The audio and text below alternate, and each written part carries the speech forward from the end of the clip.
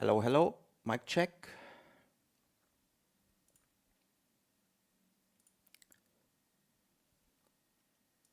Mic check, mic check.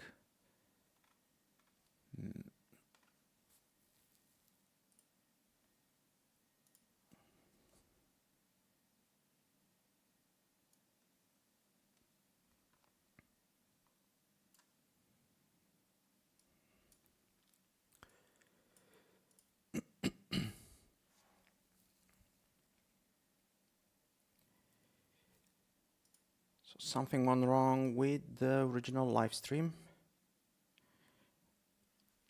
but I think this one is working. Hello and welcome. I just need to paste the link to the old stream because there is a couple of people waiting. Just bear with me.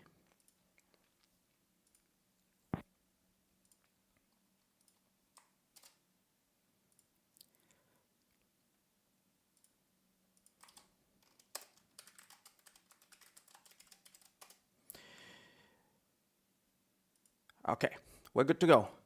Good morning, good afternoon, good evening, everybody, depending on where you're from. How has it been the testing so far? Looks like I'm joining during the push laps.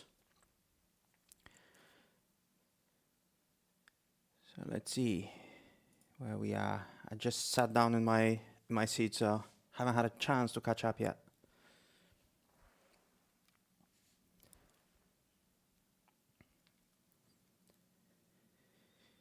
Okay, so who do we have?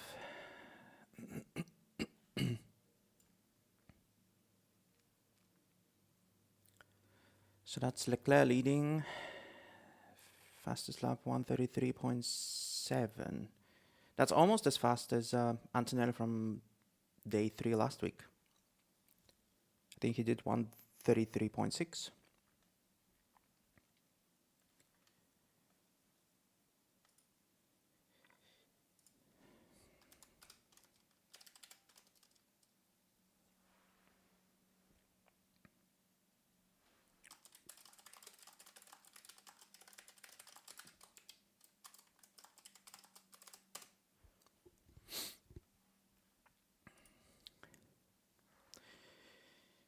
Okay, so let's see.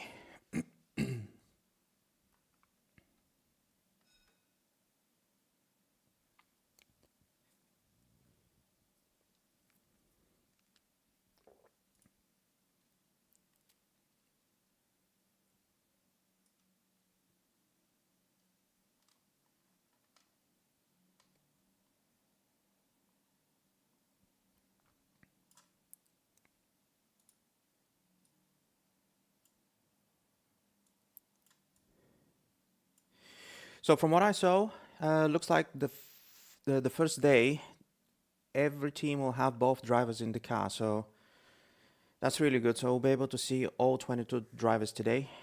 Some teams have not yet announced for the next days. Some teams have, but for today at least, we'll get to see everybody on track. So this is really good news.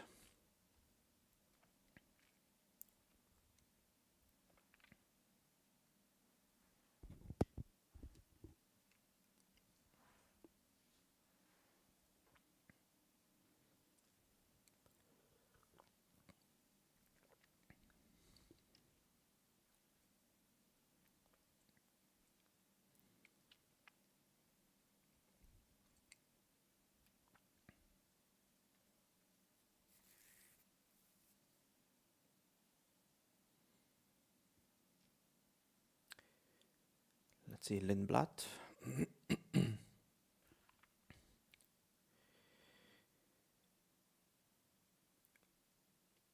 Just looking, are they doing race stints, or they're doing kind of installation laps and kind of push laps? Do we know? I'm just trying to figure out based on the data.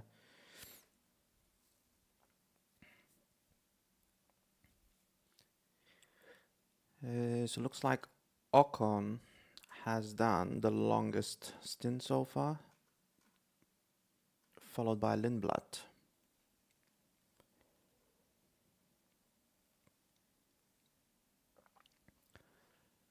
Okay, let's see.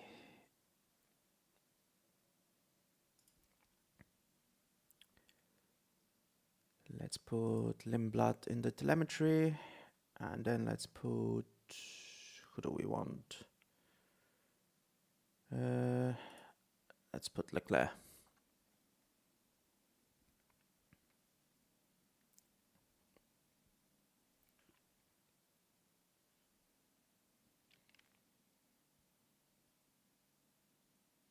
I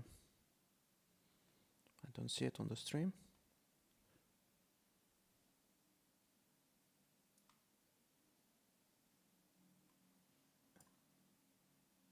I'm still working out the. I'm trying to run a combo between multi-viewer and F1 TV app. So I still have to figure out what is the best way.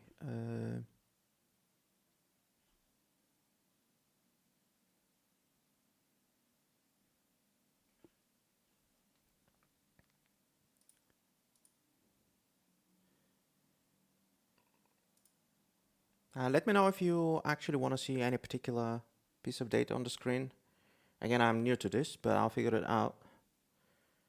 We'll get better during preseason testing. Just as the teams are getting better with their cars, I'll get better with this equipment.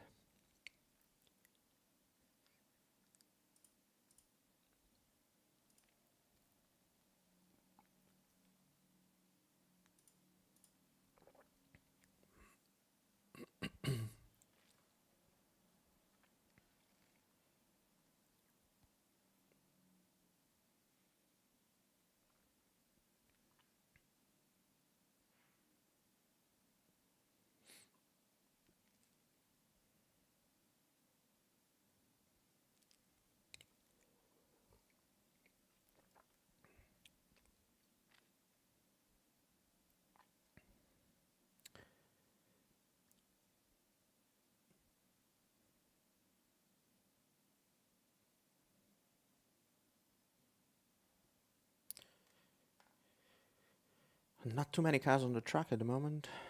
So it's what, 3 cars. Everyone else is in the pits.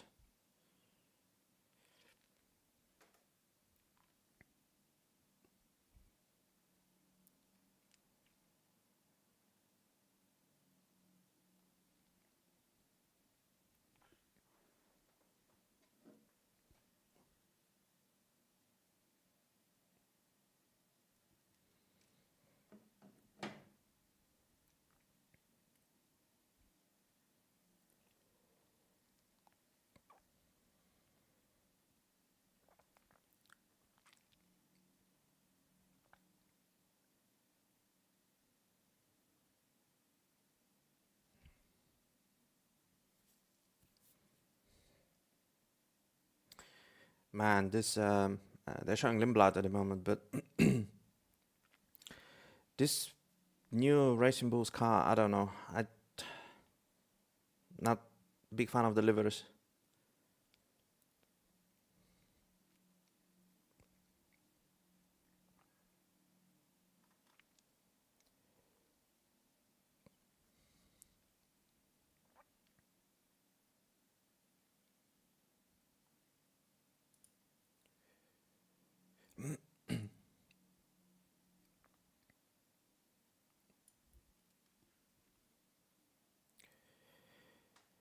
Yeah, I don't know why is it not updating the. Oh, okay, no, it's okay.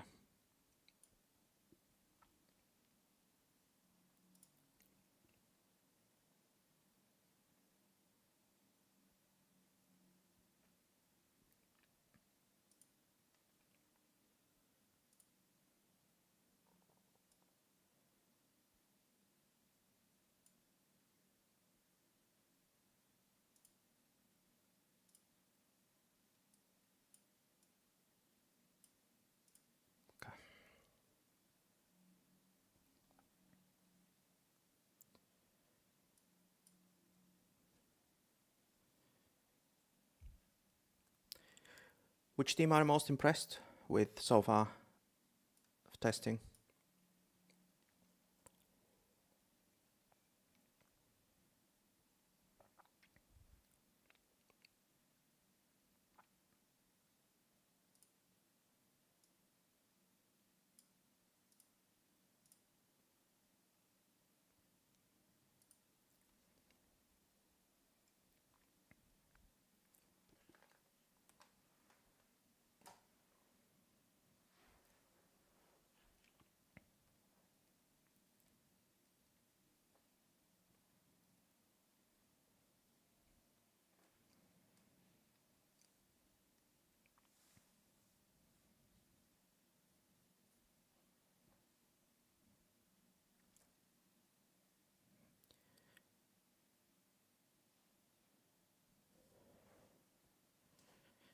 Yeah, so JP is talking at the moment about the struggles of Honda and with their power unit. And so it looks like Aston Martin are having an uphill battle to fight at the beginning of the season, at least. Let's just hope that Honda will not be struggling as much as they did with the introduction of the previous generation engines. That was really, really bad few years for them with the famous GP2 engine by Alonso. So let's see. Hopefully this time around they'll be better. And it's funny how they changed things around, right? So they struggled so much at the very beginning, but at the end of that regulation, they were really, really on top of their game. So let's see. But from what I also read, looks like after they pulled out, when was it? A couple of years ago when they announced it. Looks like a lot of the personnel also have left Honda. So the people creating this engine are not the same as the ones that developed, the Honda engine for the Red Bull at their peak a few years back. So we'll see. We'll see.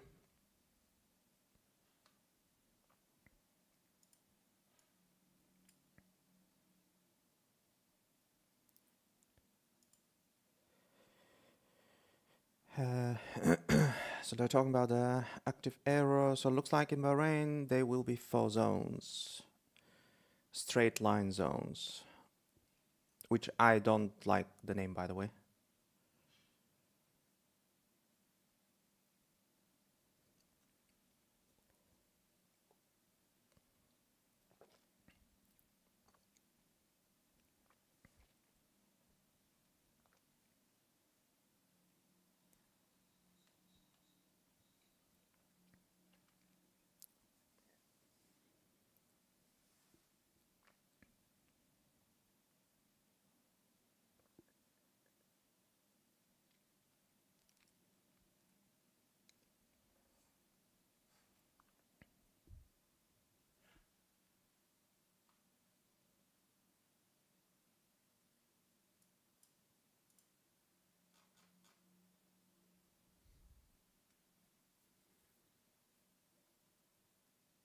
Did before I joined, did Red Bull have some issues with Aja once again? Because looks like he has done the least amount of laps of everyone at the moment. Do we know if he had some issue? He's in the pits still.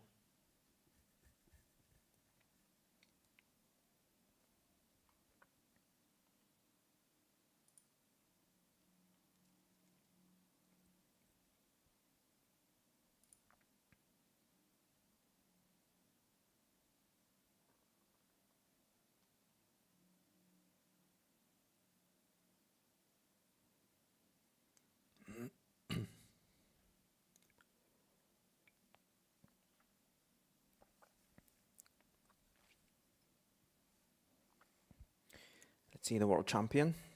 Oh, and he's going wide.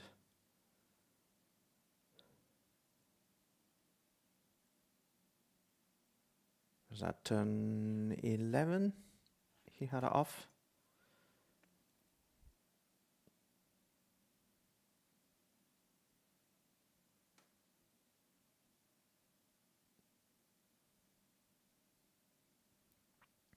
I'm just looking at all these boards on the track. Gone are the days of DRS, so I guess all of the modding community, for every sim out there, need to get busy updating all the tracks.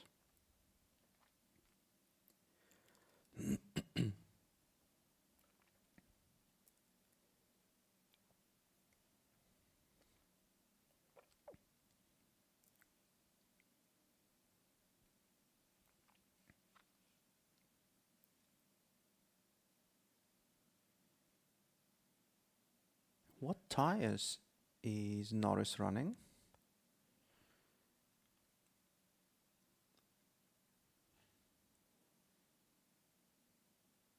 There were no markings on the sides.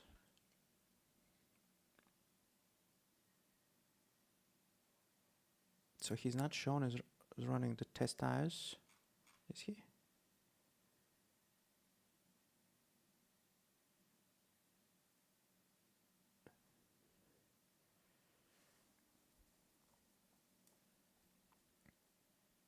Okay, now it refreshed. Yeah. So he did 10 laps on the test tires, and the 11th lap was really, really scrappy.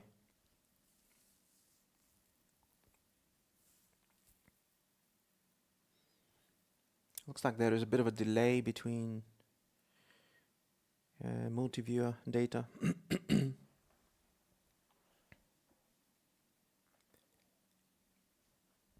By the way, how is the quality of the sound? Is it loud enough? Too loud? Can you just let me know down in the chat below, so I just know if I can if I need to adjust something.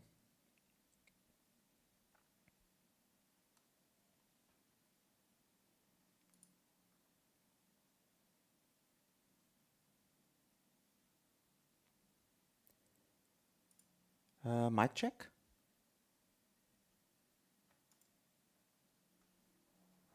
Am I speaking on mute? Can somebody just tell me if you can hear me?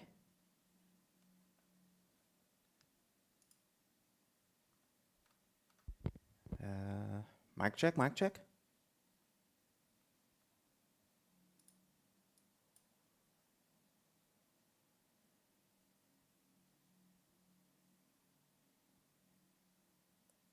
Okay, so the mic is working. Just don't know if the levels are good.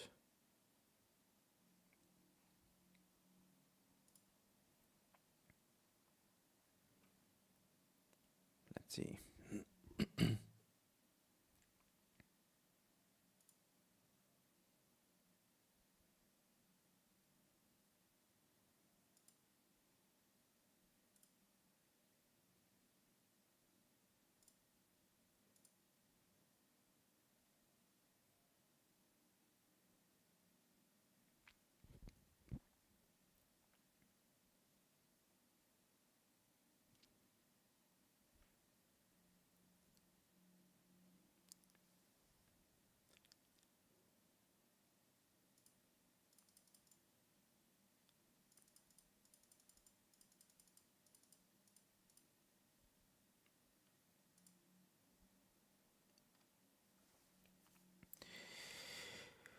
And they're discussing at the moment if Lindblad is gonna have an advantage because he's kind of new to Formula One, whilst everybody else need to readjust and kind of relearn from the past few years. But JP doesn't seem to be convinced that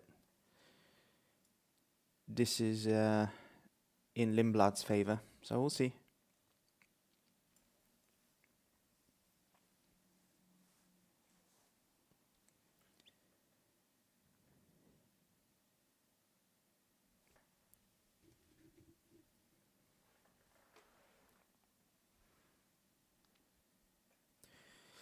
What are we on the speed traps? See.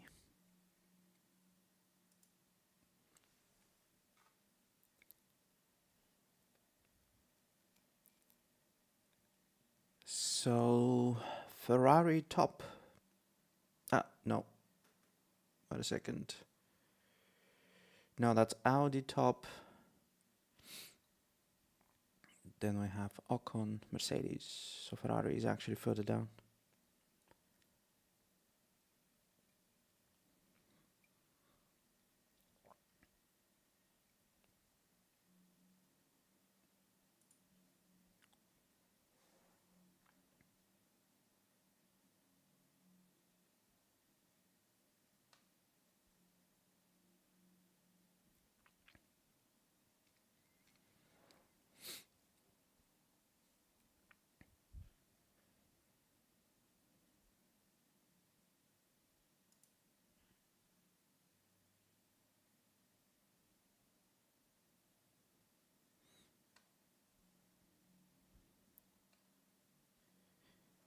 Yeah, that's an interesting season compared to last year. Last year we had 5, 6, new drivers, if you consider Lawson as a rookie.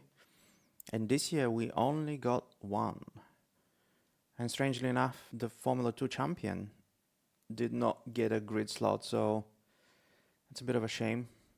I think he had an amazing F3 and F2 seasons, back to back, winning both. Definitely should have been on the grid, I think.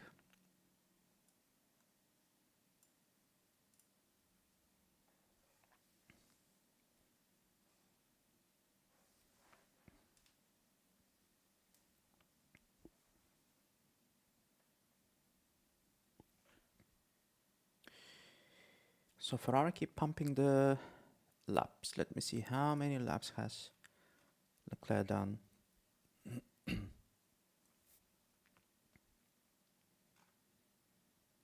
that's what, 26 laps.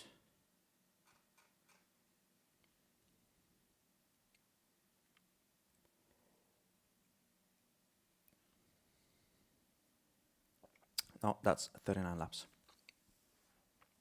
So we have Leclerc with the most laps at 39, Norris 36.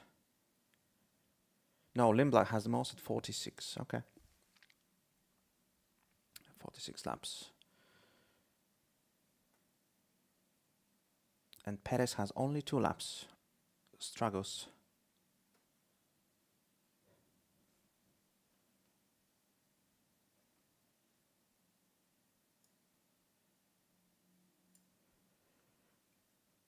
Okay, Checo is getting back into the car.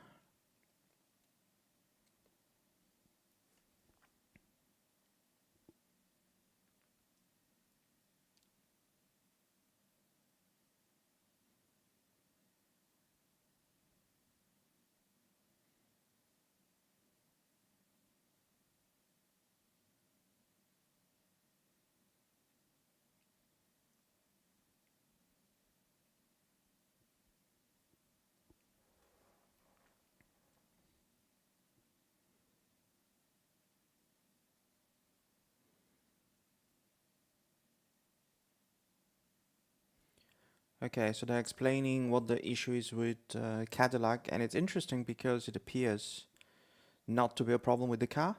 So there is very little work on the car, but there seems to be an issue with the data. So that's an interesting one. I just wonder if it's just not sending out data, or there is some issue with interpreting it, or sensors in the car. I don't know. But yeah, it seems like there's nothing mechanical with the car. They're not doing any work on the Cadillac, so seems to be a data issue. And Checo is back in the car, so let's see. Hopefully he'll do some laps, because so far it's a really, really bad morning for them.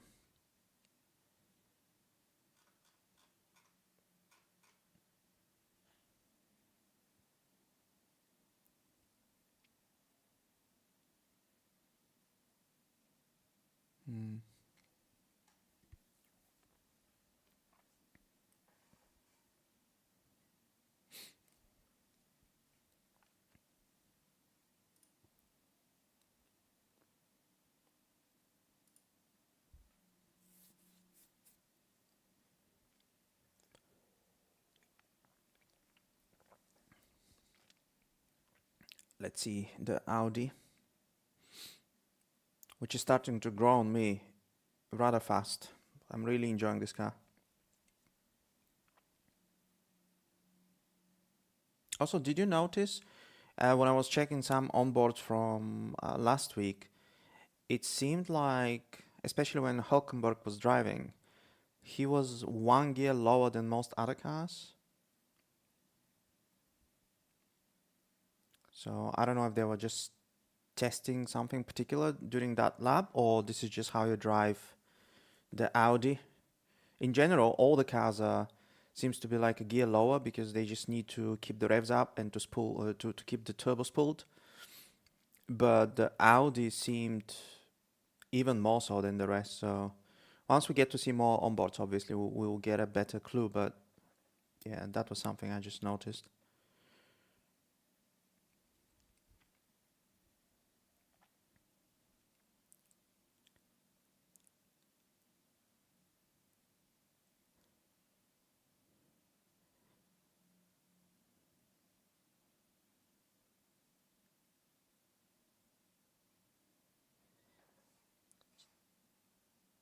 So who was the team with the least completed laps during last year's testing?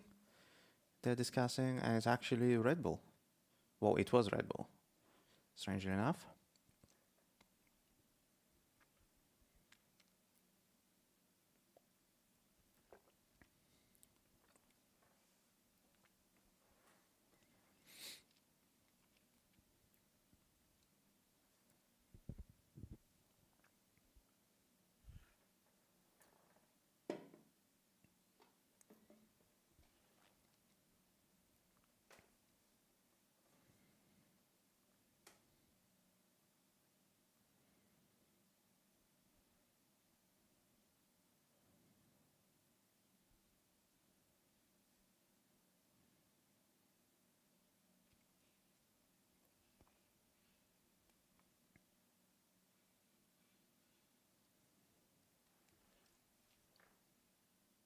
Okay, there is Audi.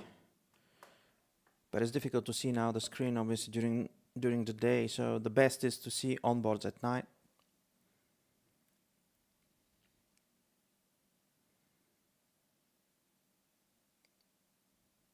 Yeah, front left lockup. Turn 10 has to be one of my most hated corners on the F1 calendar. I really dislike that corner.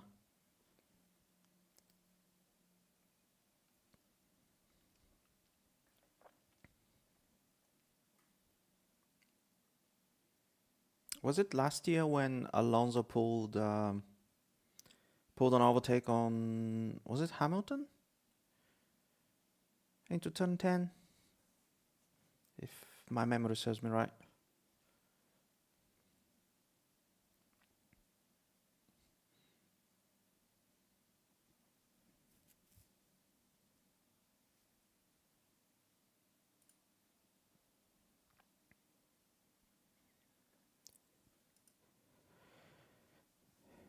Okay, are we gonna see a Cadillac?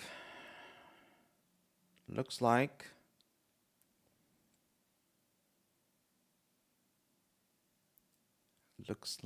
I think the tire blanket's about to come off.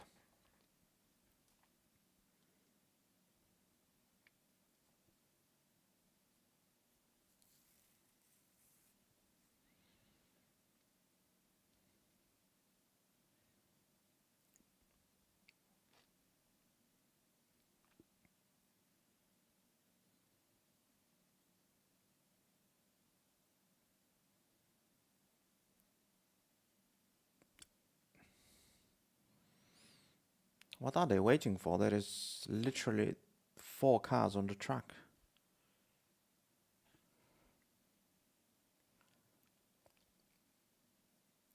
It's a very long hold.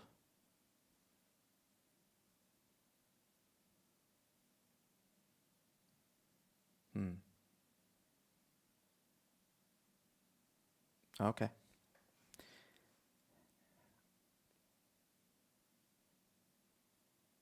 Yay, we have Cadillac. So let's see. So far, he has done only 2 installation laps, so no real running. Hopefully, it'll be good now.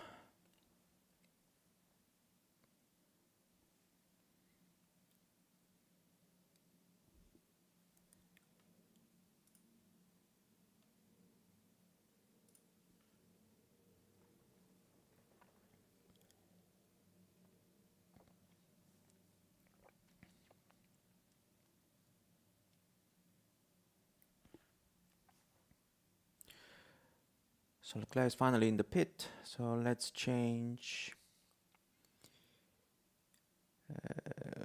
Who do we want to see?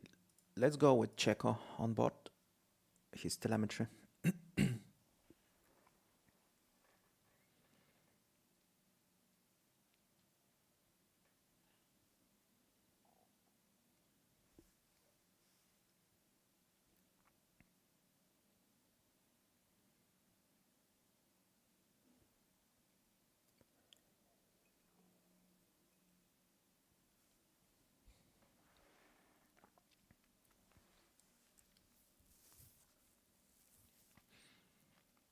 I do like the Cadillac. I mean, I'm a sucker for black and white, but yeah, I do like how it looks. The livery is really nice.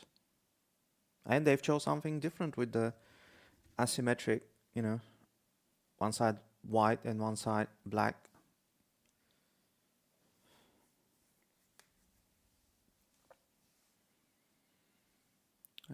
Is Lindblad in the pits? Yes, he is.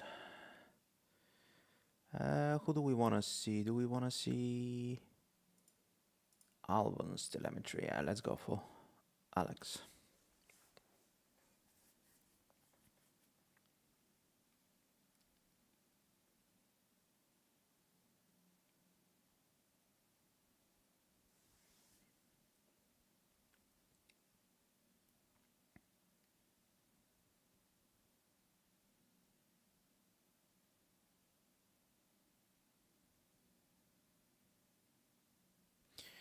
.33.7. Does anybody remember what was the fastest lap time in last year's testing? Let me quickly check to see how far off we are.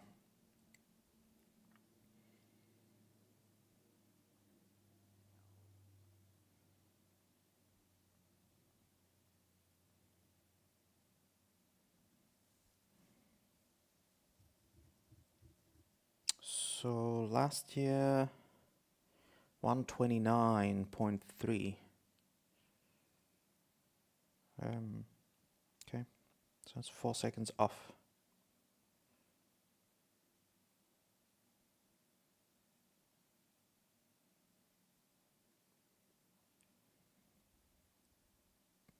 Yeah.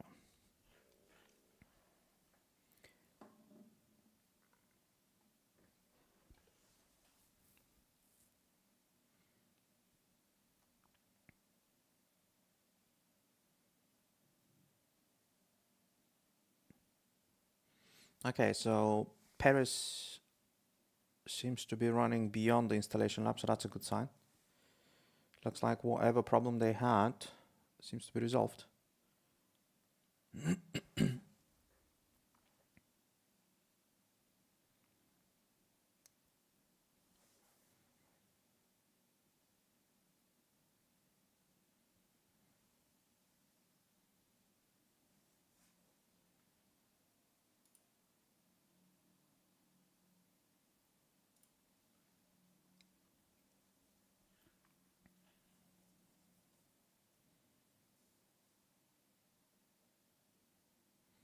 And we have Antonelli as well on an out lap. Okay, so we'll see the mark.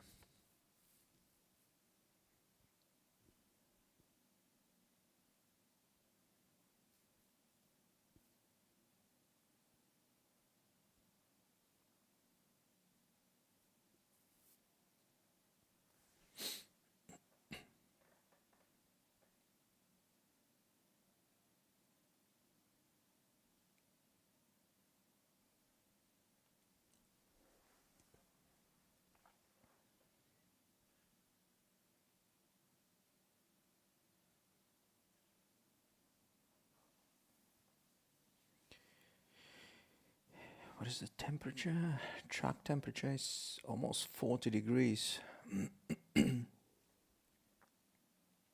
Given how much snow I see through the window, I wish it was at 25 degrees here as well. It's absolutely horrendous. Oh, Kimi. Was that turn one? Went wide.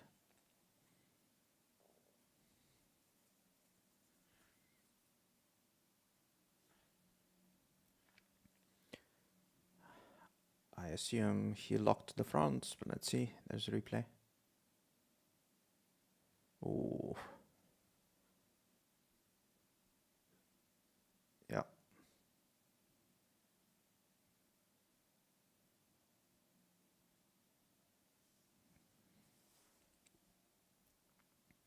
But that's surprising. He went on the brakes at around 150 meter mark.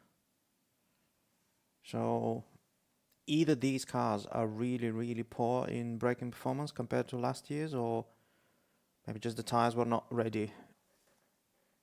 But he should not have locked at 150-meter mark.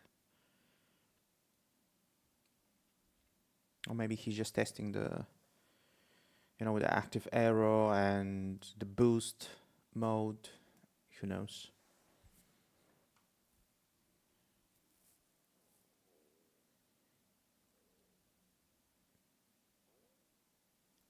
Maybe he was testing the super clipping, which, by the way, is the coolest sounding new term we have in Formula One in 2026, I think.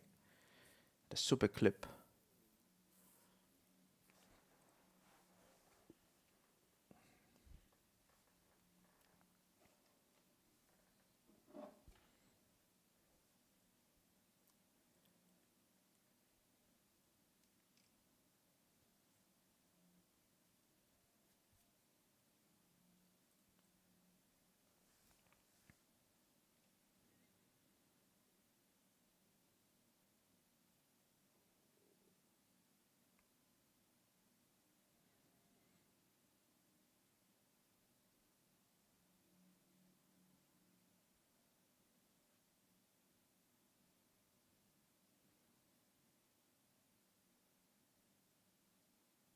Yeah, so Julian is talking about all the different systems and the amount of management the drivers will have to do this season, which I think is actually crazy.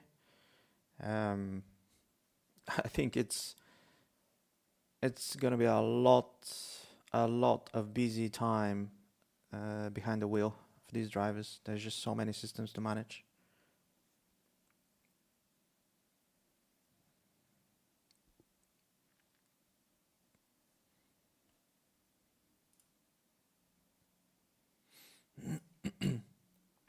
So Perez keeps running. Definitely a good sign. He's way off the pace at the moment. He's at 7.5 seconds. Make that 7.1 seconds off the pace, but at least he's running. So this is definitely seems to be a stint for Cadillac finally.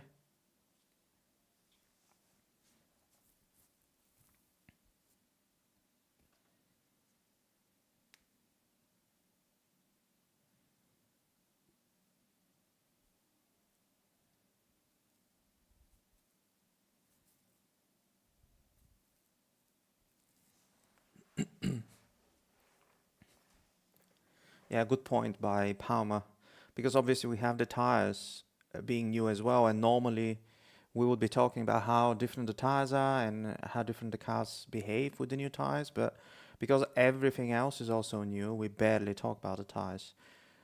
It really reminds me of the 2014 season, like a complete overhaul.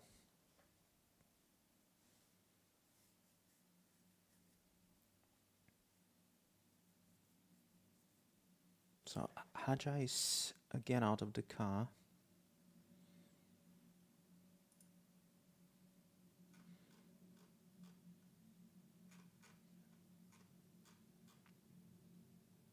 Yeah, they haven't had a great day so far, Red Bull.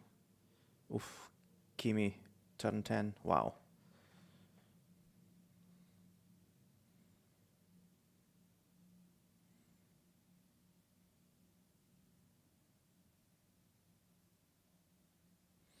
That looked like a oversteer from the Kimi senior, Kimi Raikkonen rally career.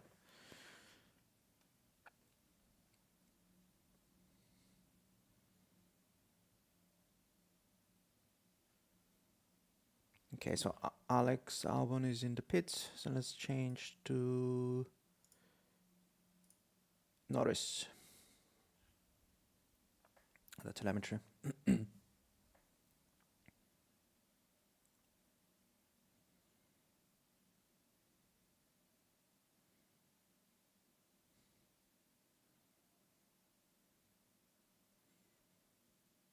Yeah, so they're talking about the Red Bull.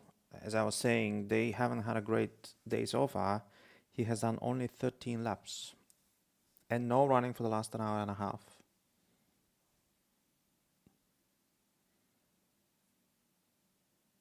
So it's some cooling issue. They're draining the system.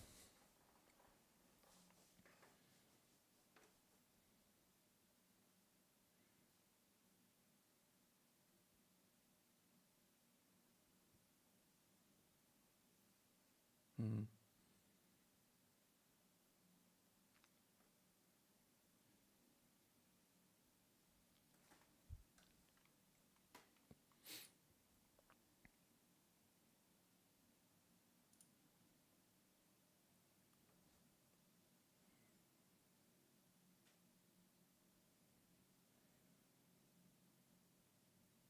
Yeah, so it is the cooling system. Something's wrong with it. Hadja continues to be unlucky with the testing. Every time it's his turn to drive, there is an issue.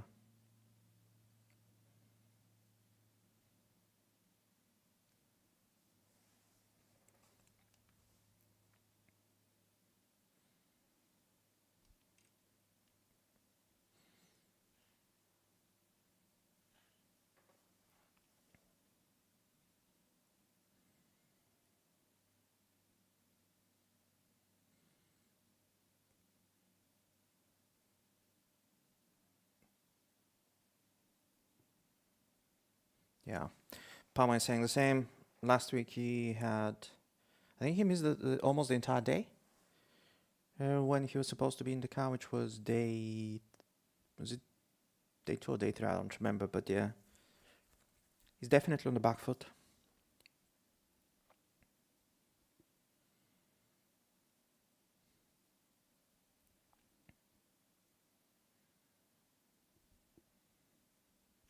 Oh, looks like Leclerc is back in the car. So they're showing the fastest lap so far with Leclerc. Let's see on board. Oof. Oversteer out of 3.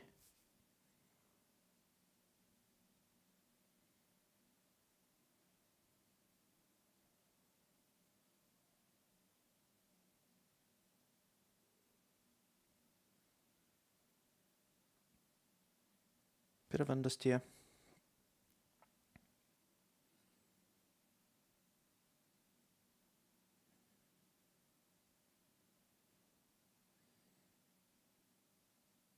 Yeah. A little bit of understeer up until turn 10 at least. So let's see.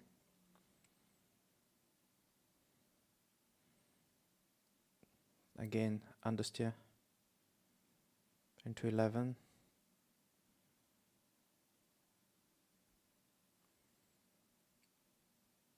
Ooh, massive understeer at 13.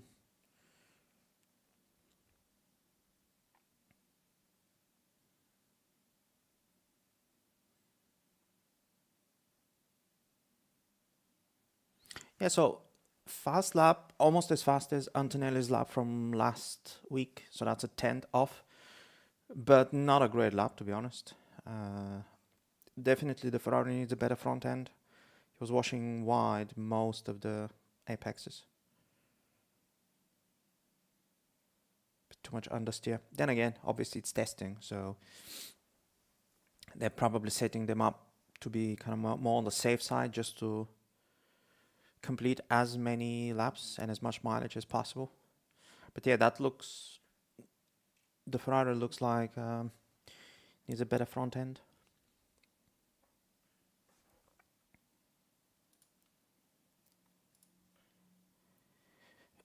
So Gasly's coming into the pits.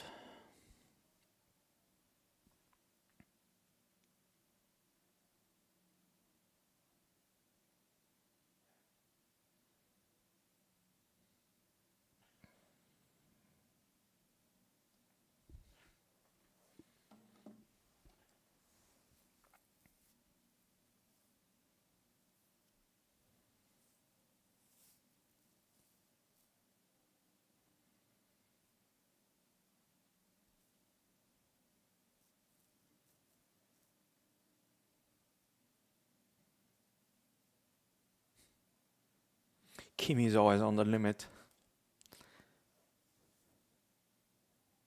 He's if you look at kind of his corner entry, he's taking the widest lines of all the drivers, really attacking the track.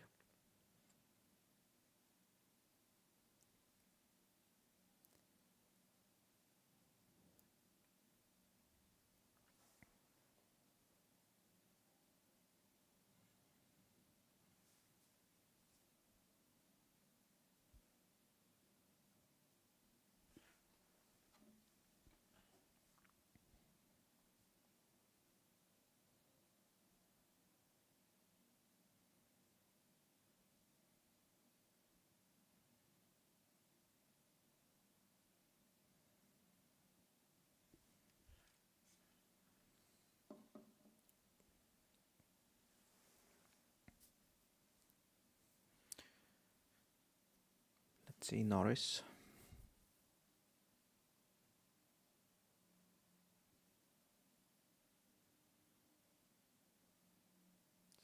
Down into turn 10 is the lockup. Yep.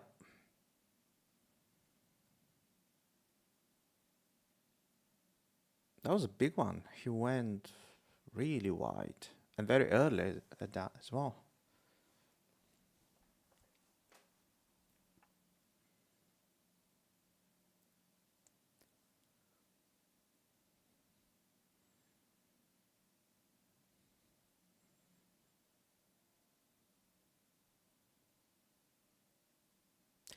This was very interesting. So they were showing Norris and Ocon. So out of turn 14, and Norris, obviously he was kind of lining him up, but as soon as Ocon activated the active aero, and I assumed boost, I suppose, then Lando just stopped gaining on him. That's very interesting. I can't wait to see all the management and how the cars will actually look on track racing with all of these kind of systems for the drivers to manage, because that was pretty clear. So Lando was closing really quickly, and as soon as the active aero, and I assume the boost, came on, then basically just neutralized. So Lando was no longer gaining on Ocon. I just wonder if this is not going to make it also a bit more difficult actually to overtake. I mean, we shall see. Nobody knows. I mean, they're saying that obviously the cars are able to follow each other closer, which is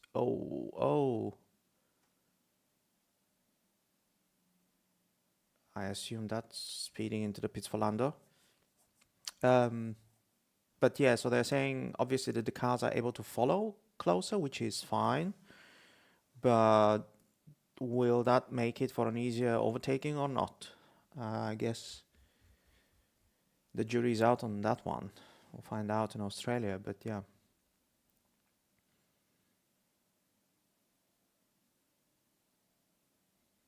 We'll see. Let's see his pit entry. Wow.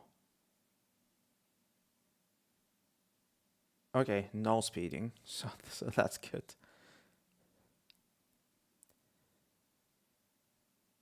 But those tires, yeah, gone.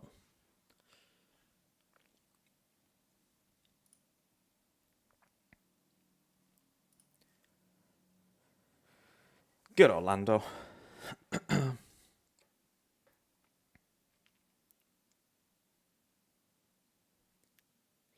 Okay, so Lando is in the pit, so who do we want to go on board with? Let's do Antonelli.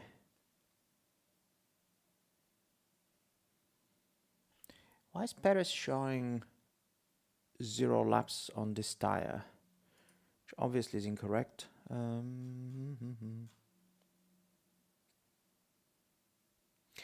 Because it's not showing up what actual tire he's on. So I wondered if this is some of the issues that they were trying to resolve. Remember, because they were not They were not trying to fix anything on the car, but something with the telemetry and data. So maybe that's the issue, because there is a question mark on his tire. So we don't know what exactly it is. Okay.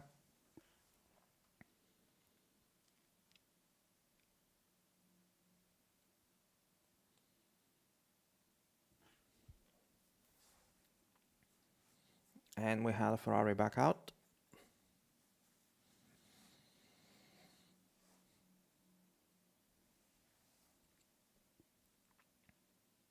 Beautiful, that Ferrari. I think the more I see it on track, the more I like it.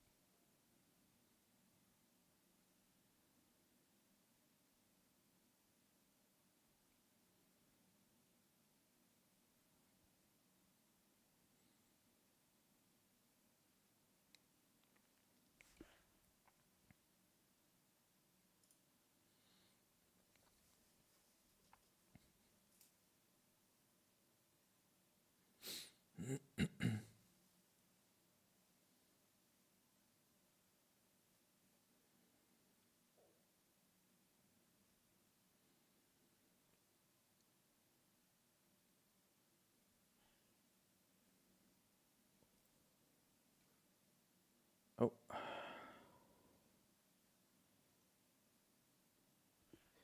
Something happened with the F1 TV stream.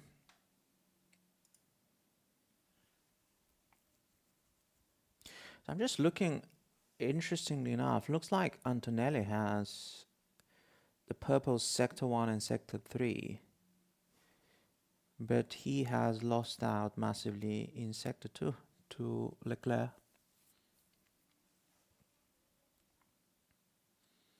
I don't know, I still think this is the Mercedes are the team to beat at the moment. I mean, all of them are sandbagging, but I think the Merc is the car to beat. Is this a video game or live feed from software on the Real Racing? This is Real Racing. This is, well, not racing, but it's the pre-season testing, the real thing. It's not a game. Obviously, I cannot show any footage, but this is a live telemetry from the pre-season testing.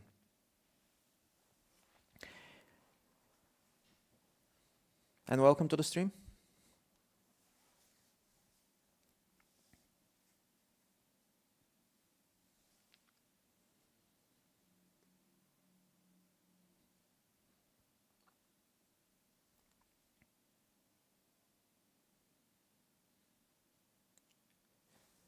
So Perez keeps running. I'm very happy. And Ocon is approaching him. So let's see if we'll see a bit of battle on track. No, he just let him by. Okay.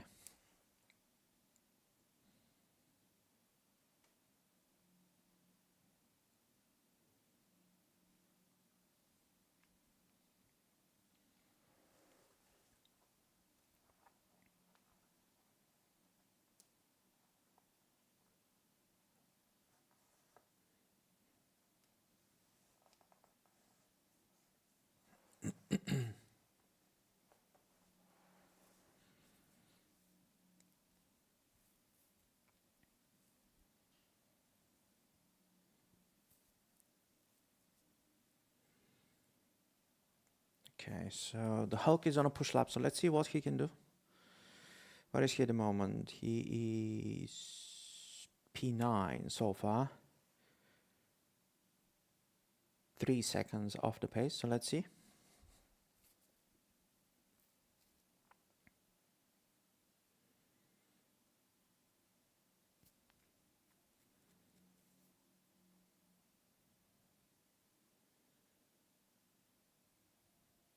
Yeah, he's definitely pushing. Out of 14, went all the way out.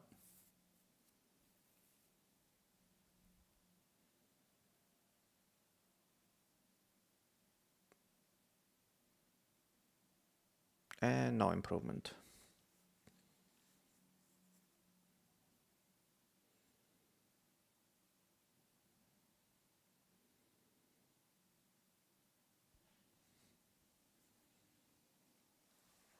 Now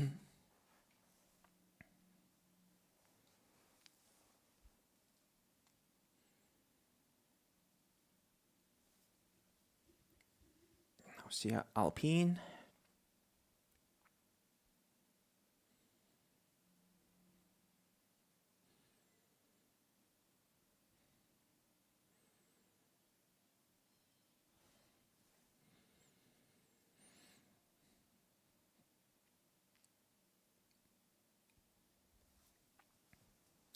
I like, oh, seems like, hold on, let's see if Gasly is going to improve because he seems to be on a push lap. So what's his best lap time? 1:35.898 so far. So he's pushing, but yellow sectors. I don't think he's going to improve.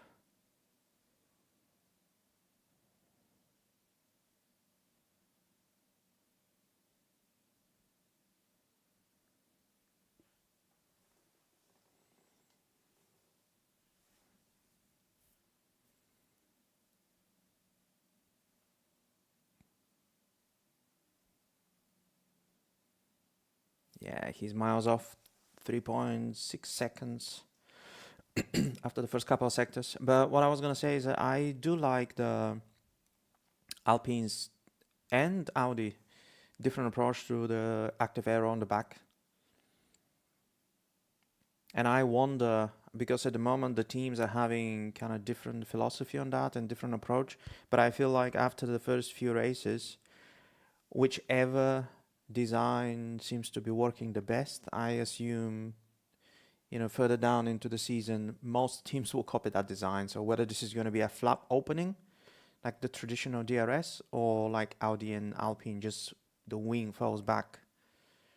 It will be interesting. It's also going to be very important for the energy harvesting, because if you have a really efficient active aero and to reduce the drag, then obviously that will mean less energy deployment, which means that you'll be able to harvest and recharge more efficiently. So I think it's going to be a really, really important area of development. I remember Red Bull, was it last?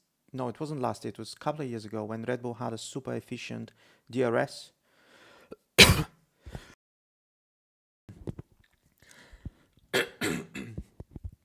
Oof, excuse me. It made a massive difference. So I think a lot of the teams will be pursuing a better active aero, more efficient as well.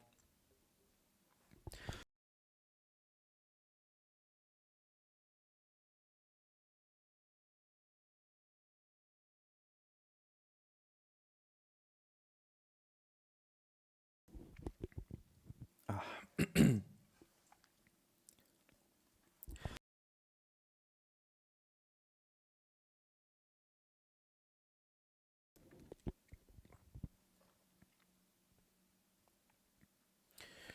Unfortunately, Perez is back into the pits. So he did 15 laps, but he's back into the pits.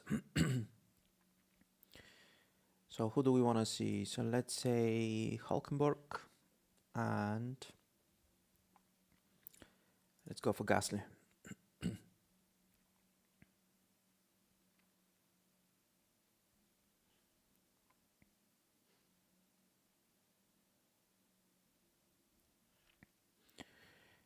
Actually, let's do Ocon, because they are running behind each other. Ocon and Gasly. Let's see if we can see some battle on track.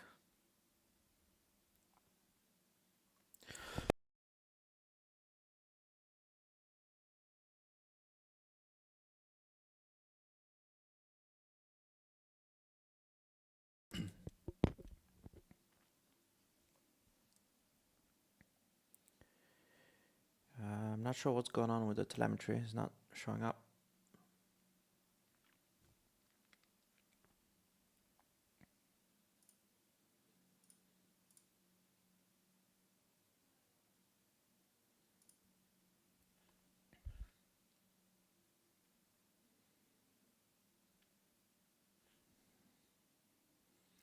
So everything is frozen. Both Multiviewer and the F1 app. So I think there is an issue with the data that F1 is sending out. And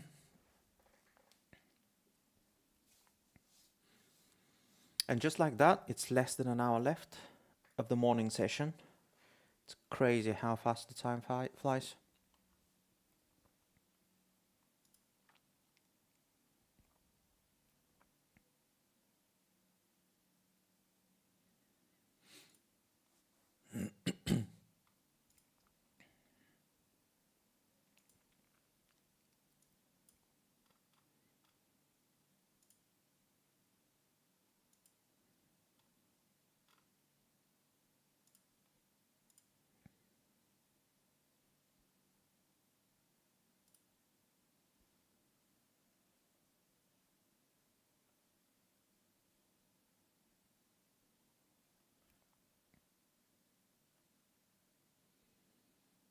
Oh, something happened. I can hear John and Palmer twice in my ear.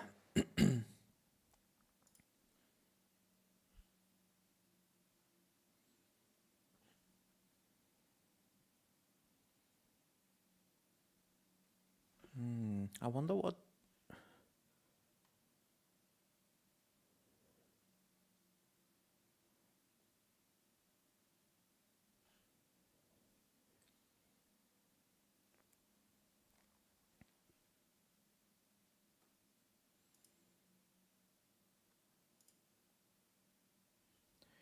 I'm trying to restart.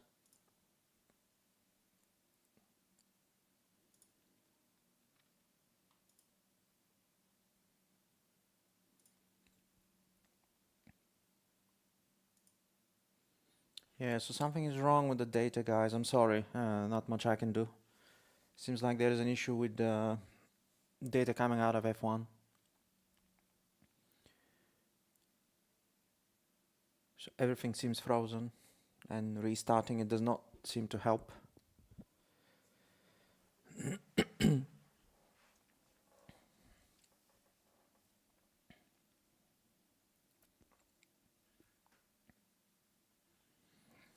So we just have to rely on what they're showing on stream. So I'll try to keep you updated as much as I can based on that.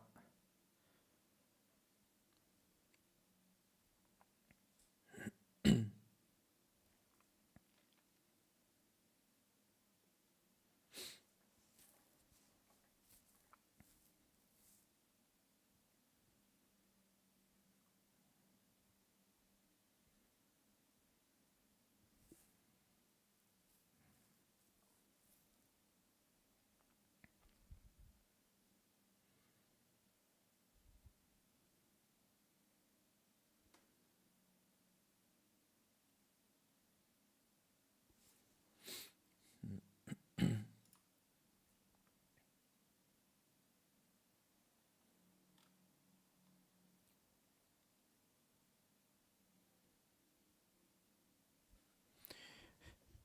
50 minutes to go.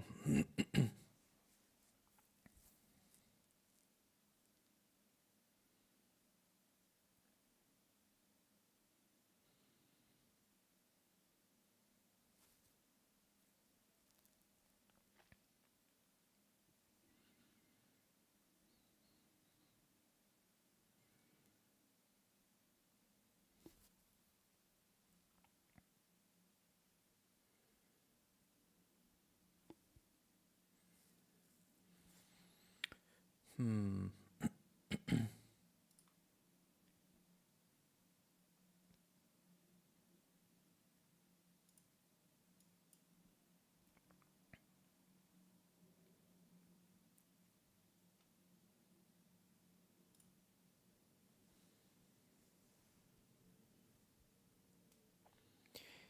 Is anybody on chat using telemetry from Multiview or F1 by any chance? Just to let me know if this is an issue at my end. I doubt it, but just in case. Because if it is, then I'll try to troubleshoot.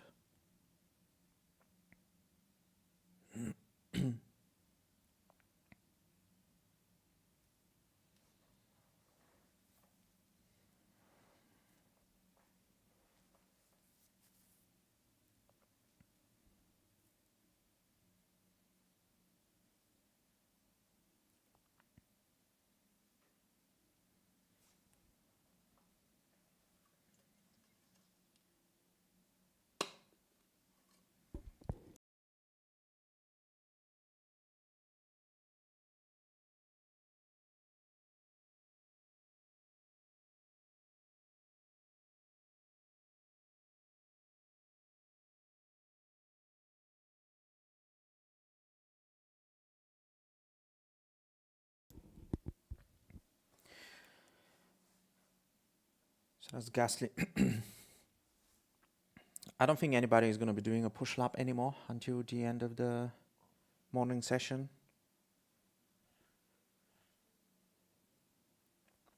But so far we have Leclerc, Gasly, Hulkenberg and Lindblad still on track.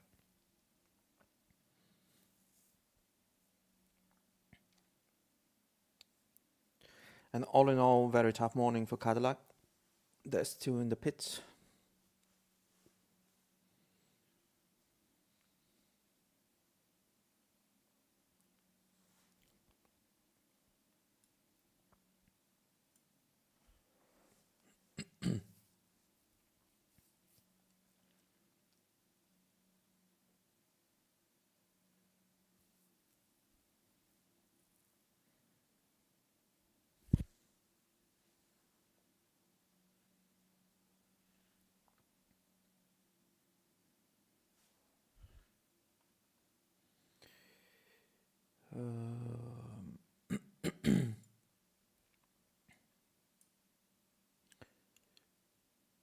Try to restart the track map. Let's see what happens.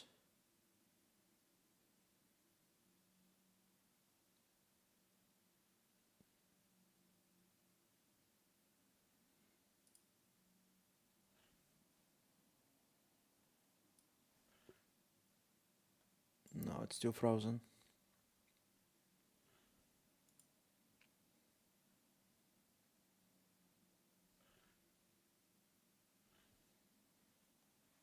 Unfortunately, still frozen, so not much I can do. During the break, I'll try to restart everything, but I don't think that's the issue.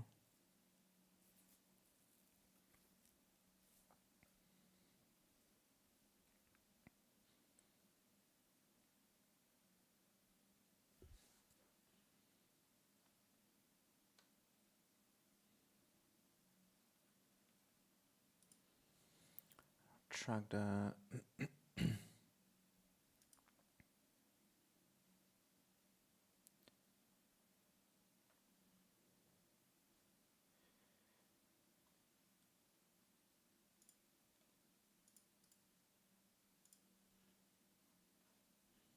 even the F1 directly from the F1.com is not showing up any data, so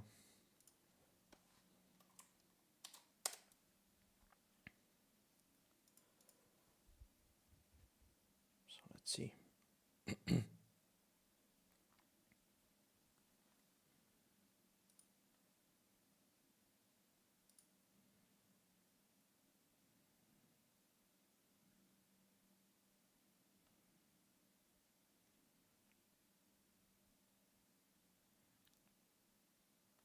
Yeah, it's frozen everywhere.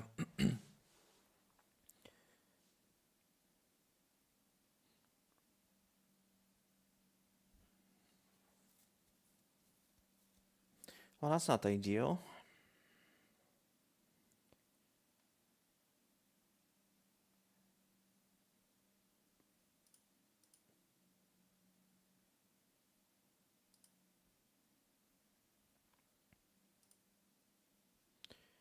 Yeah, it's everything frozen.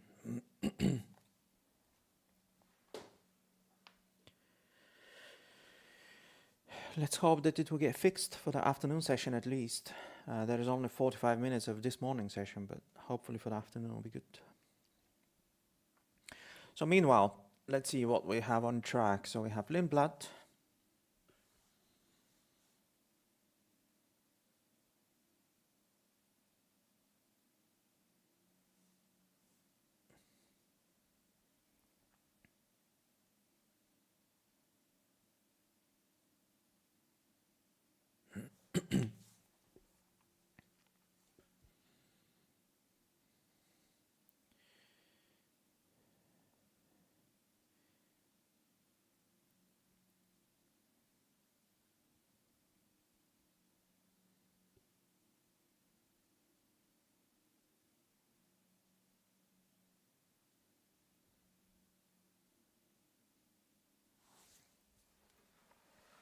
So of all the cars, Lindblad has done the most laps, over 60 laps.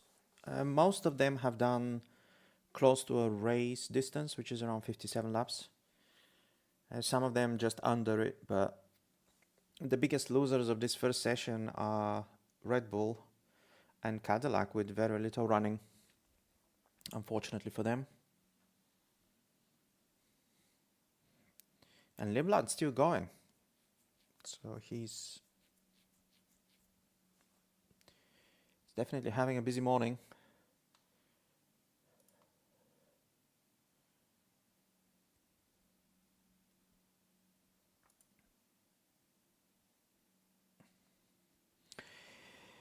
AMR26, 3 seconds behind the top team. Yeah, Aston Martin have definitely struggled so far.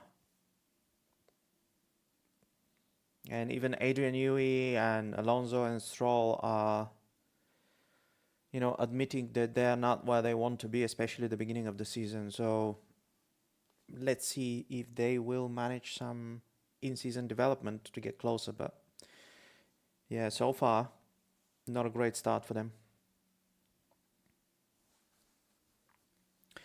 But what's interesting, it seems like the Honda power unit is down on power as well, which is definitely not helpful.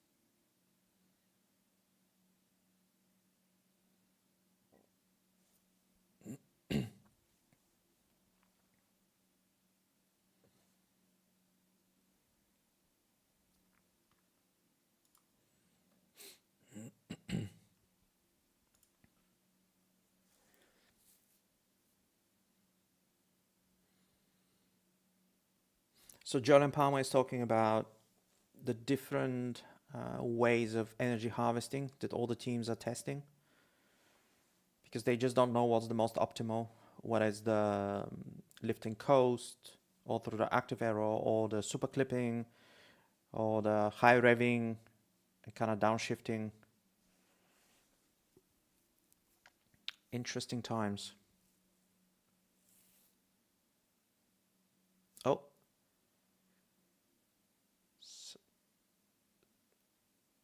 something happened to Leclerc's Ferrari.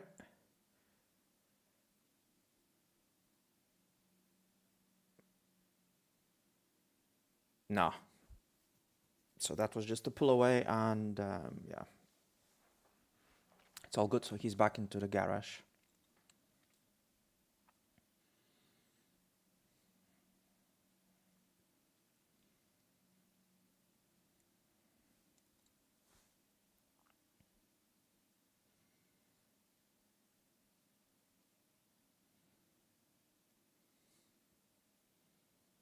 I'm very impressed with, speaking of power units and the struggles of Honda, I'm really impressed with the Red Bull or Ford power unit. I really thought that they would struggle at the beginning of the season, but I think that they've done a tremendous job.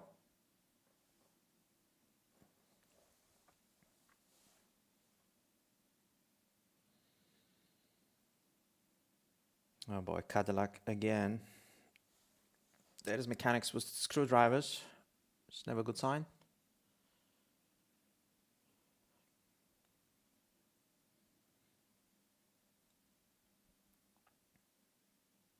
Oh, Lawson is playing American football on the top of the...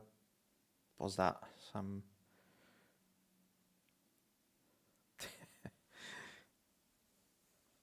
Good old Lawson. What is that? I'm trying to figure out where on track this is. Is that turn 10?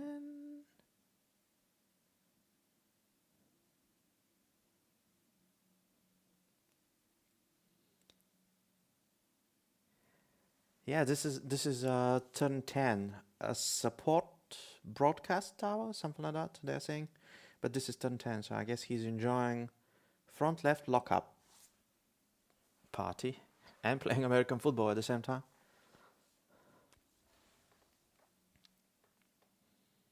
Or if we have any Americans on stream, obviously you guys just call it football.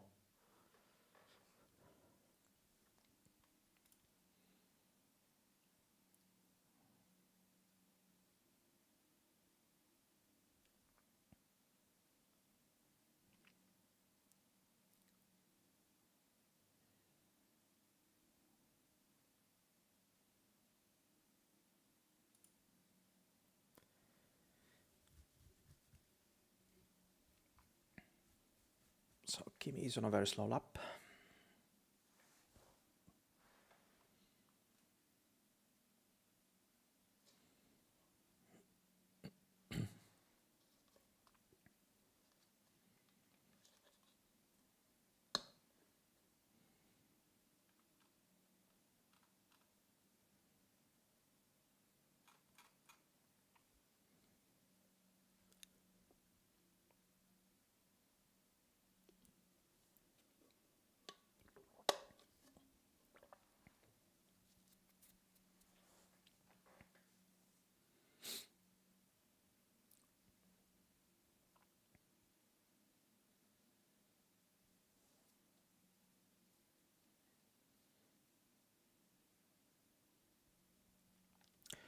So we only have 2 cars on track at the moment. So that's only, and make that only 1 car. So only Antonelli. And I was wrong, he's on a push lap it seems. Only 200 of a second off the first sector. Let's see.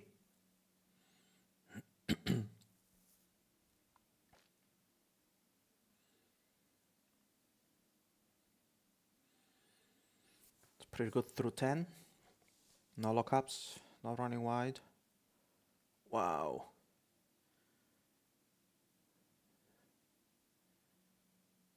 Again, he's getting so wide onto the entry of 11.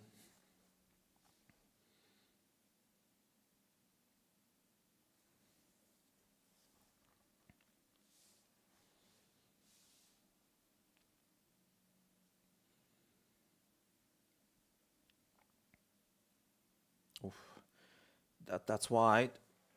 14, so he's back into the pits. Yeah. Not a great, good first sector, but then kind of fell apart.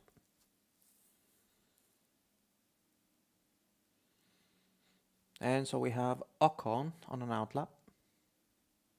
Only 1 car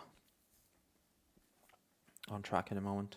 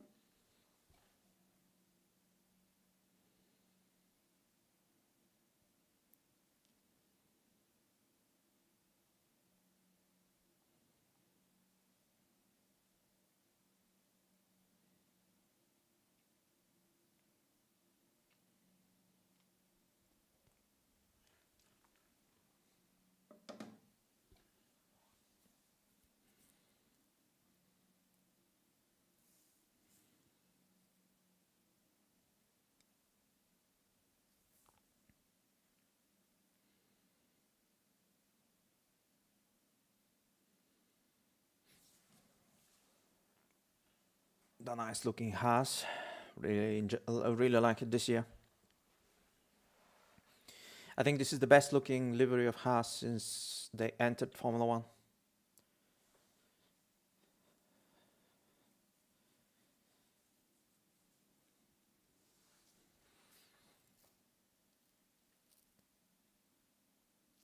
Okay. So Ocon is definitely not on a push lap because he was really slow out of 14.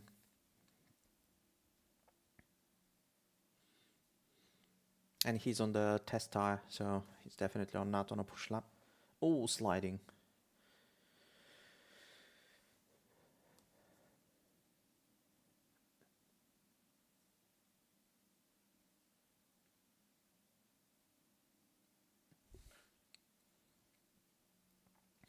It's a shame that the data doesn't work because I wanted to see Alonso. So on the data I see Alonso, the last lap he did was lap 28, which was more than an hour ago, I guess.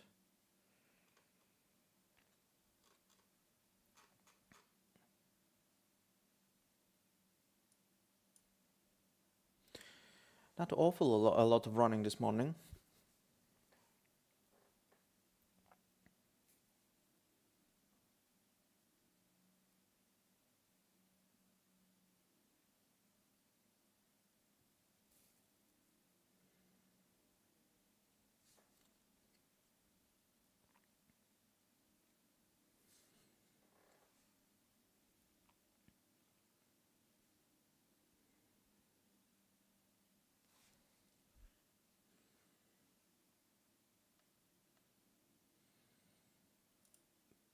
So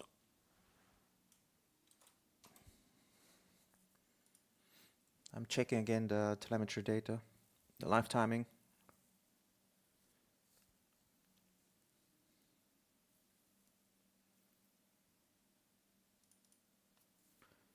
It's still no, unfortunately.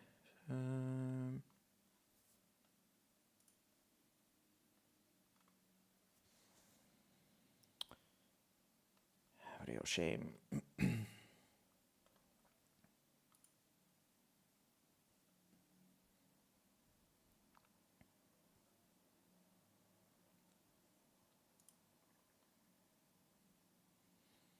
Let me check another stream, just again, just to double check that it's not me. I doubt it's me, but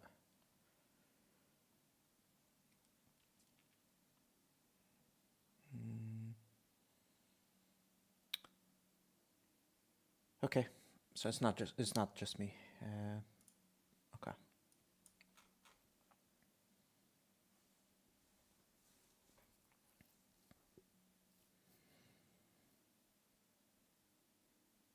McLaren out with a scaffolding on the back.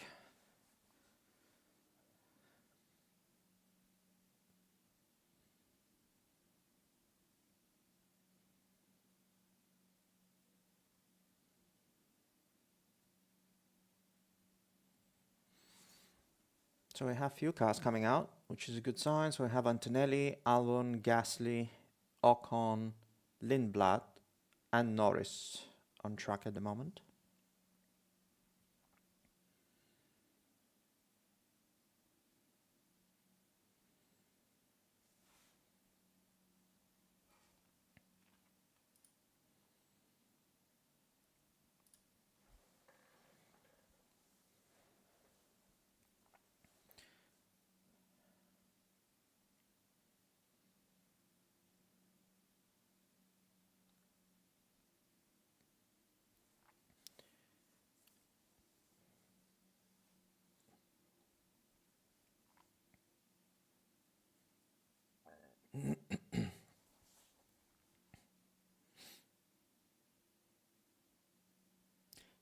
Looks like Gasly is pushing on this lap.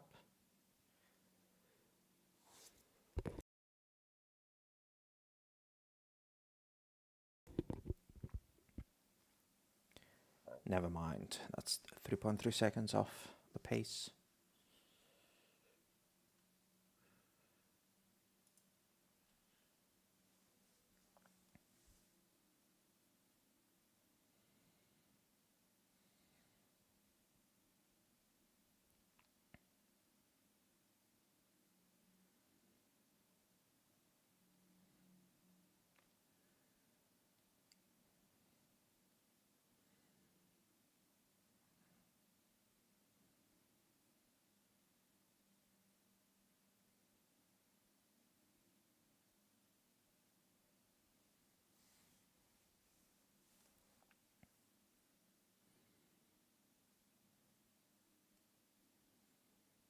Okay, so we have Checo back on track, so Cadillac will be doing a few more laps.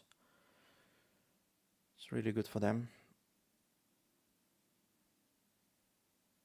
But Hadja, it's basically just a lost session for him yet again.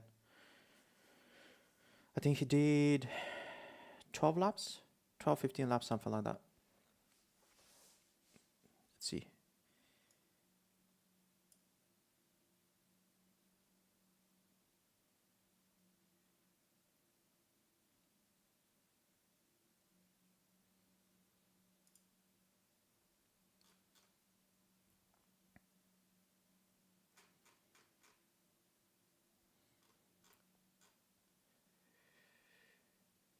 So the last lap Hajar did was lap 13. Oh, great.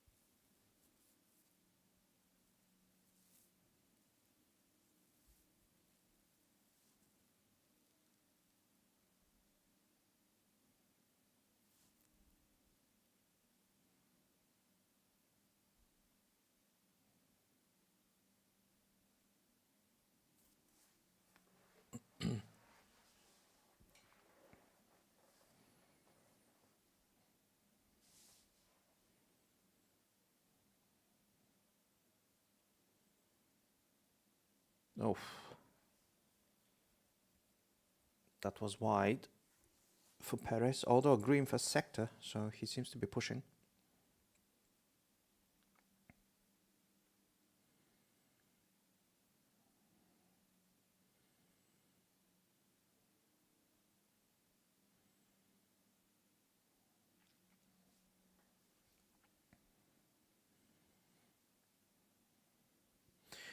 That's a good point by Palmer, that we have Rake back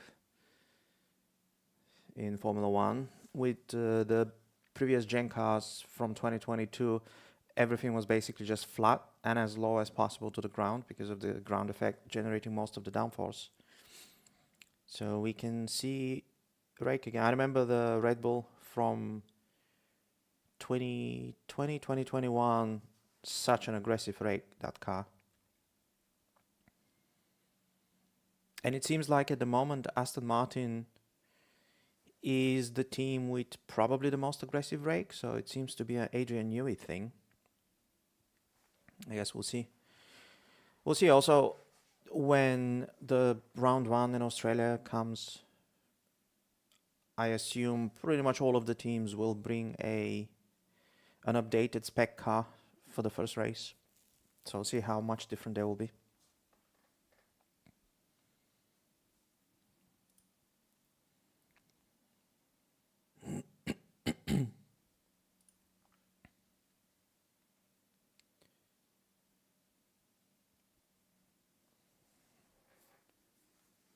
So Perez, I mean, he did a better lap, still way off the pace, but he did a better lap, which means that he actually pushed for once this session, so that's a good sign.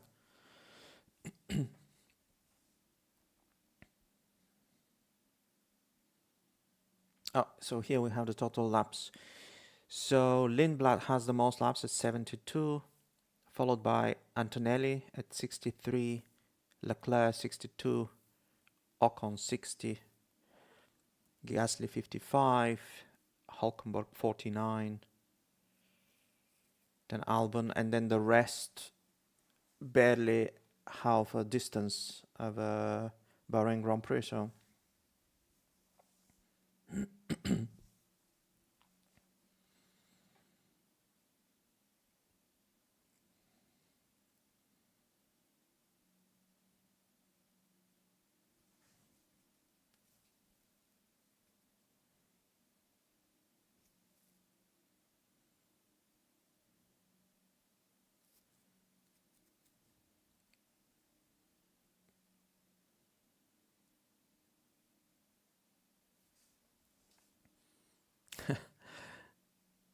Jordan Palmer is saying the same. It seems like even though the second Red Bull seat is the most difficult seat on the grid, going against Max in the same car, but it seems like whoever is in that second seat is the driver struggling the most with reliability. And as I was saying earlier, Haja seems to be on the back foot due to no fault of his own. Um, but going against Max, the last thing you want is lack of testing time. So it's a bit of a shame. I really hope that it's not going to turn into another typical Red Bull season where Max just destroys the second driver. I really hope it's not going to be the case.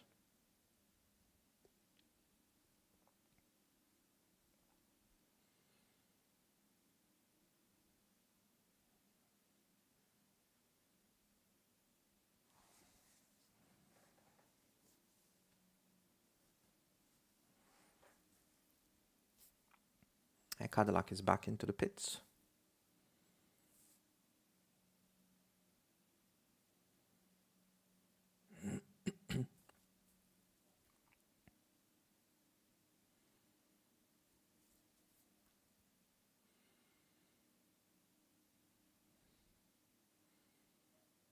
Wait, so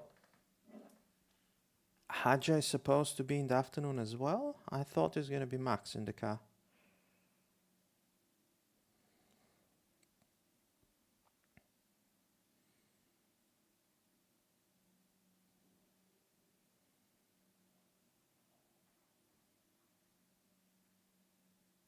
Oh yeah, so they've changed it. So Hadja is driving the whole day today, which makes things even more unfortunate for him because unless Red Bull managed to fix that hydraulic or cooling issue,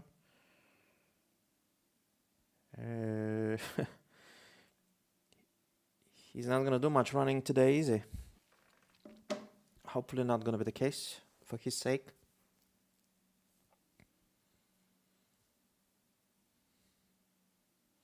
So Red Bull's plan today, all day Hadja, tomorrow all day Max, and then on Friday they'll do half a day each.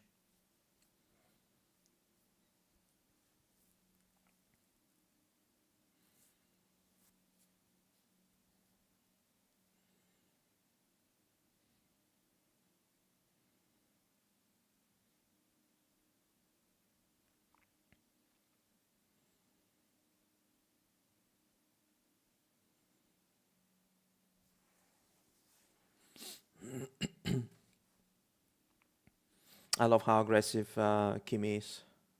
Every lap he's at the limit.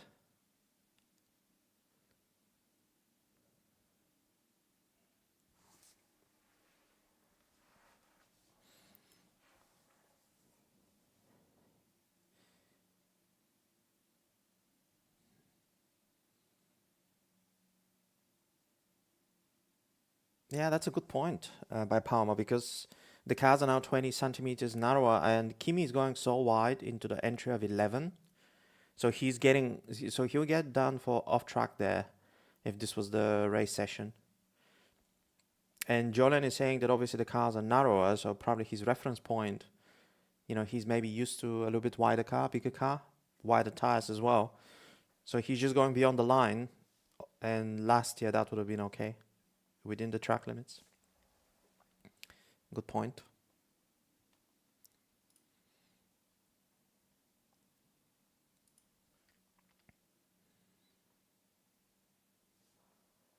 Bono.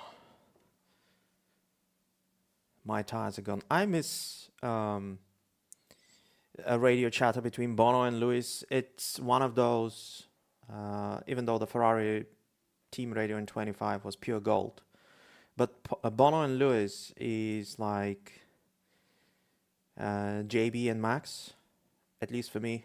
They have such a close relationship and we're used to hearing them kind of talking to each other so much. So I miss Bono and Lewis talking to each other on the radio.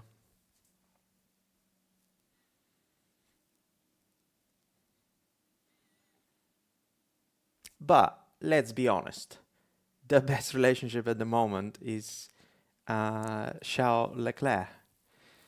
With the radio messages from last year were absolute gold. Let's add that. Oh, an overtake, guys. So that was what, turn 13, I think? Yes.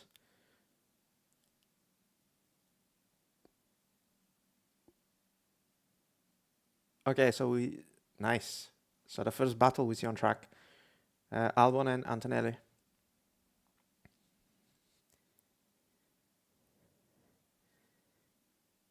Nice. So overtake in 13. Unusual. I've done it in my sim races, but again, it's a sim racing. But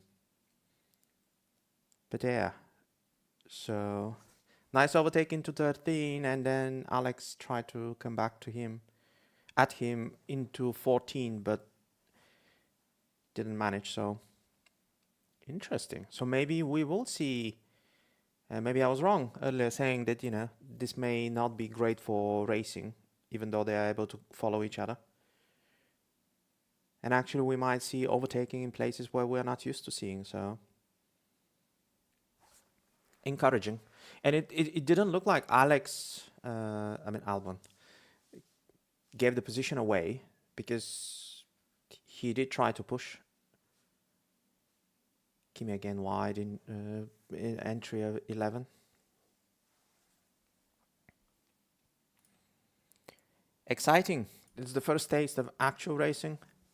I cannot wait for the beginning of March to actually see these cars racing each other. Testing is all good. We're talking about, all the regulation and all the new toys that they have to play with and all the changes, but there is nothing more exhilarating than the actual race. So that's what we like. Can't wait.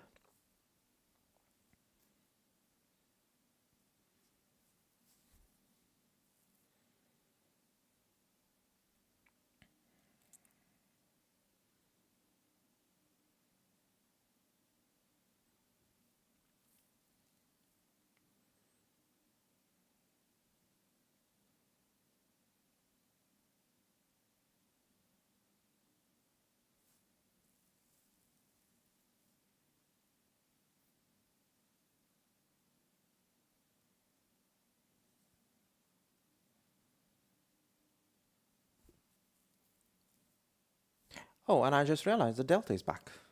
The telemetry. We are in business.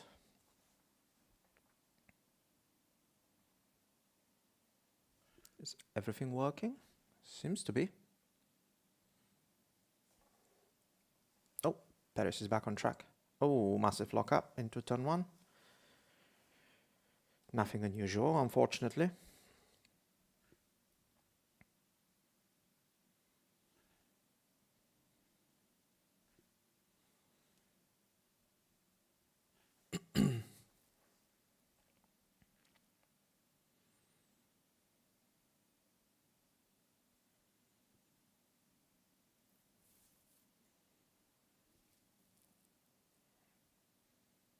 Oof.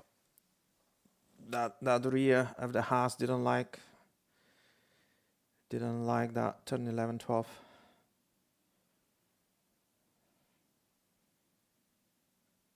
And the same out of 13, definitely struggling for rear traction, the Haas, at least on this lap. What tire he's on? Is that the C3? No, it's not the C3, even though...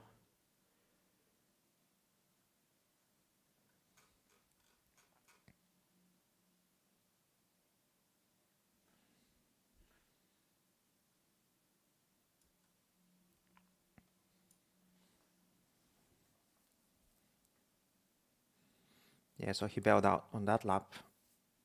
That was really wild. Let's see Leclerc.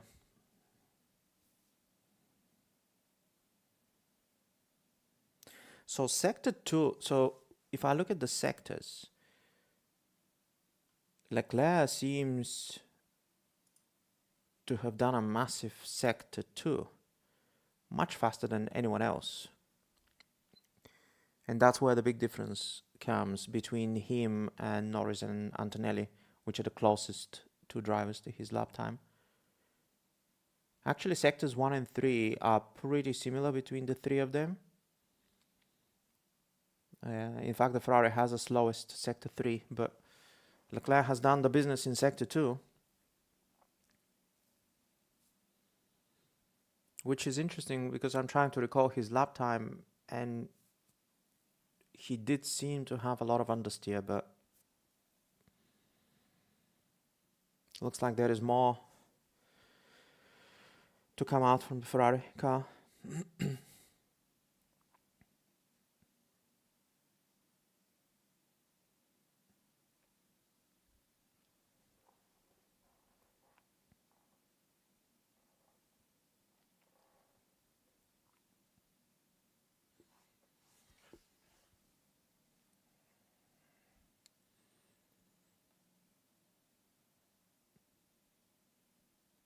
Massive lockup by Albon, turn 10. What else is new?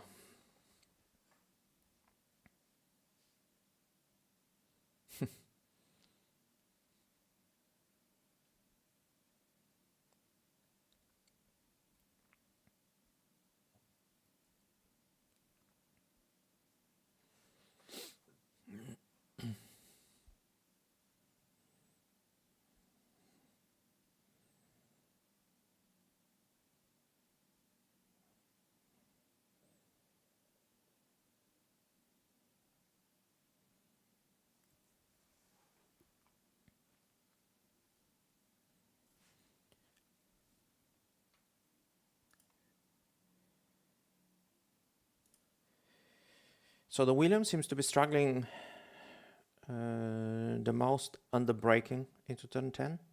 I just wonder if maybe they're running the car a bit stiffer than the rest. But yeah, so Albon locked so many times into turn 10.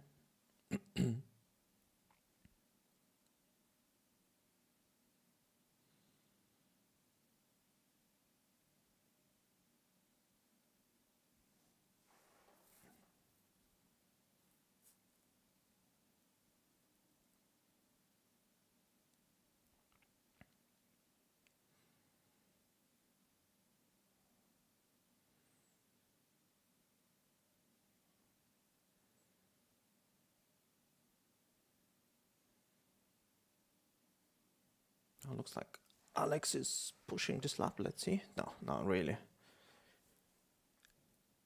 3 seconds off. Oh, yellow flag.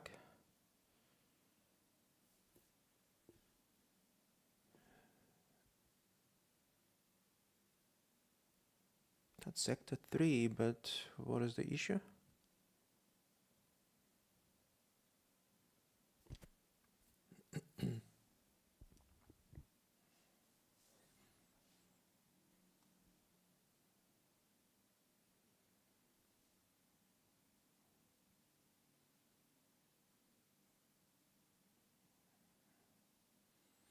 The track temperature keeps rising. Now it's over 40 degrees. Okay, Gasly's in the pits, so let's change the... Who do we put? Let's put Albon. Oh, VSC. And red flag. I guess FIA is just testing the different systems.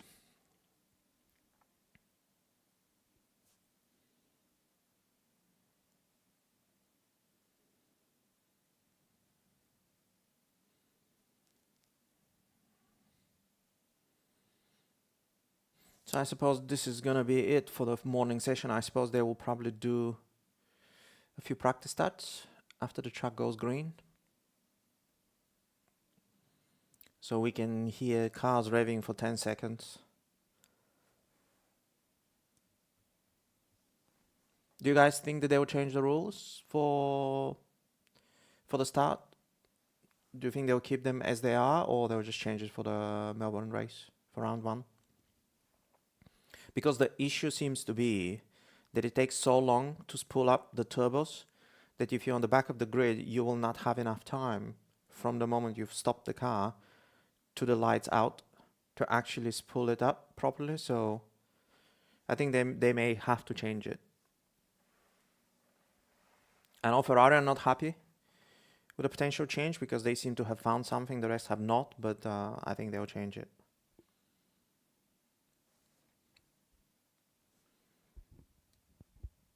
Actually, Palmer is talking about the same thing.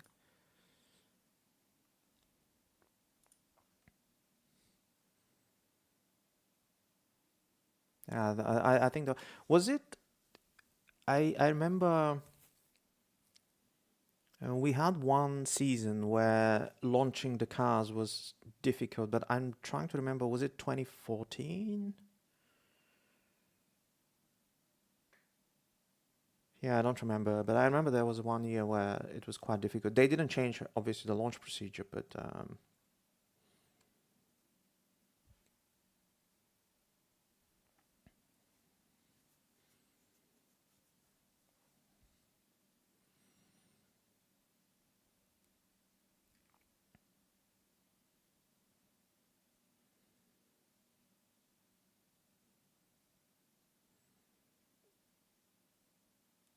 right. That's weird. So they had the traffic light on the pit exit was green, but the marshal was showing red light. So that's a bit weird.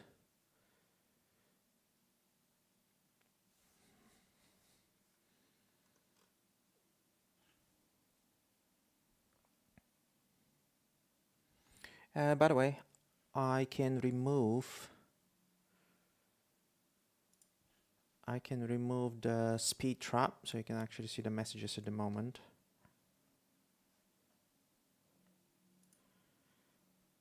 Okay.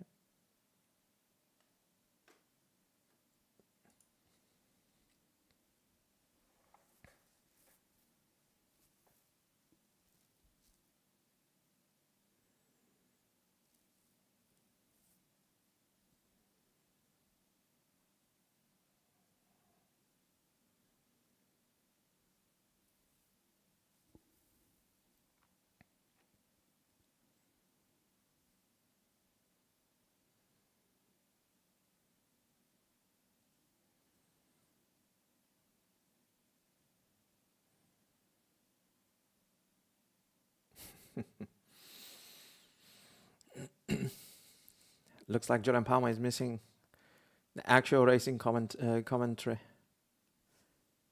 Okay, Leclerc is in the pits, so let's put someone else. Let's put Norris.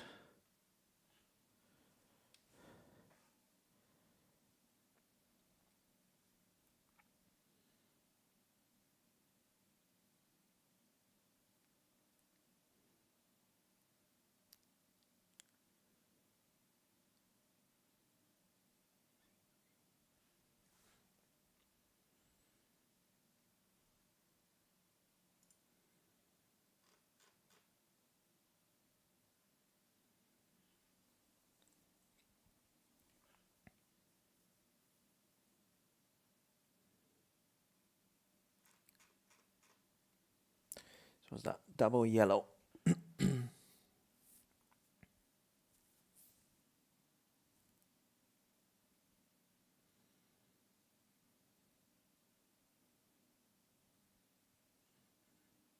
I'm surprised that there's only a few cars testing this. So it was 4 cars on track.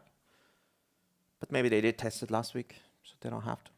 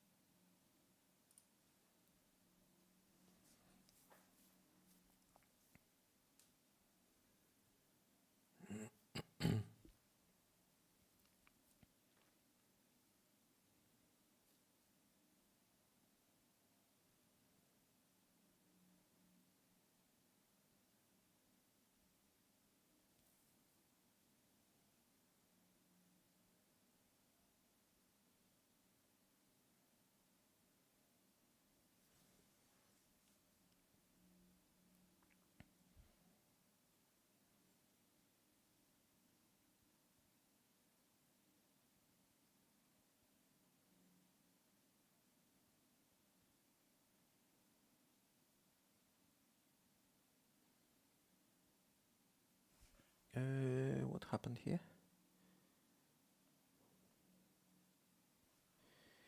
Why did it move up?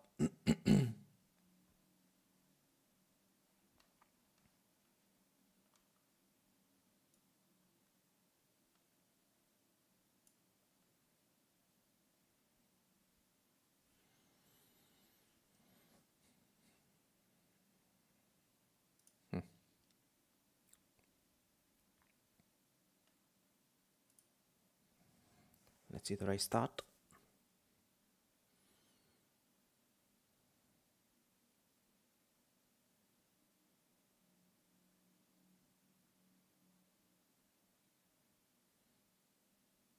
That was terrible by Kimi.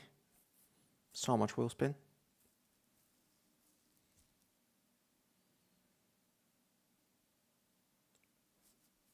Let's see the McLaren.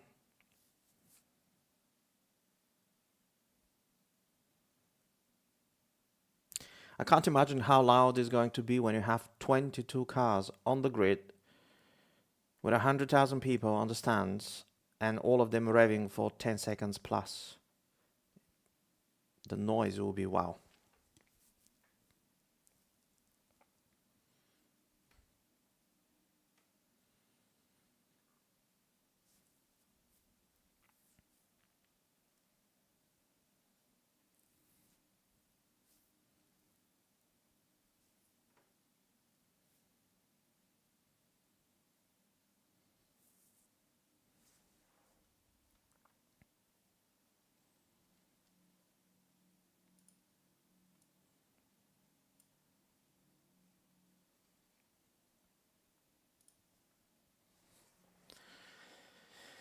So less than a minute.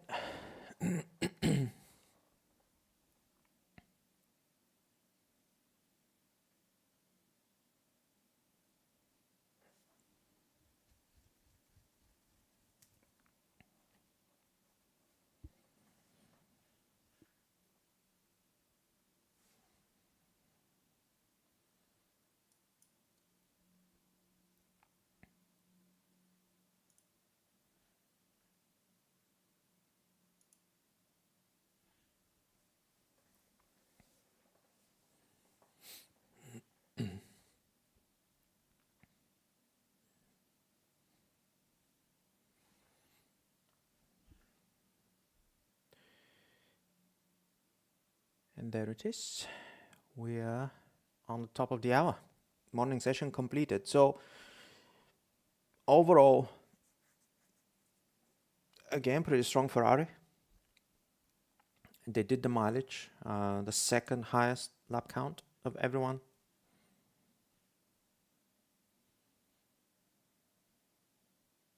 So good morning for Ferrari, McLaren and Mercedes. And really, Norris again lock up into the pits. What's going on with him? But yeah, so I think Red Bull are on the back foot after this morning session. So it's a lot of work to do for them. Then you have Cadillac also on the back foot and Aston Martin as well, with very little running throughout the morning.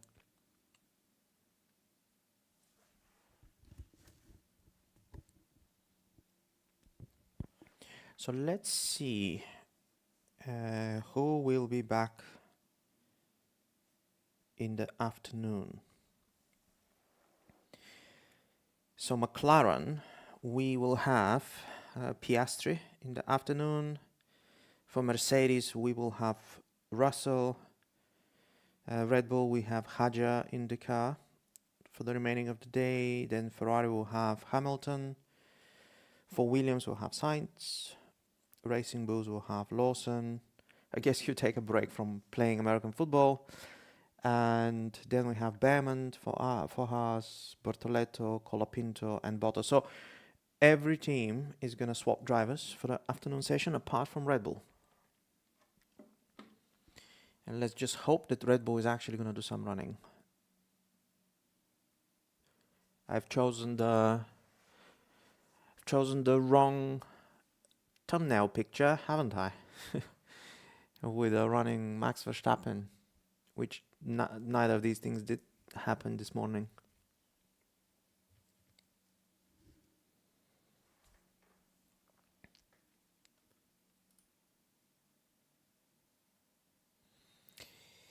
Hello, hello. VM, welcome to the stream. Thank you for joining.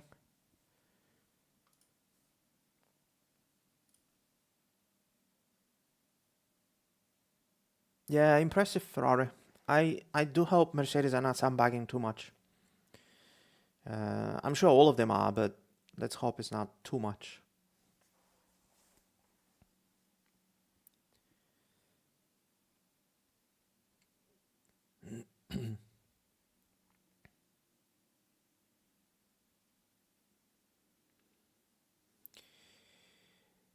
When is it starting? Do you mean the afternoon session?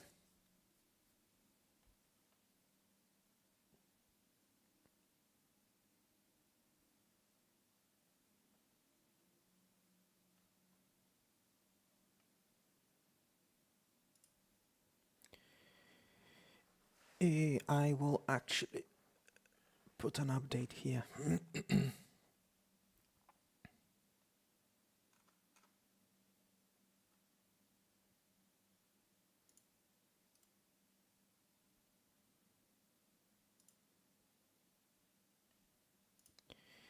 Let's start the countdown.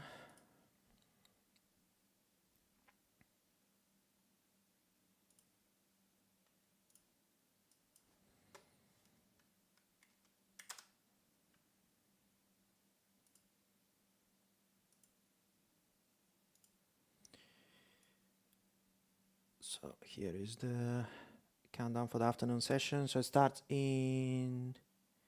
Yes, the testing started already. So the morning session just finished. So we had 4 hours in the morning. Now they have 1 hour break, and the afternoon session will start in 59 minutes. And yeah, so you will have, apart from Red Bull, you have different drivers for the afternoon session in each team. And I want to check while this multi-viewer moved up. Okay, there you go. So good, so now you can see it properly. And let's have the speed trap again. There you go.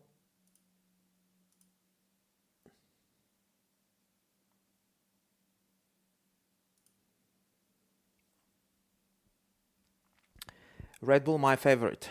Yeah, unfortunately, they didn't have a pretty good morning today. It's Haja did only 15 laps, I think, all in all, in total. So not a great morning for them. So they've been having issues with the cooling system, and hopefully they'll be able to fix it for the afternoon, so we can see Red Bull running.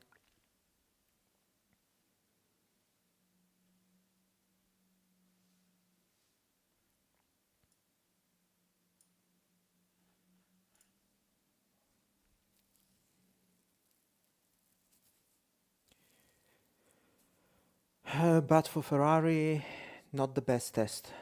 Actually, it's not too bad actually for them. I think they've done a lot of mileage.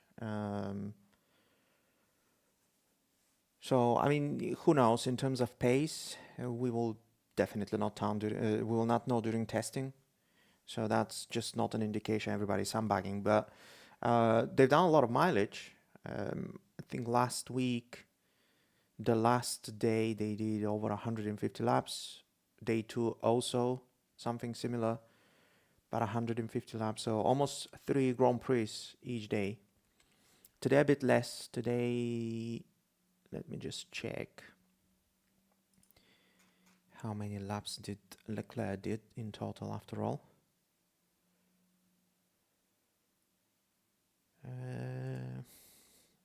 Actually do something else here.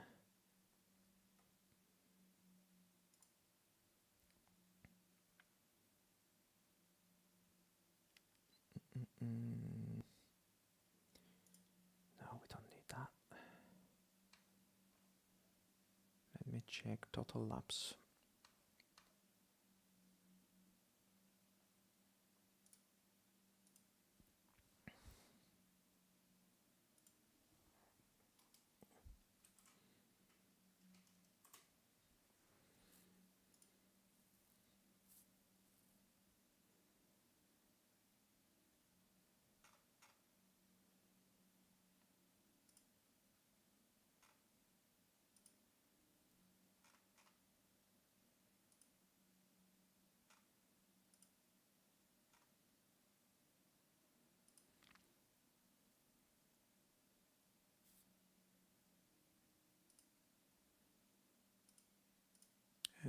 Why is it not showing me the total laps?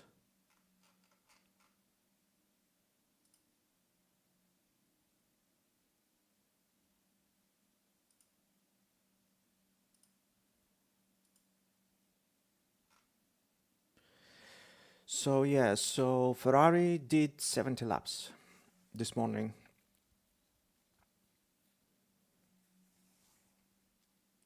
So I assume they will go, unless they face some issues obviously on track in the afternoon, they'll go up to 150 again this day one of week two testing. So yeah, they've done good mileage. Hadja, my favorite. Okay. Yeah, so Hadja is definitely on the back foot during this testing, and I really hope things will turn around for him starting this afternoon, so he'll get some mileage in the car. Not the best though. I assume you mean Ferrari? Yeah, it's not the best, but it's not a bad testing they're having so far. Mercedes the second best. The divas. Yeah, I don't know if we have any Italian in the stream, but yeah, I mean, look, I do hope, I think for the good of the sport, that Ferrari have a good season. Obviously, if you don't support Ferrari, I'm not saying for them to be champions or anything like that, but at least to have a good season. I think last year, and I like Lewis. Last year was really frustrating to see them kind of struggling so much and Lewis being down so much. So let's see. I think it's difficult for us to predict pecking order based on this test, but for as long as they're running, doing the mileage, testing all the systems, I think this season is going to be a development game more than any other season, with the new reg and everyone is trying to kind of find loopholes and figure out the new regs. I think things will change throughout the season, definitely. Ferrari is the worst dead car.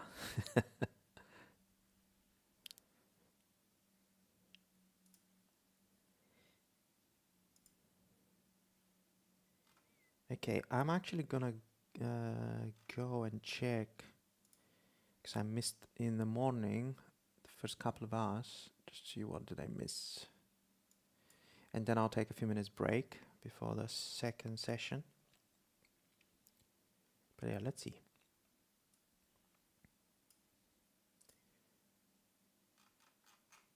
Let's see, what did we miss?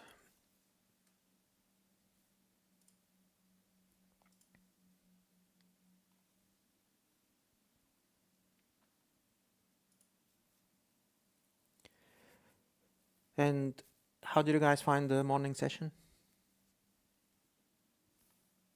Which team impressed you the most?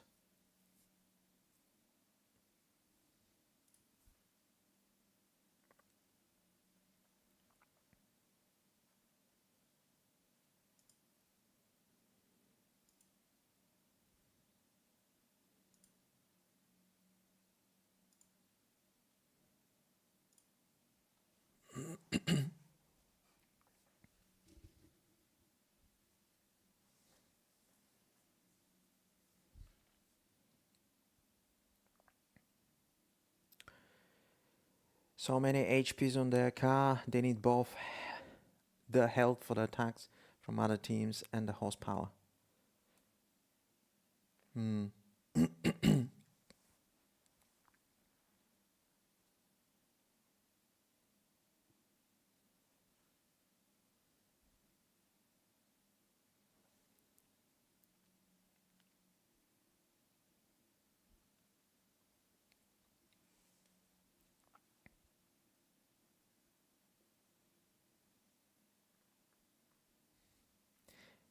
HP from Pokemon. Yeah, you definitely don't seem to like Ferrari, do you?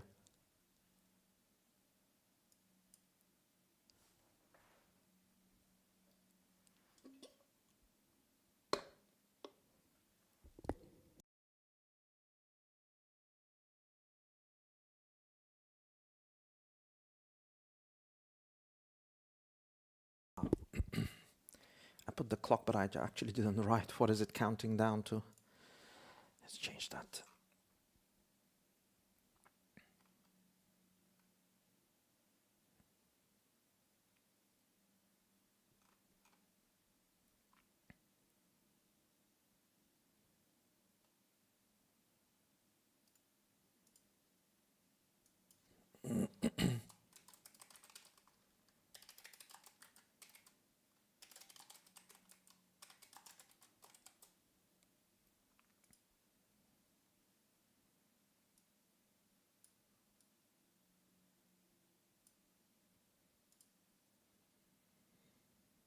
Okay.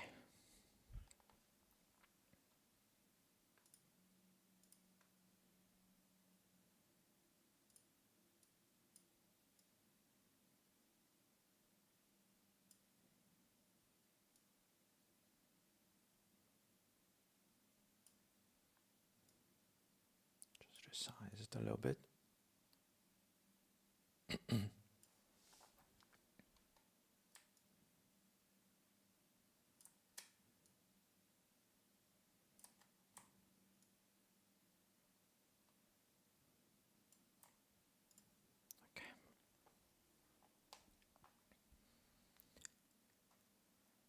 I hate them drama queens, kings to their fans. So who did you say is your favorite? Red Bull. Okay. So you should enjoy the video I'm posting today then, if you're a Red Bull fan. After the stream.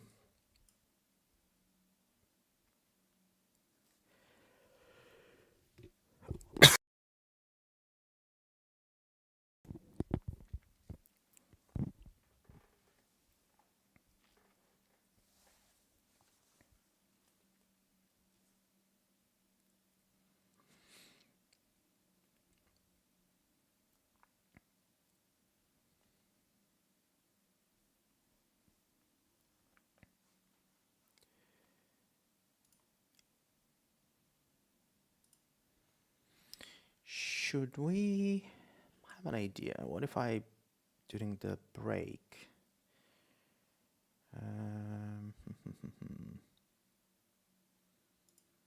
what if we do this?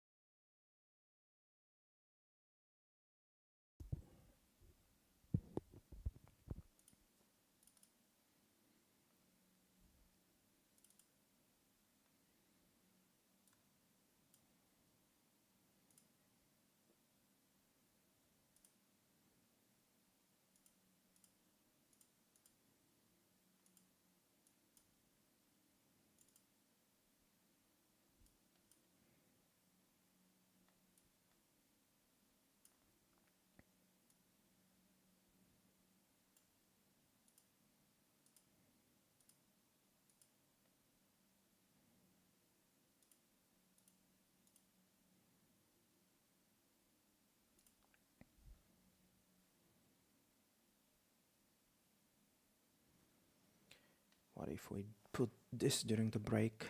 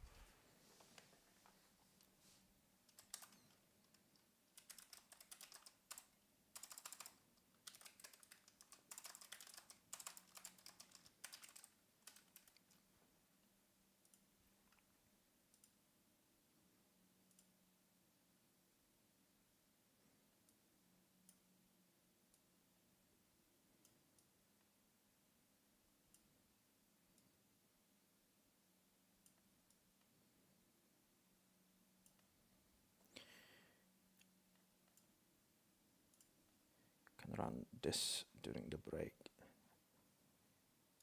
At least something going on.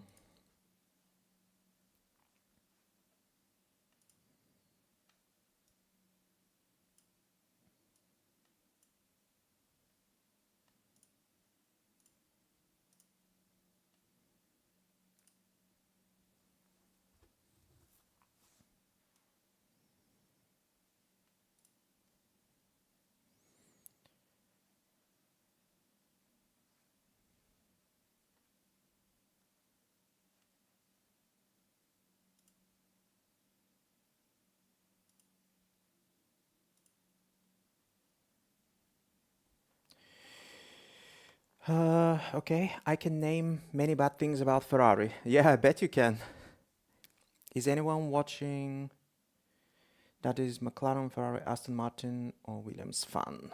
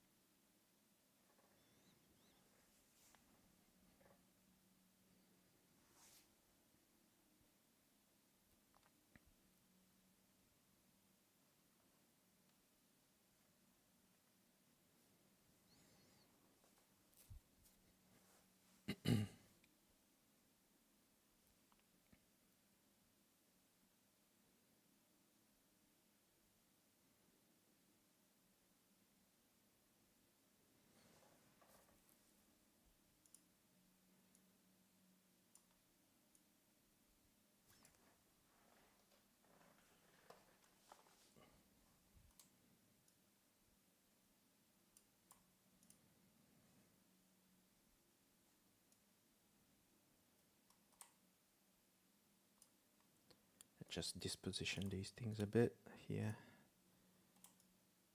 so it's a little bit tidier.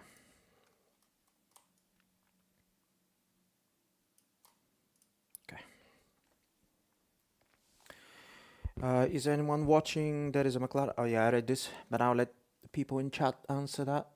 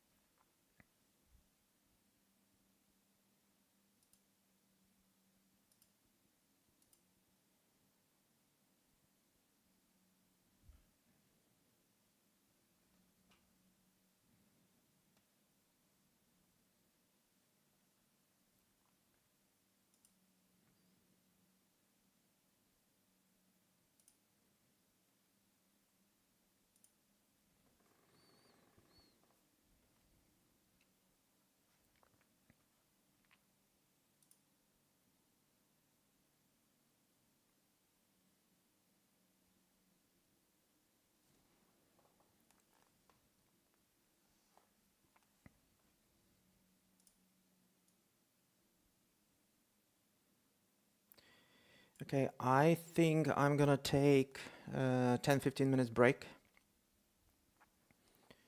just to go grab something to eat, and then we have 42 minutes, but I'll be back in 10 to 15 minutes max. So yeah, I'll be right back.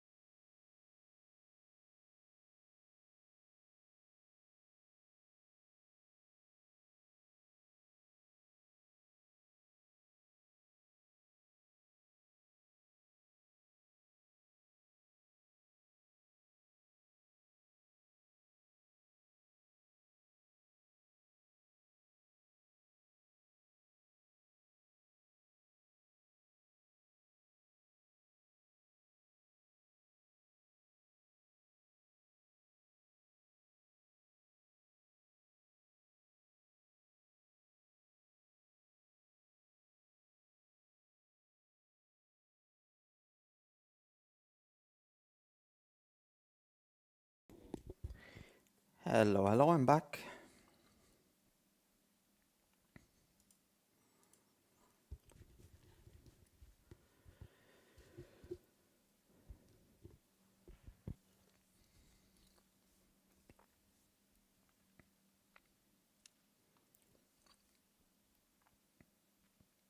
Do you want me to leave this little gameplay kind of window during the break?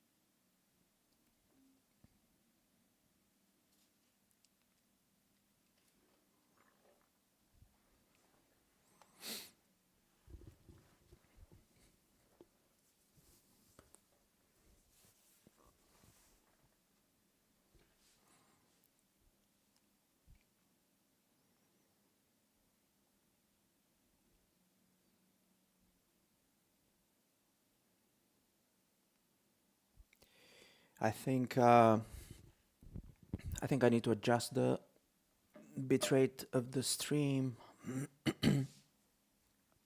and the latency. It seems to be getting quite a bit of a delay, so I have to sort it out for tomorrow's stream.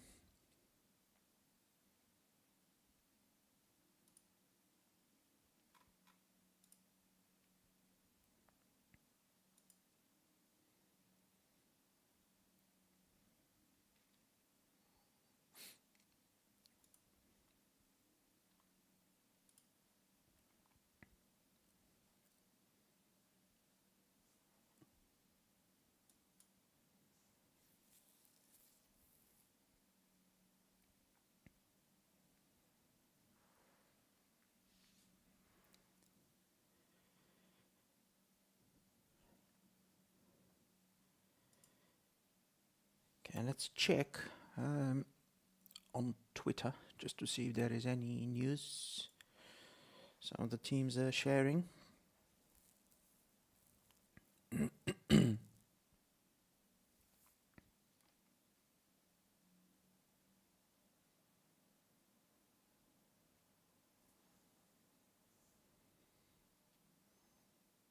Okay, it looks like because Ferrari was supposed to bring an update for this second test, and it's been delayed for the last day of the second test on purpose. And apparently it's 1.5 to 2.5 tenths performance gain. So the idea is to convert exhaust airflow into downforce, but I guess we'll not see it until Friday.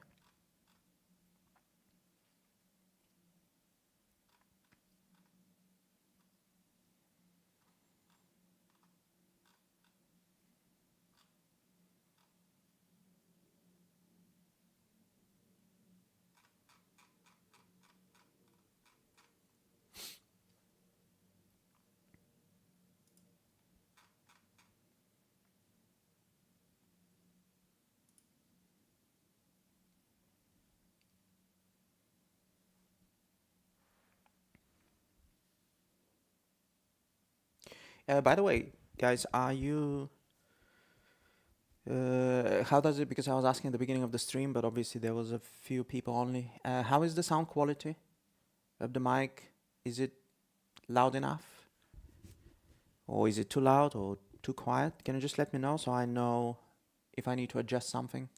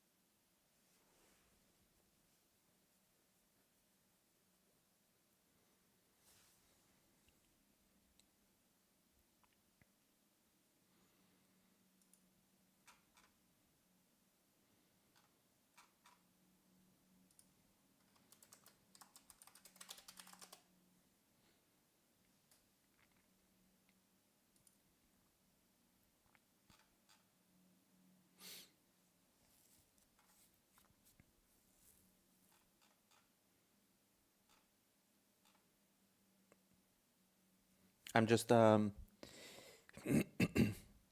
rewatching Anthony Davidson trying to explain overtake mode. I just wonder how many times more we'll hear him or all the other commentators trying to explain.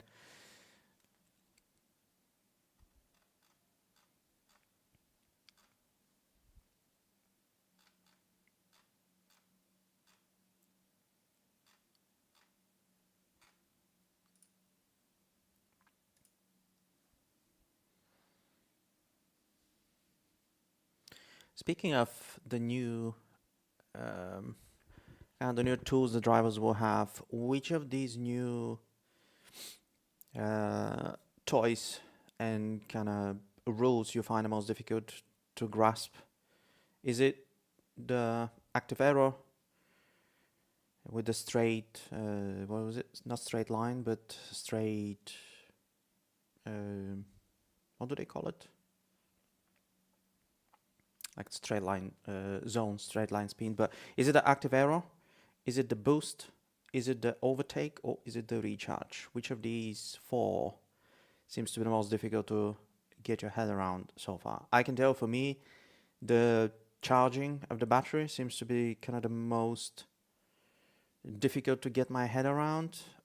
I mean, some of the things are straightforward, like lifting coast and under braking, but things like the using the throttle and the super clipping, I'm still kind of trying to imagine it in my head how it's going to work in practice. But yeah, what about you? Which is the one that you find the most difficult to understand?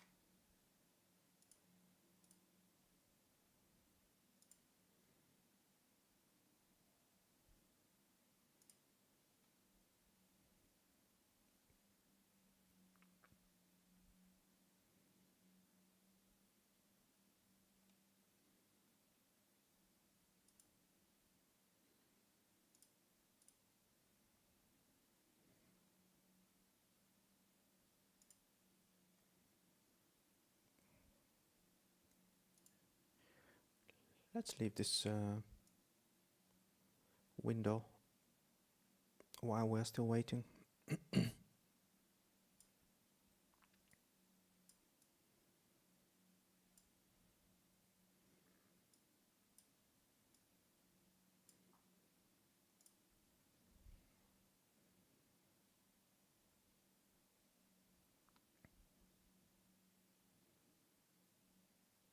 Although something's going on with OBS. It's very choppy.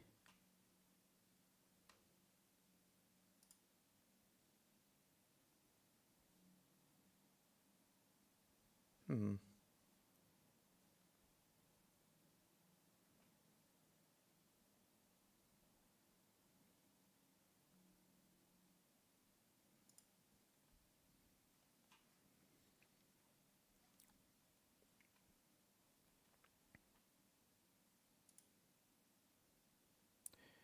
That didn't go according to plan. Something is going on. It's actually not OBS, but it's the media player.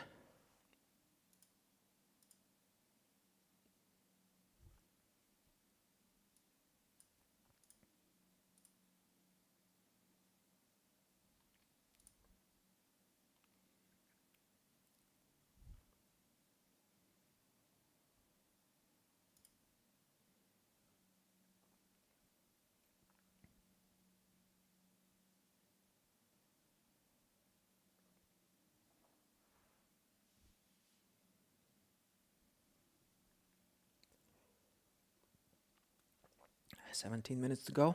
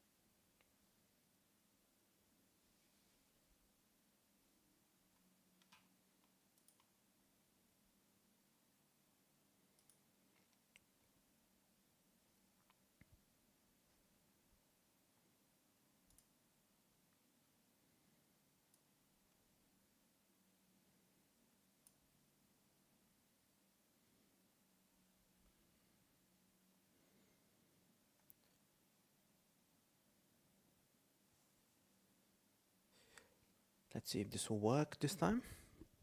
I did reset here everything.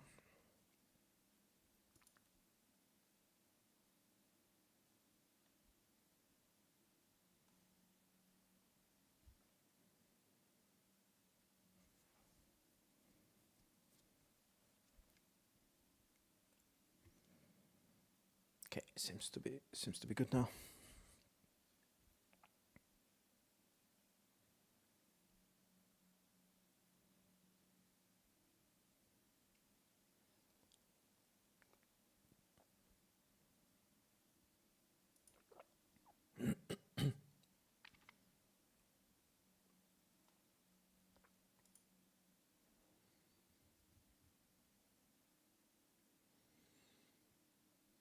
Still dropping frames, so it's not ideal. I need to I need to fix it after today's stream.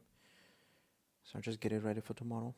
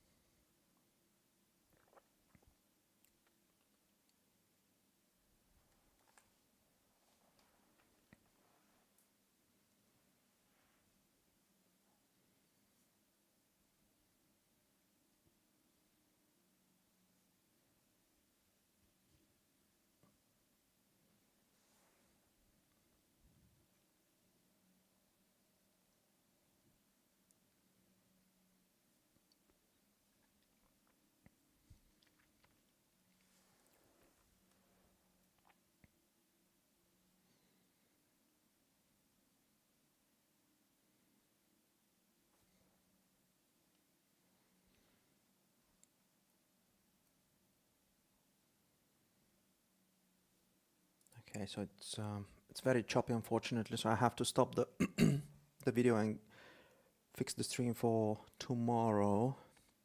Just need to change the bitrate.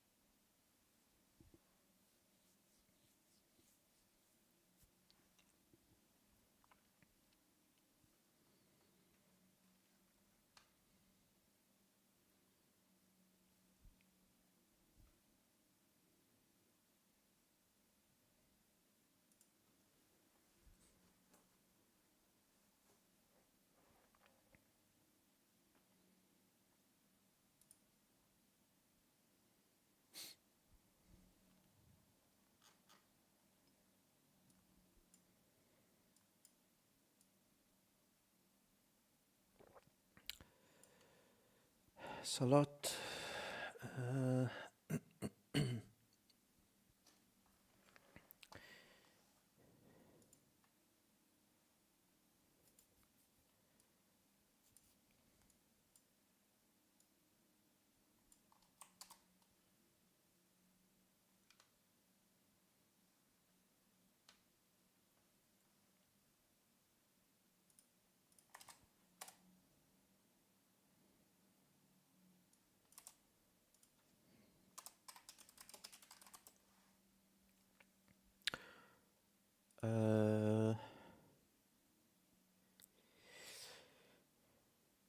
Hello, who do you support? Is that a question to me?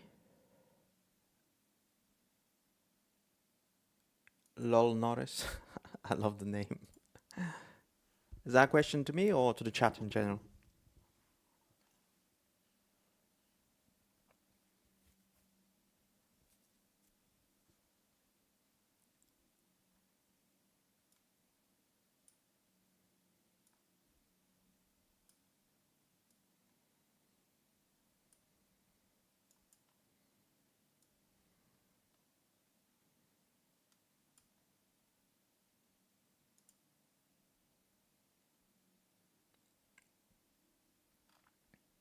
Actually, you give me...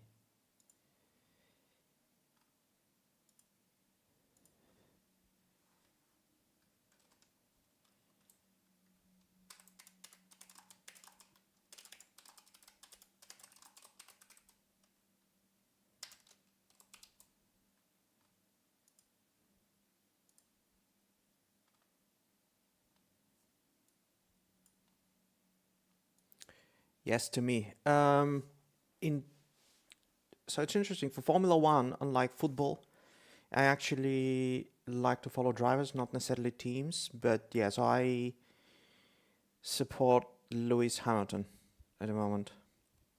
I mean, at the moment, since 2006, pretty much, since his GP2 days. I used to live in England back then, so, but yeah, Lewis.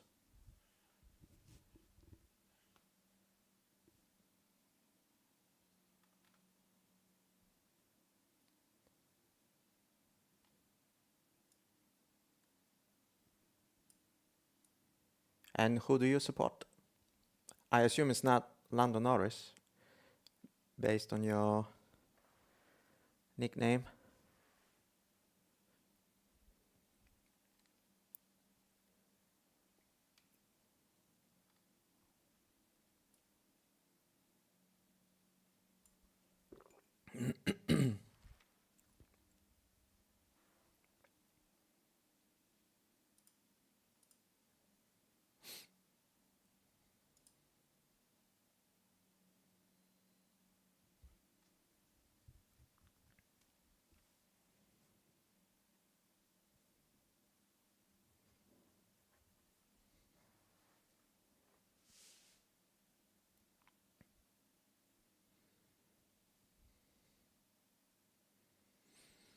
You support Ferrari, okay?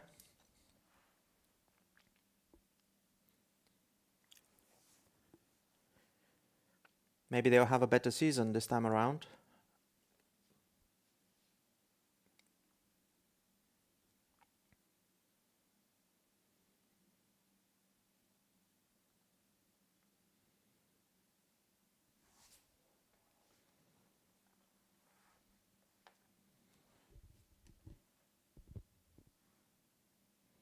And if you support Ferrari, if they build a good car in 2026 and they are fighting for the championship, for the World Drivers' Championship, which driver do you want to win? Leclerc or Hamilton? Hello, hello. Welcome.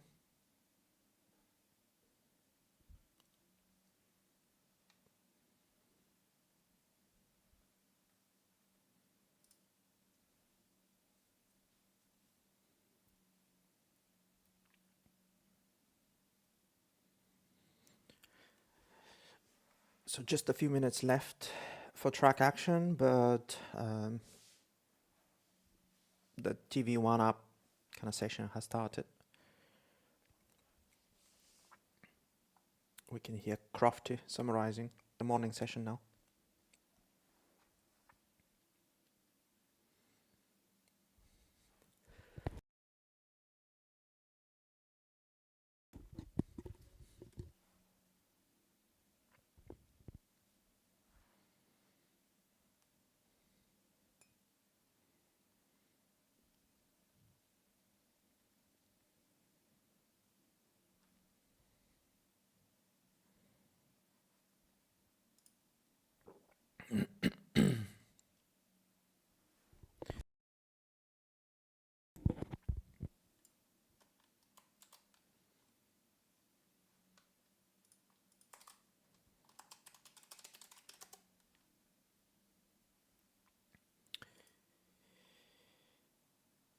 Hello guys, what's new? Well, we're just waiting for the afternoon session to kick off. Just a few minutes now left. Morning session is behind us, and we've had three teams that really struggled. So that's Red Bull, Aston Martin, and Cadillac. And the rest did pretty well, with Lindblad topping the chart in terms of mileage with the most laps completed of the morning session.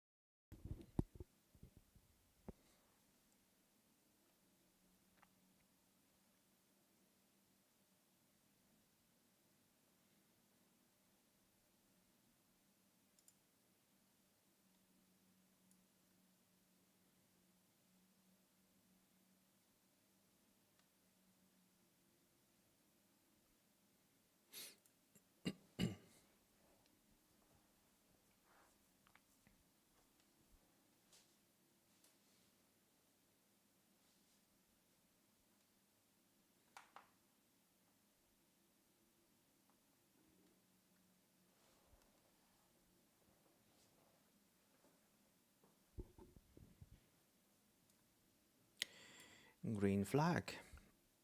So we are back in business.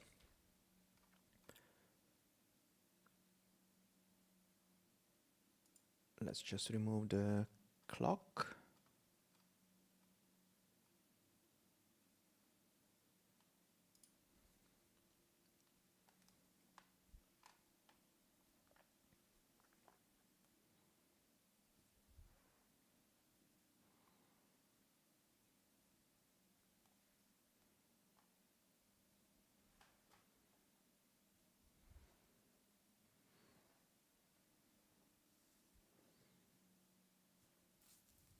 I'll just see once everybody starts running on track, just if I don't need to adjust a little bit the layout of all the windows on the stream, so we'll see. We'll adjust them on the fly. Let's see.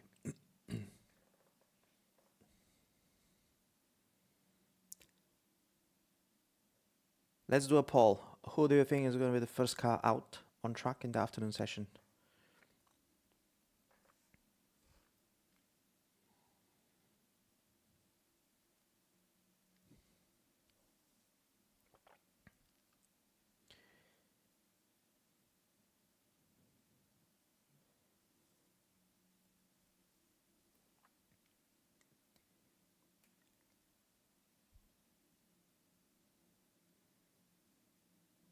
So I can give you a hint. It seems like these screens that are protecting the secrecy of the cars when they're working on them are up for Red Bull and Williams, which means that there is still work going on.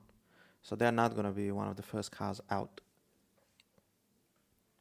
But who do you think is going to be the first one out from the other ones? I'm going to say Audi and Bortoleto. Let's see if I'm right.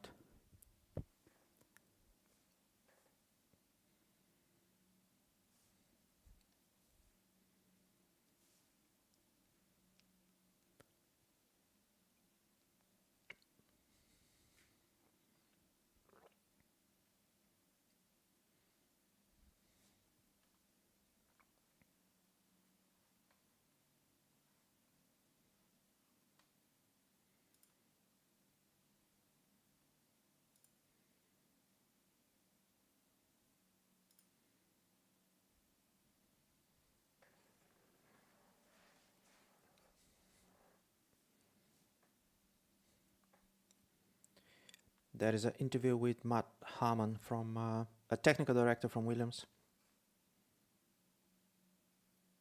Let's see what he says.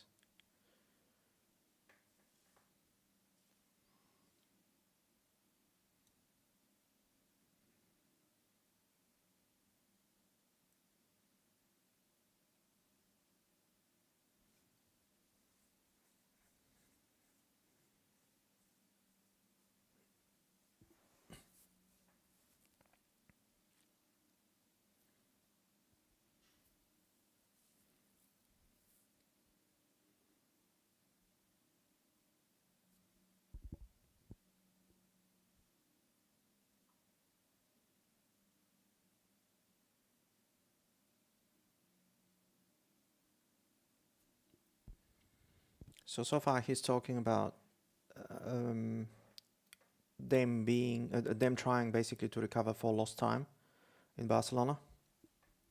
It seems like they're on track for that.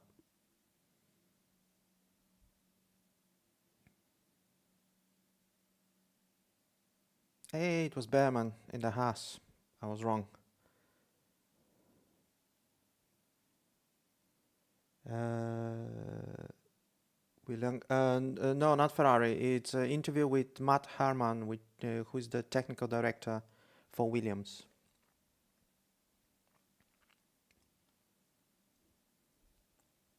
Oh, you mean for... Oh, okay.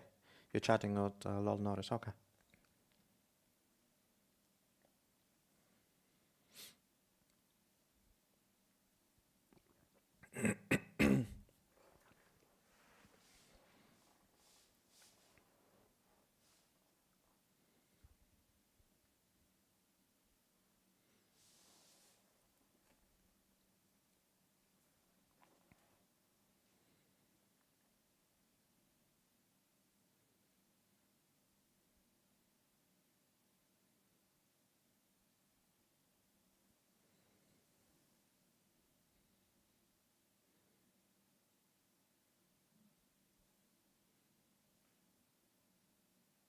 Yeah, so basically, he didn't say anything in this interview.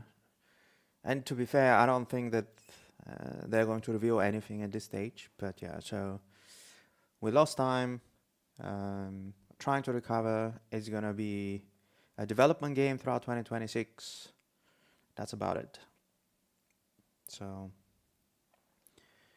he didn't say anything new.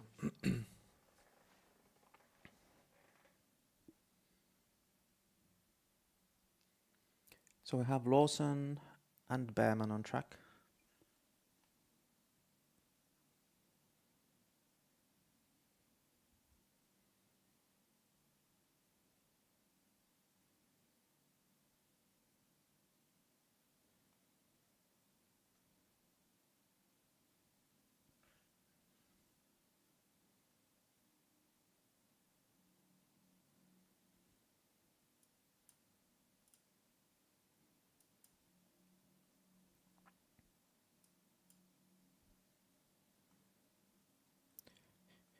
Okay, so it is not showing up everything on the stream, so let's see how to adjust the window.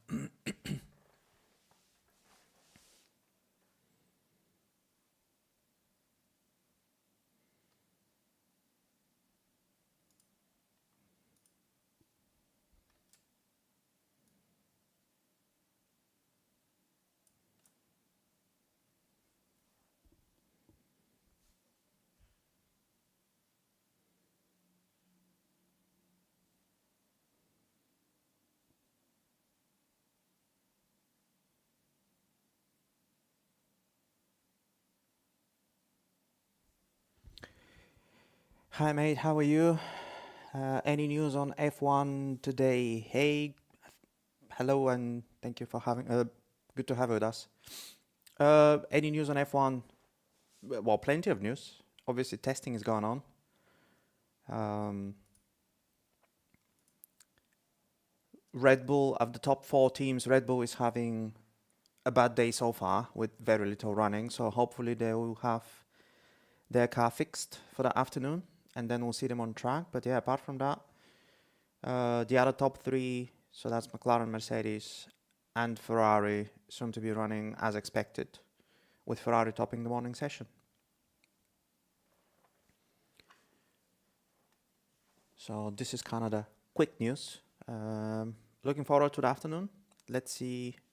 Obviously, the temperatures will drop, and once they start pushing, so we'll see faster lap times as well. And let's see how things develop in the afternoon.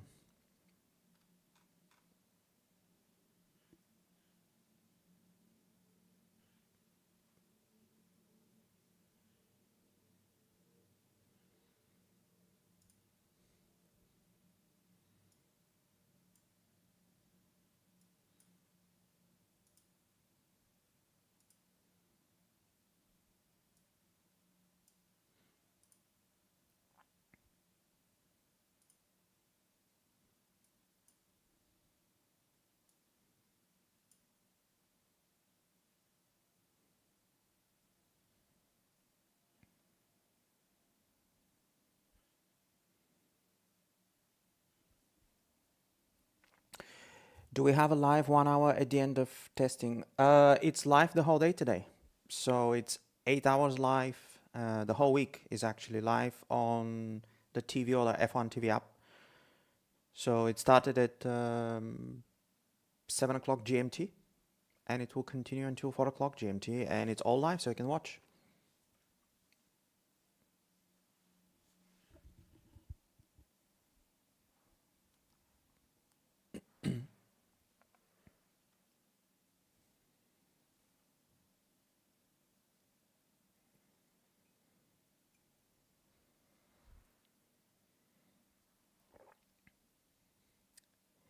So we can see the cars on track basically. Yes, exactly. So it's fully televised coverage of the testing, as you know, just like the last hour of last week, but now we have all 8 hours all throughout the 3 days. With full commentary and everything. So they're also changing the commentators throughout the sessions.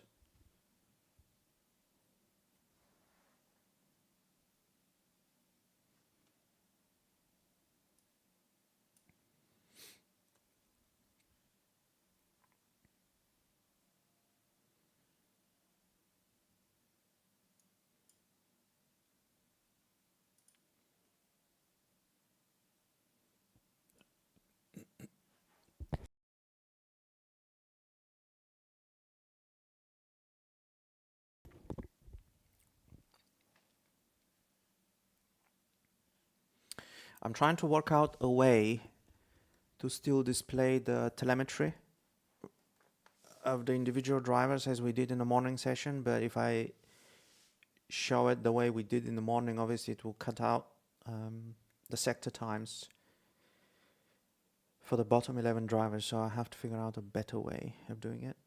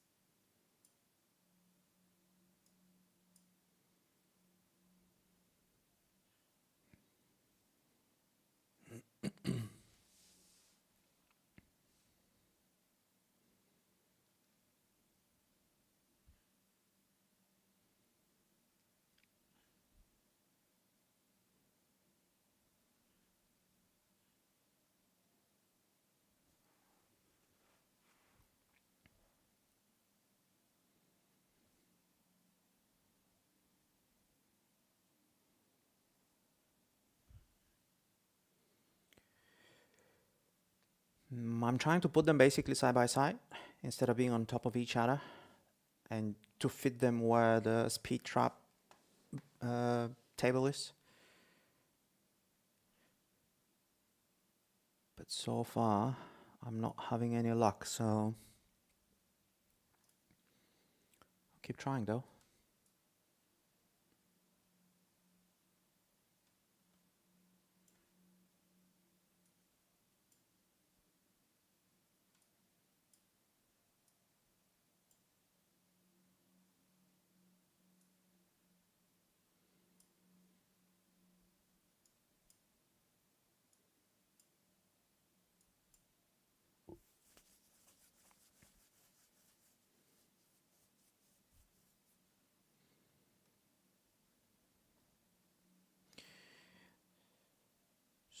So unfortunately it doesn't seem to be possible. So the best I can do is just to reduce the size of the window, and I can put it between the track map. Yeah, let's see.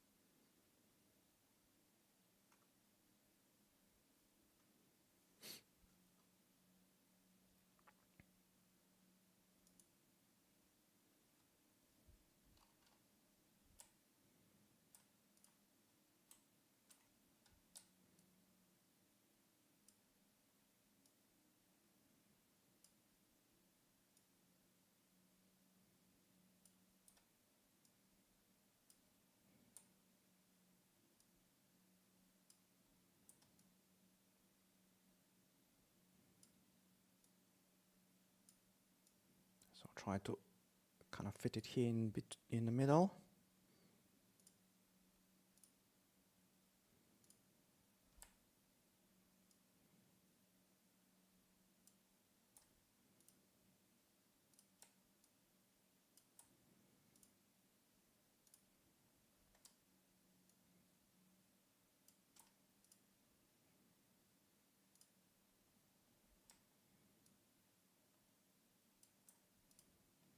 Okay, how about that?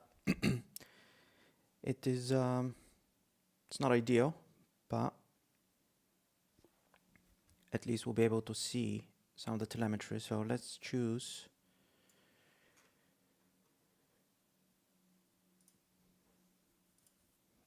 So let's choose Hamilton, and who else is on track? No one. So at the moment we can only have Hamilton until someone else goes back on track.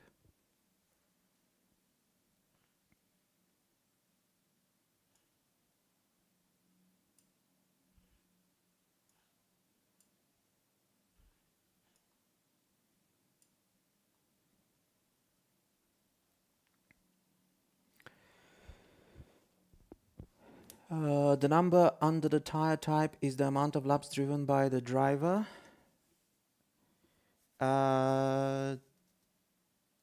No, it's not the total laps. It is the laps done on that particular tire. Yo, hello, can you guys see the live stream? I'm getting green screen. Yes, I'm watching it right now. It works at my end.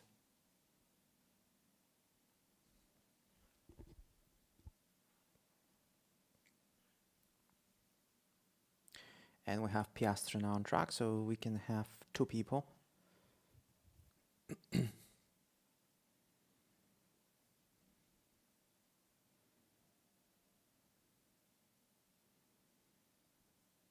If you're interested in the total laps done,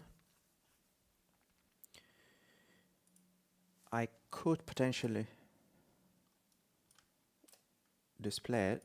Just have to figure out where to fit it on the screen.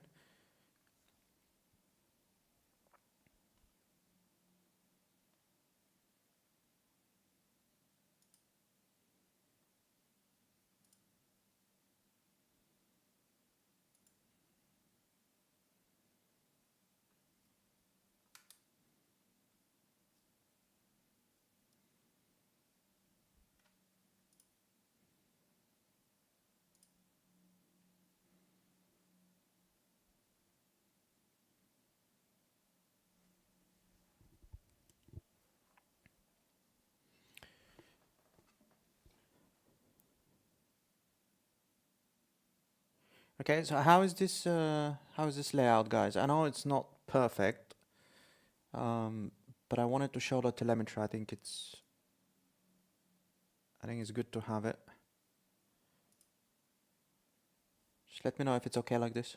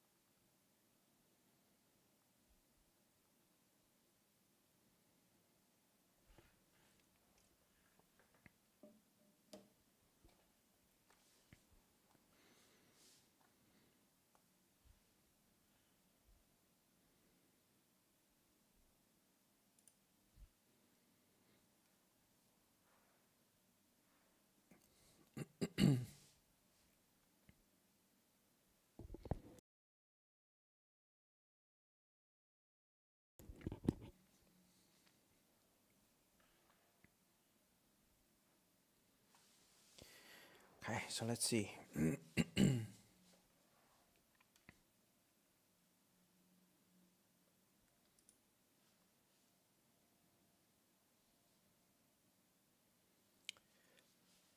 So from the afternoon session drivers, so far we have the most laps completed by Behrman, 5 laps.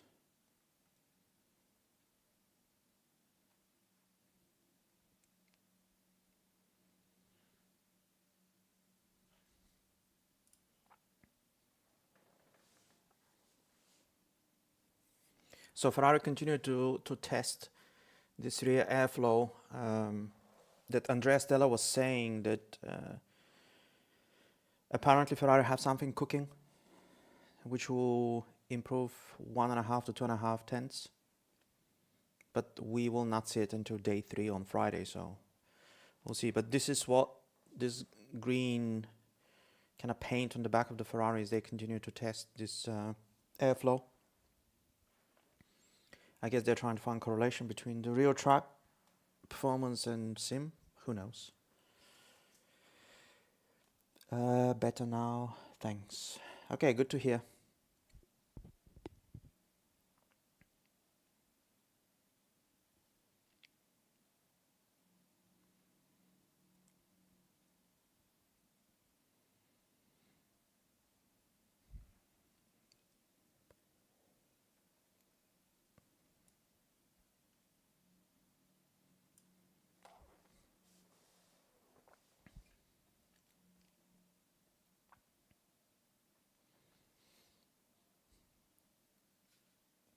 Let's see what Piastri will do. Last Friday he did the most laps of everyone throughout the day.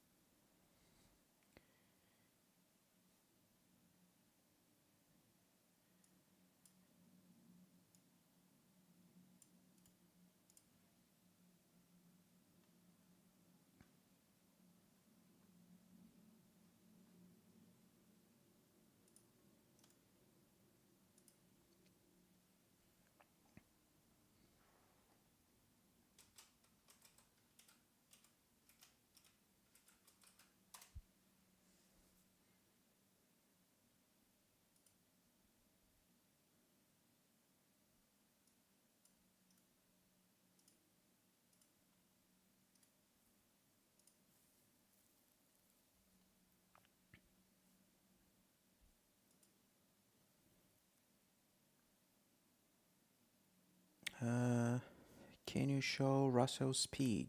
Yes, of course I can.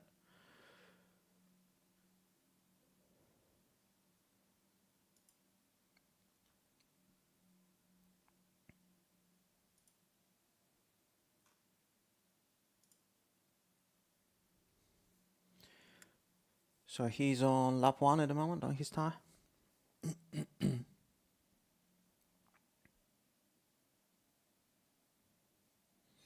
Do you want me to make this telemetry window a little bit bigger? I know it's gonna go into the standings, but obviously it's not gonna block anything apart from the empty space. At least it will be visible. Do you want me to resize it a little bit?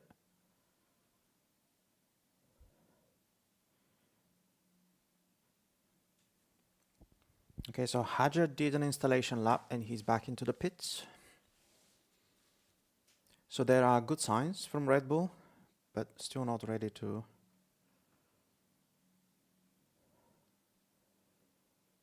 Let's see if they'll bring the car back into the pits or they'll just. Yeah, so the Red Bull is going back into the pits. Still no running for him.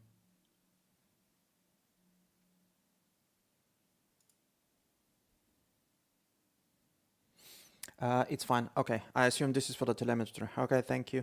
So I'll keep it as it is.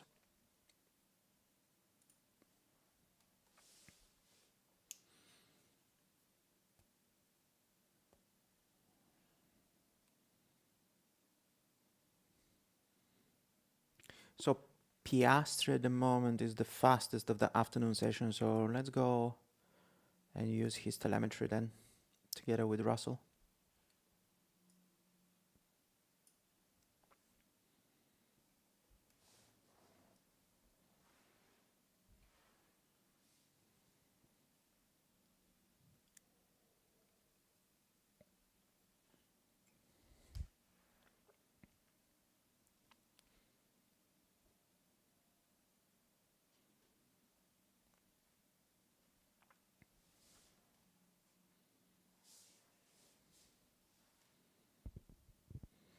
Okay, so Bernie Collins, so she was around turn 5, 6, 7, and she was saying that actually the change of direction is pretty close to last year. So they seem to be, they seem to be running fast through this fast left-right section over there, which is good, considering how much less downforce they have. We'll see. I mean, I know at the moment we're running, what, about 4 seconds slower than last year, but I honestly don't think the cars will be 4 seconds slower than last year. I think once round one comes and everybody actually bring the race one car specs, I think the cars will be faster. I don't think they will match the speed of last year's cars at the beginning of the season, but I think, you know, just with everything, you know, development, they'll get faster and faster. So I know everybody's, well, not everybody, but some people are complaining, oh, you know, low downforce, the cars are GP2 basically. But I say just give it time. They'll get much faster.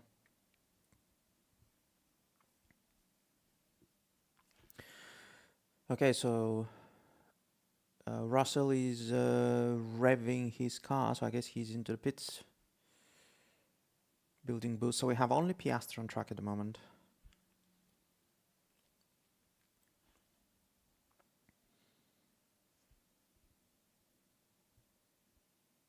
Hamilton locking into 8. Not many people actually are locking into turn 8 this morning.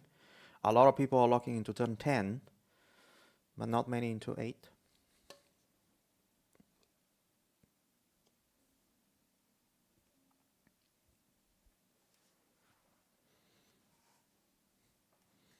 But the biggest lockups for the people that missed the morning session, the biggest lockups was Lando Norris getting into the pits. And he did it more than once. So he's on full-on race testing mode.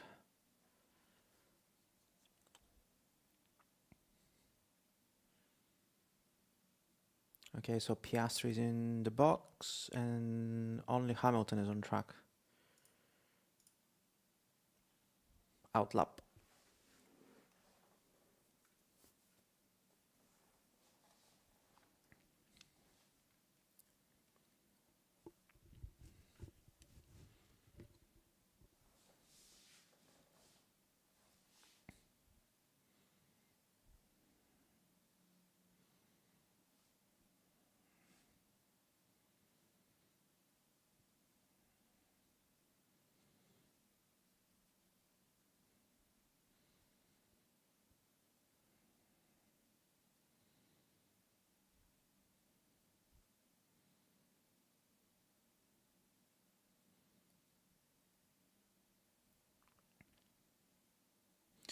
They're discussing at the moment about traction control versus no traction control.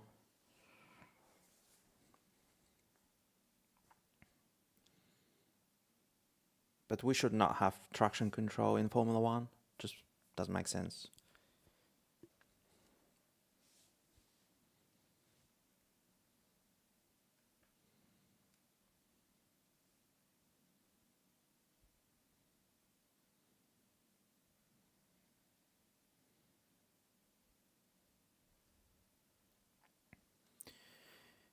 Okay, so Hamilton is back into the pits as well. So that means no one is on track at the moment.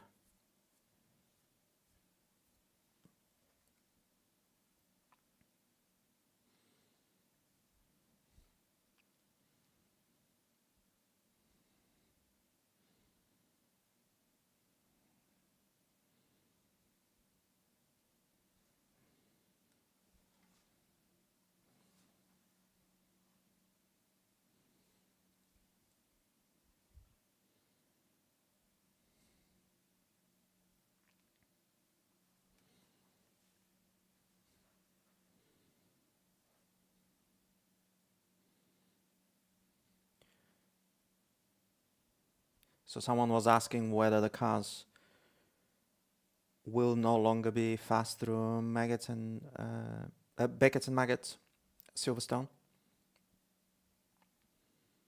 But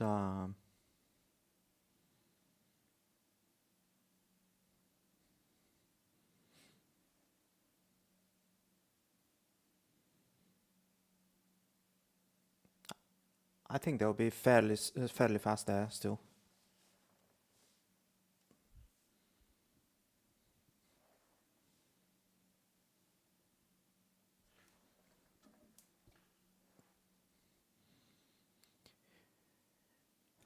Do you remember how I said that I think Audi is going to be the first car out? The way it looks at the moment, it's not coming out anytime soon. So I was definitely wrong on that one.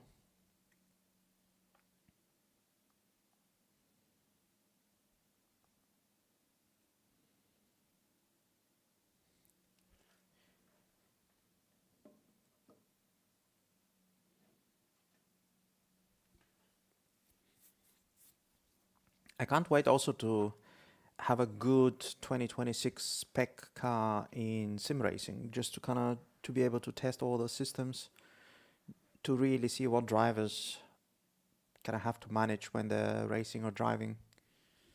At the moment, we don't have any, so I'm hopeful that soon we'll get something good to test.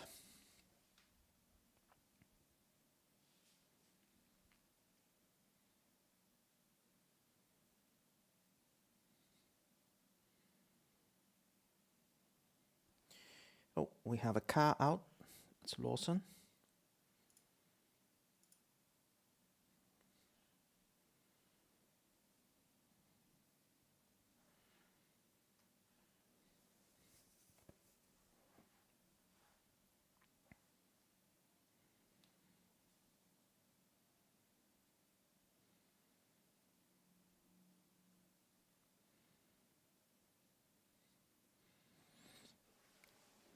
And the Williams is going on track with Sainz.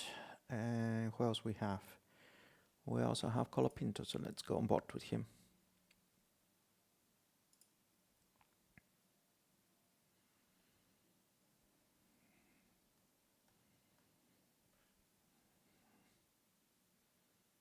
Oh, see movement. Haja is out of the garage, so maybe you get running.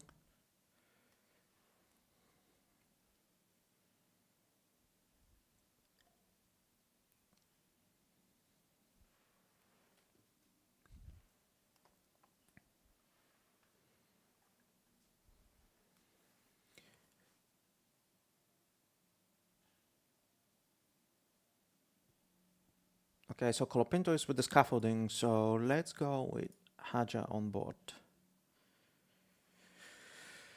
Just to see. Maybe Red Bull will finally do a long stint, because I want to see how they do today.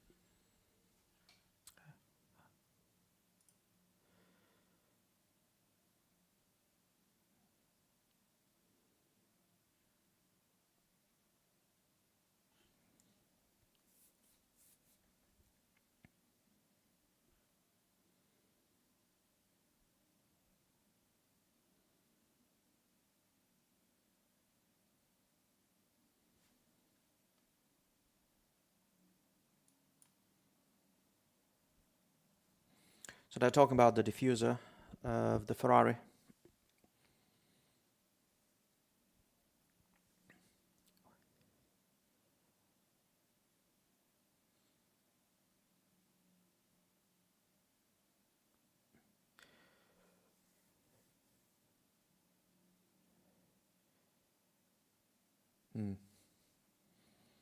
So they're speaking highly of this diffuser in the Ferrari. So let's see.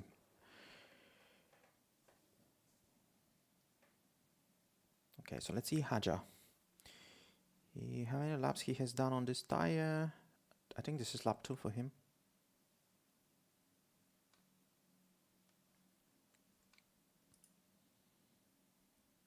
Yeah, so that's lap 2.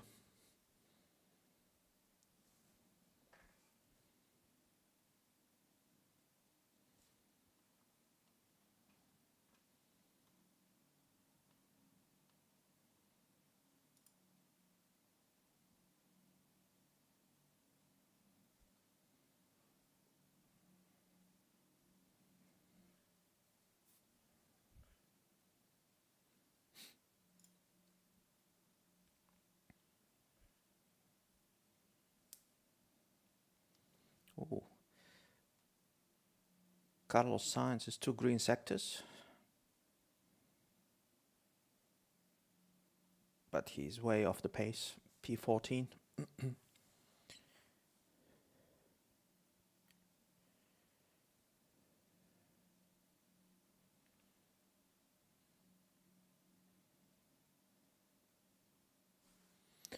Oh, Russell is back out. So let's go back with him.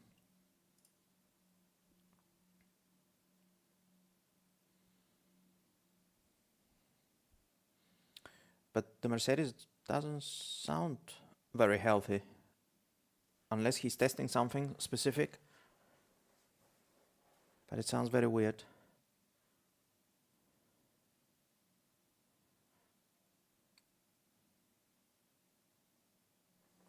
He's also saying that his steering feels heavier than last week. So he's struggling a bit through the corners.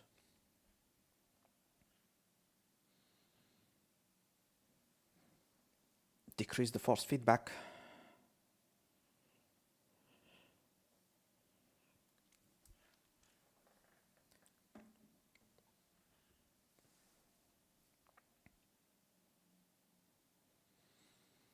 Why is Hamilton only P14? Because he just started driving in the afternoon. And nobody has actually done a fast lap from the afternoon session yet. So that's why. It was Leclerc in the car in the morning. I think Lewis did only 5 or 6 laps. Let me just double check. 7 laps. So he did 7 laps. But none of them push laps or quali laps.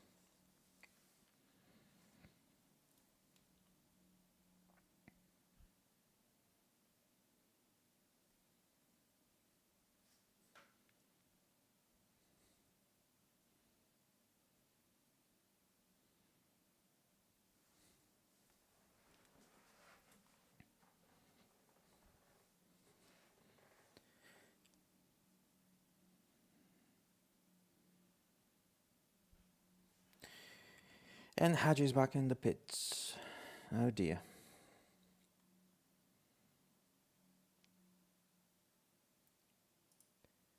Who do we want to follow? Let's have Behrman. He's also on the C2 tire. No, C3 tire. Is he? Yeah, so he's on the C3 tire, so maybe he will do a push lap.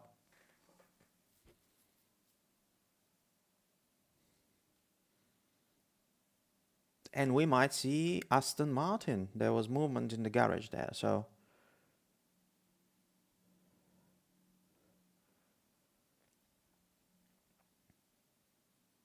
Not great for Aston Martin today either.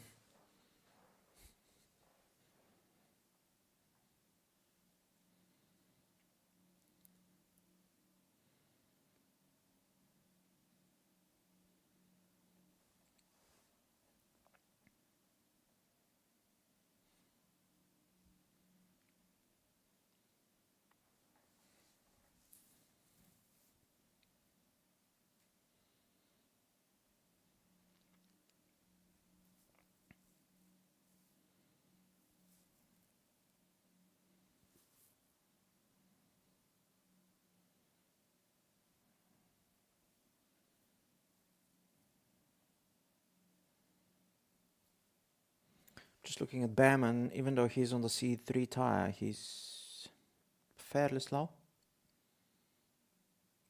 Although he's catching up to Sainz. What are his sectors?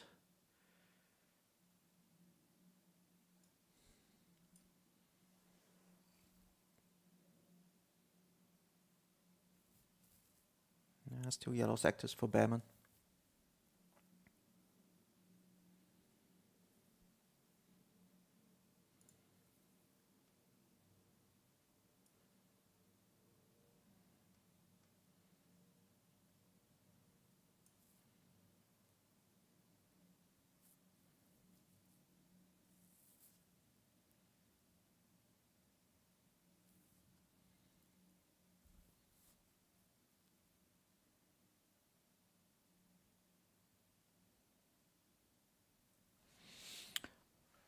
Some busy conversations going on in the Aston Martin garage.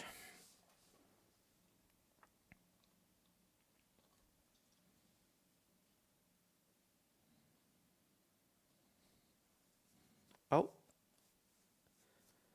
Stroll is coming out. Finally. Because I missed the beginning of the morning session, I actually have not seen Aston Martin on track yet today.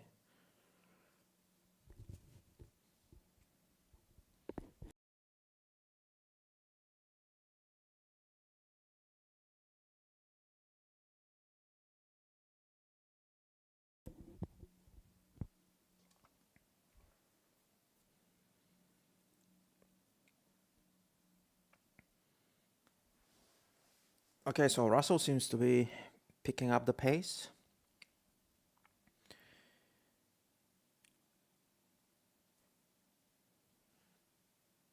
Or maybe not.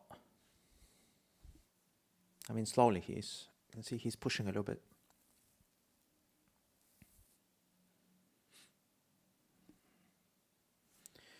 Okay, Behrman is back, so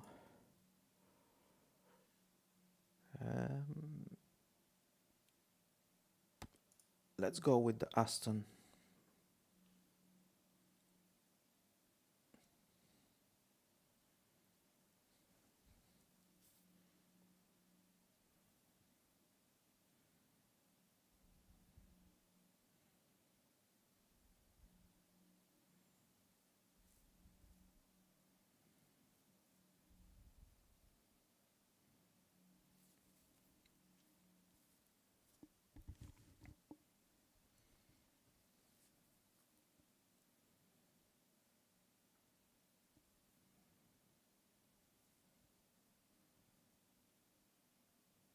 Oof.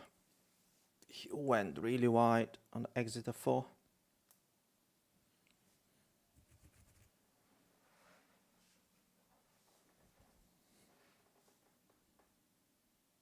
Russell, that is.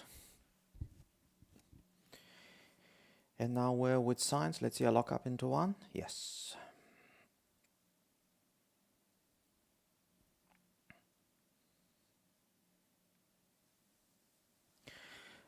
So the front tires are taking a beating today. Front left into turn 10, everybody's locking there, and then the front right into turn 1, a lot of people locking there as well.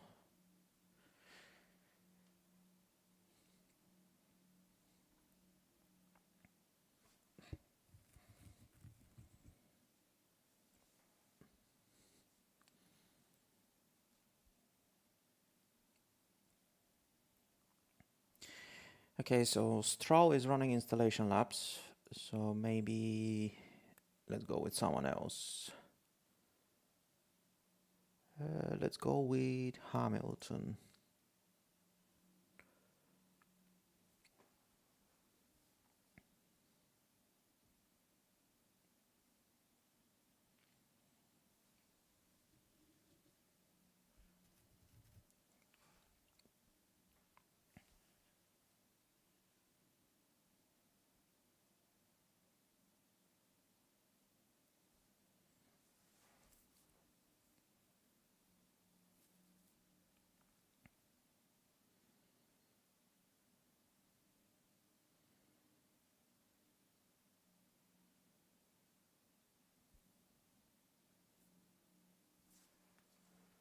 The rake of this Aston Martin, crazy.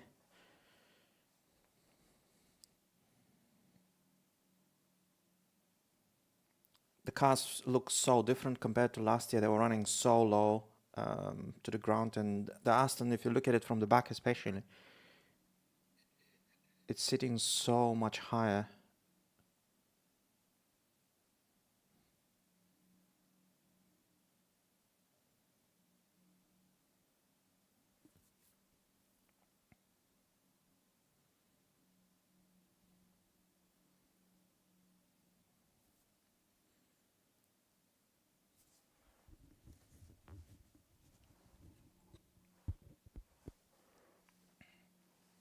Do you guys think that Aston Martin will recover throughout the season? Or it's gonna be a struggle throughout the entire 2026? What do you reckon?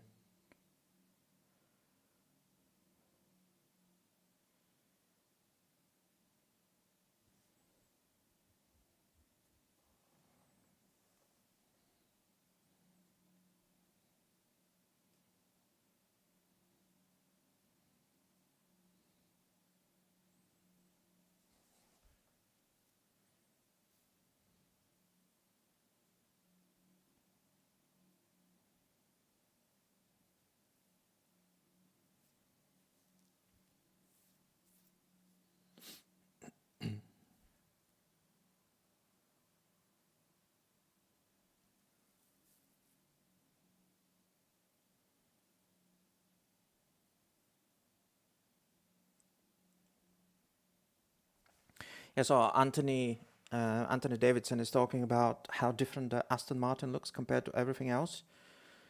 And it's true, I think the Audi and the Aston look like the most unique looking cars.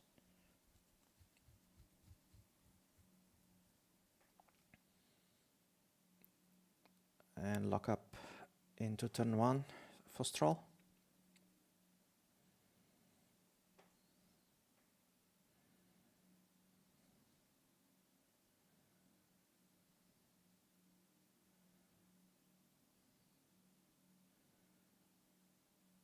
Ooh, massive lock up for Hamilton into turn one as well.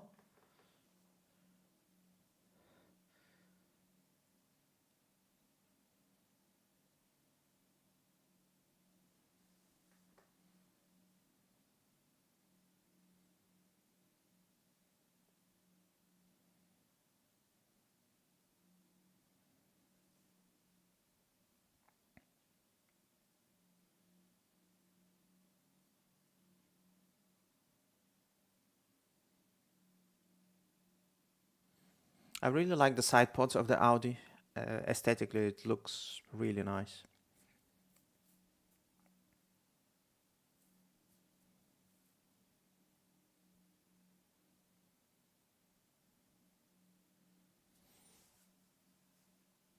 Speaking of Audi, let's go on board with them. Bortoleto is finally on track.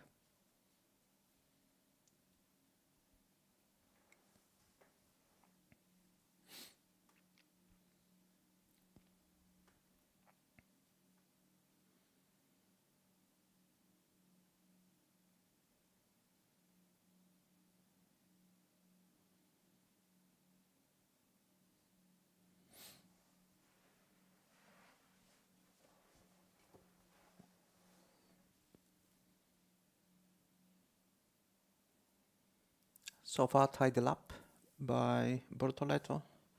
And obviously he's not pushing, but... And I like the active aero, the approach that Audi and Alpine have with a collapsing rear wing. It's nice. Different to what we're used to DRS for so many years now.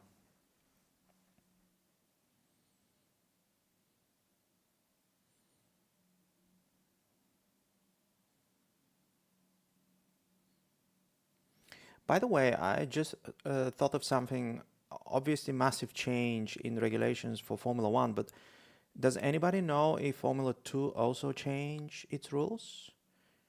Or they kept the DRS system? Does anybody know? I mean, I can Google it, but maybe someone on chat can help out.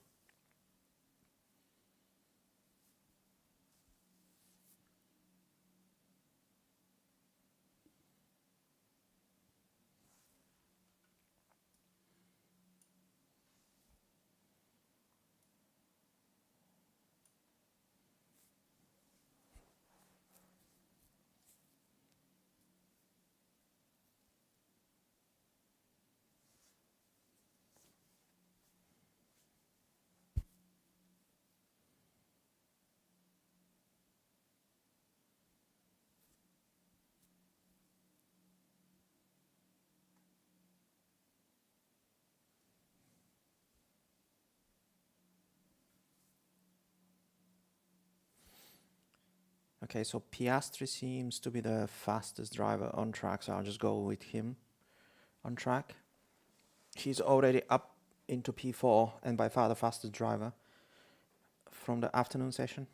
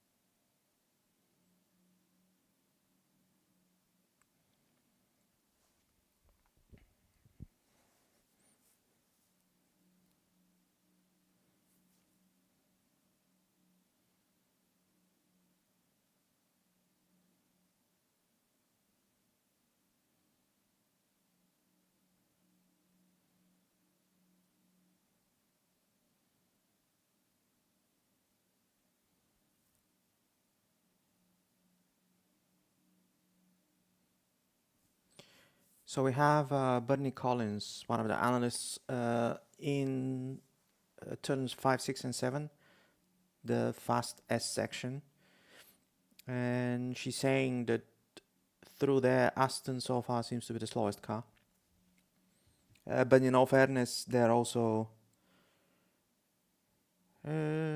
actually, no, his lap time is not too far off the cars around him. So, yeah, but she's saying that the Aston is the slowest car through that fast change of direction. And, yeah.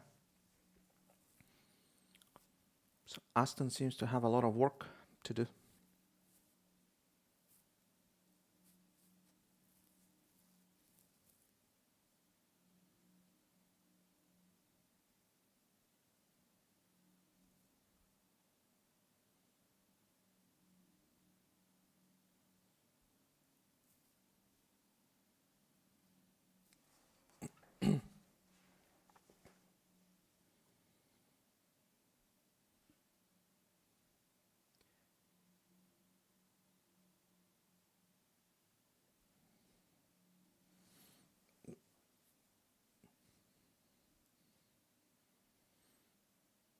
So what is the track temperature? It's 36.5. It's actually getting cooler. It's more than 10 degrees cooler than the end of the morning session.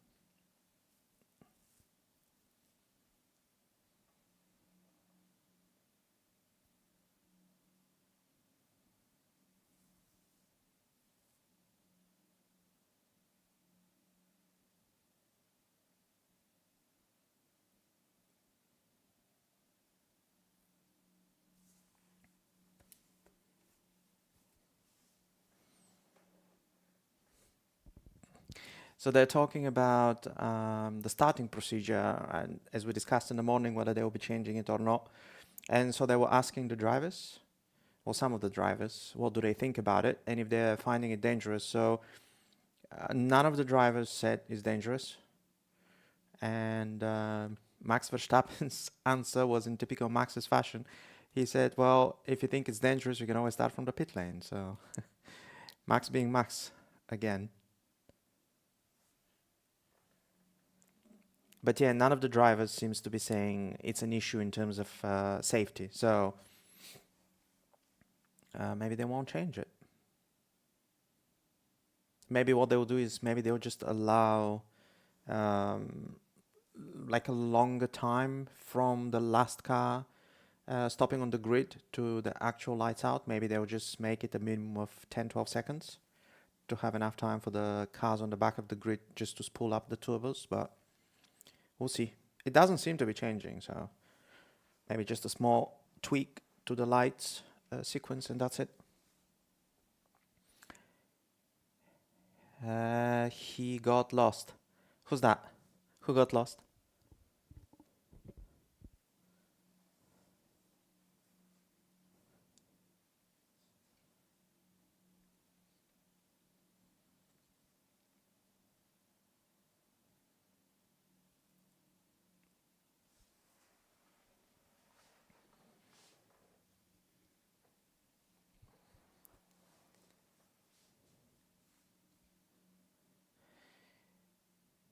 Okay, so Russell is running a race simulation. This is now being confirmed.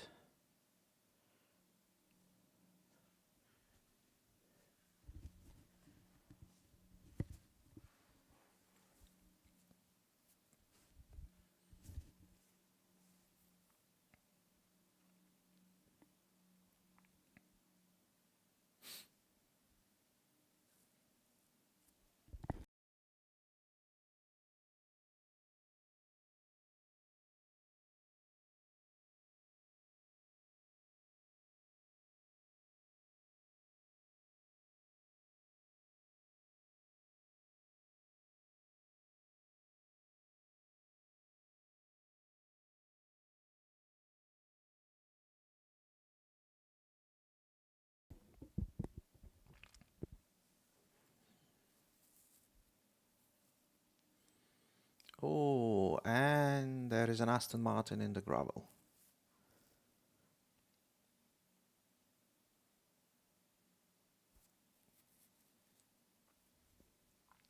That's no, where is that? On the exit of 10. No. Wait, on the entry of 11?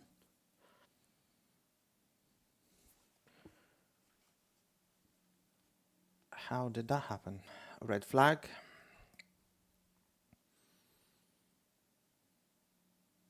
Max being Max. Yes, Max being Max, absolutely. Unfortunately, though, Stroll being Stroll as well. I mean, they barely started running and he's in the gravel. And that's a very weird place. Turn 11 all the way to the gravel. Let's see what happened.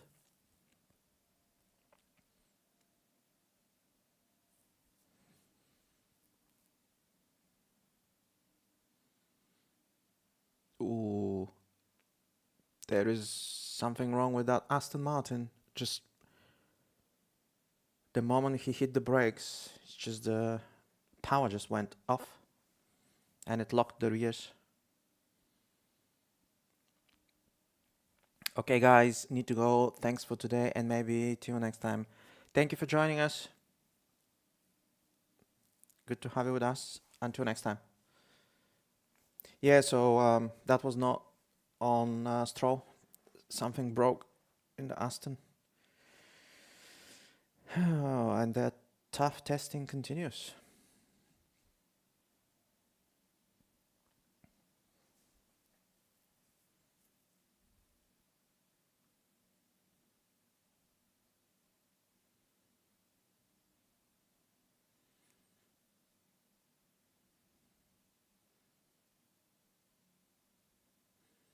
Yeah, I wonder if it's a gearbox or um,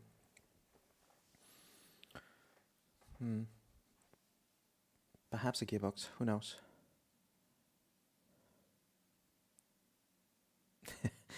There is Aston Martin in the gravel. Yeah, but in all fairness, not his fault. It was an issue with the car.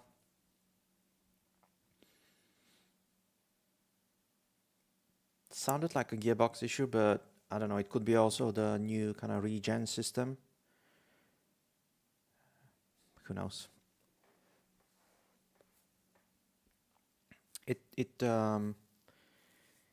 It reminds me if you just I mean you don't do it in the official F1 games because it's just the hybrid system is not that sophisticated. But if you've tested some Assetto Corsa kind of quality mods, then if you just put too much recharge, too high percentage of recharge, and basically it's just very easy for you to lock up the rears. And the way he locked it sounded like that, so that's why I'm saying it's either gearbox or it's something to do with the way kind of this new recharge system works with the combustion engine and the electric motor.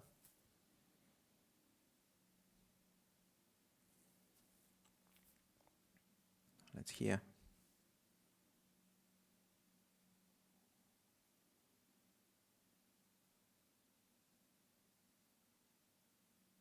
I think it's just no drive, but also the kind of the engine went quiet. I don't know. We'll see. But unfortunately, I don't think that we'll see Aston Martin for the rest of the day.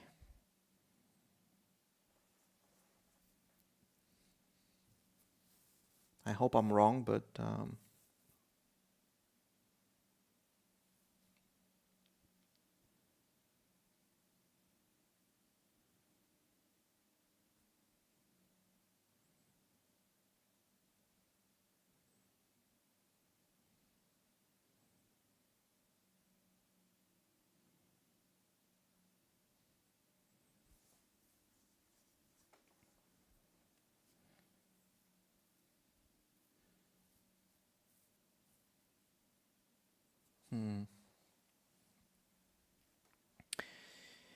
worried faces in Aston Martin garage.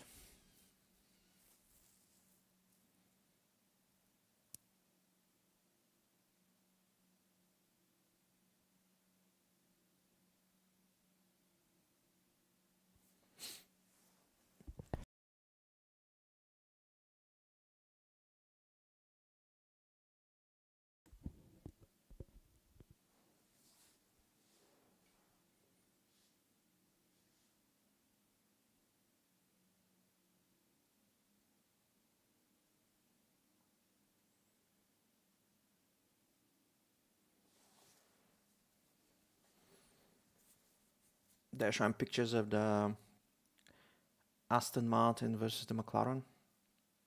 Kind of the cars. The rake of the Aston Martin is just mega. It's like a dragster.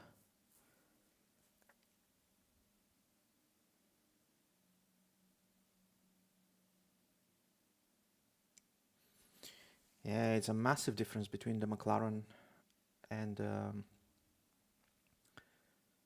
the Aston Martin. But what's weird is that obviously the rear of the Aston Martin sits higher, but also the front seems to be sitting lower than the McLaren. Kind of the tip of the nose and the front wing.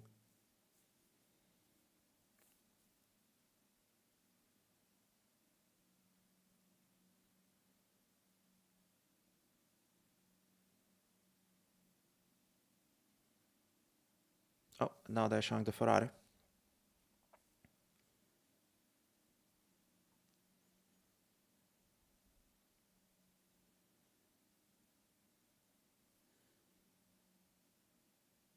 Yeah, so it looks like the Ferrari is much more neutral in terms of front to rear, so there isn't much rake angle there, but yeah, the Aston is just extreme.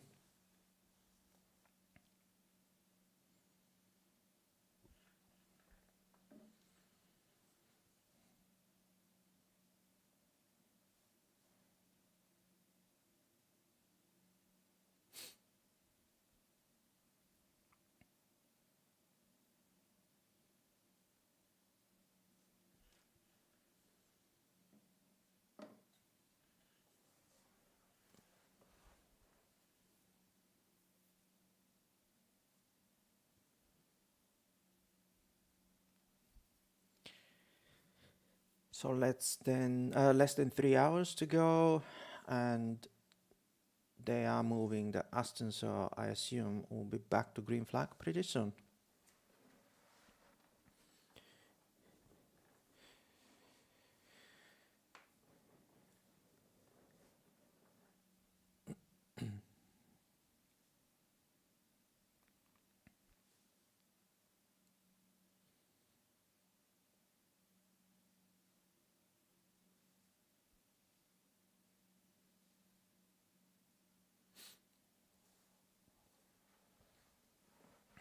Okay, the Williams is the first car out. So let's go with him on board.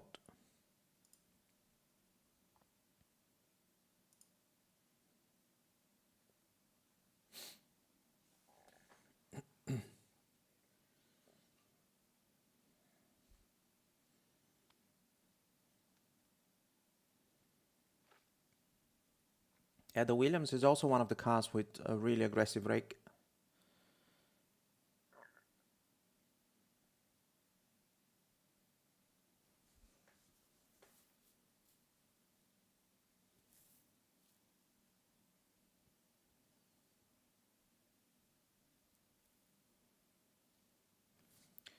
That's a replay of Piastri's on board. Let's see what happened. Lock up into one. Oh no.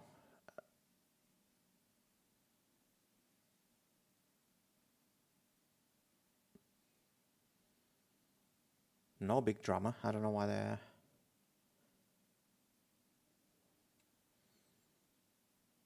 Okay, maybe it's the whole lap, so understeer into 4.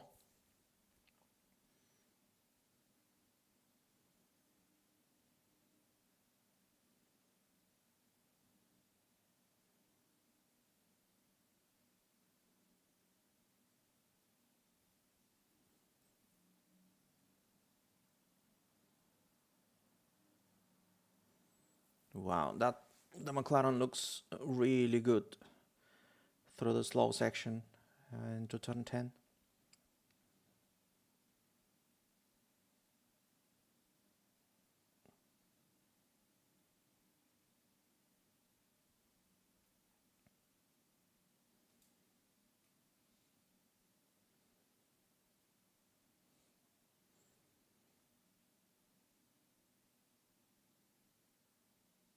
That's the McLaren was moving so much underneath him throughout this lap. What was the lap time he did? So that's a 1:35.5, but there is just so much pace, so much time to be found. Apart from the slow section around turn 10, the car was just nowhere.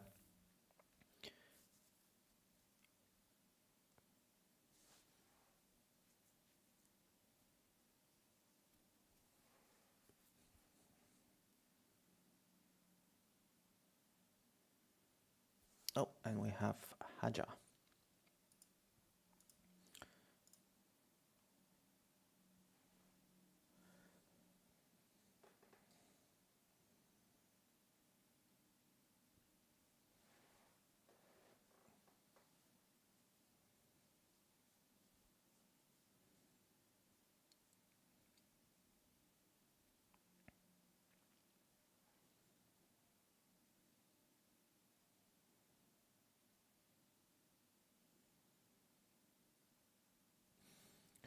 There was so Crofty is reading a question. I don't know, social media, I guess. So someone is asking, why wouldn't the teams just fully charge kind of the batteries of these cars before the start, so we don't need these 10 seconds of revving? But the issue is not the charge of the battery, because the way the new kind of launch of these cars is going to work is actually you're not engaging the electric power until 50 kilometers an hour, if I remember correctly. So this initial jump to 50, you need to do it solely on the combustion engine power. And the problem is the turbo of that combustion engine, you cannot spool it up. There is no more MGUH. So there is no electric power spooling the turbo. So they have to just keep revving to get the turbo spool to get the optimum 0 to 50 So then the electric power gets engaged. So it's not something the teams can do in the garage.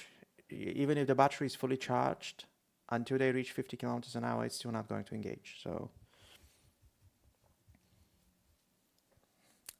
I mean, I know it's not a question somebody on chat asked, but I'm answering on behalf of Anthony Davidson and Crofty.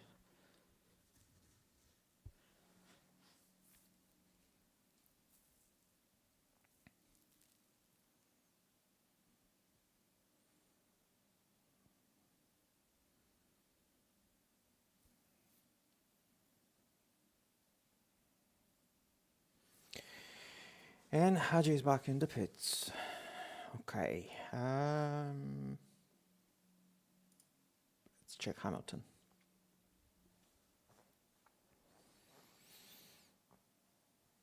Oh, so Hamilton is in a good lap. 2 green sectors and only half a second off Leclerc. So this should be a fast lap.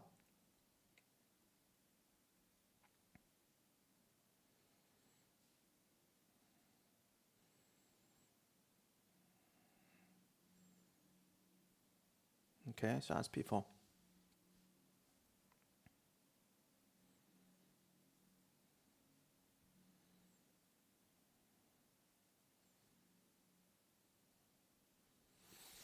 How far off was Lewis?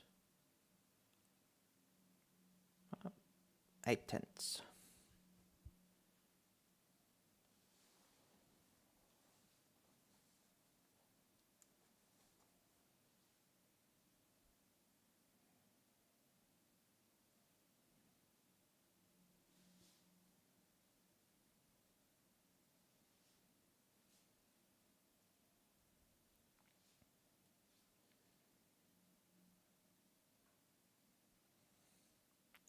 Yeah, so they're talking about the fuel, and actually what I was reading yesterday, it seems like only because they have different companies supplying the fuel for the different teams.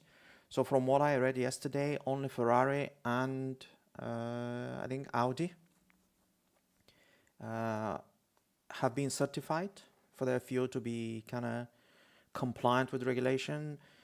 Obviously, Ferrari is using Shell, and I think Audi was BP, if I remember. But I don't know what about the other teams. Obviously, you have Aston with Aramco, the Mercedes engines with Petronas. But so far, it seems like only 2 of them have been certified. So I don't know. I also didn't know that. I knew that all these title sponsors are providing, let's say, oil and fluids, but I actually didn't. I didn't know that they're actually providing the fuel itself. So yeah, so I don't know. I have to read on that just to see what is the deadline for them to actually get certified. Because if they don't, then what do they do?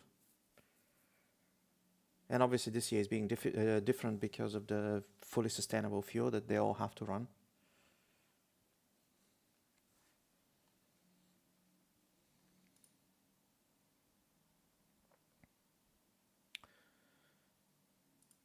So interesting.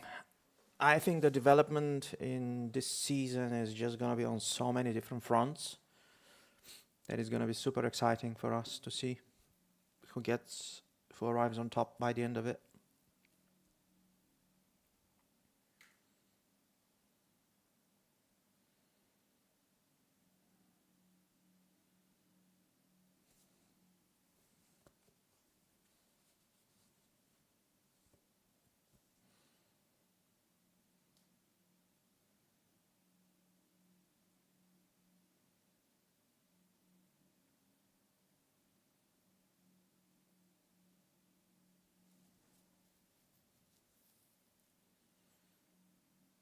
Okay, they're actually saying that 18 days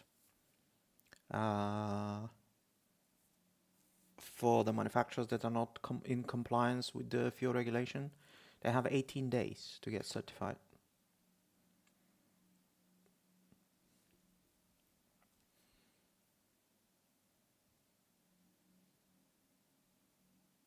$18. Isn't that race 1 in Melbourne in 18 days? Surely there must be a deadline before that. They can't just turn up in Australia and get, well, disqualified.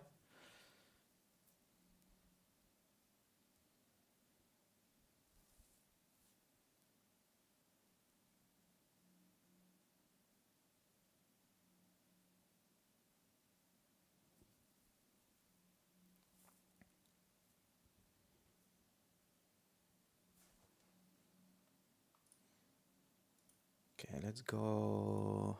Russell is running fast laps.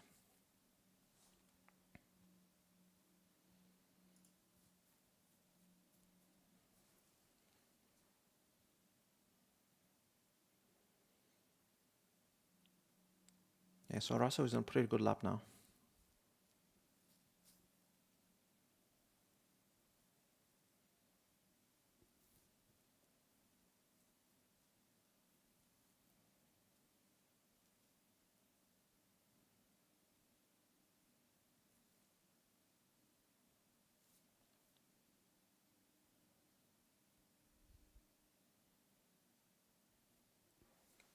Super clipping for Piastri.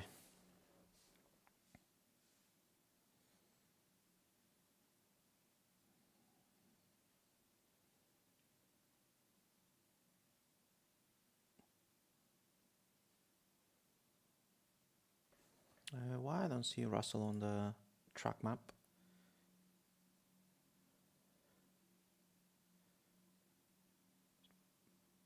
Is he back in the pits? Yeah, so he's getting out of the pits.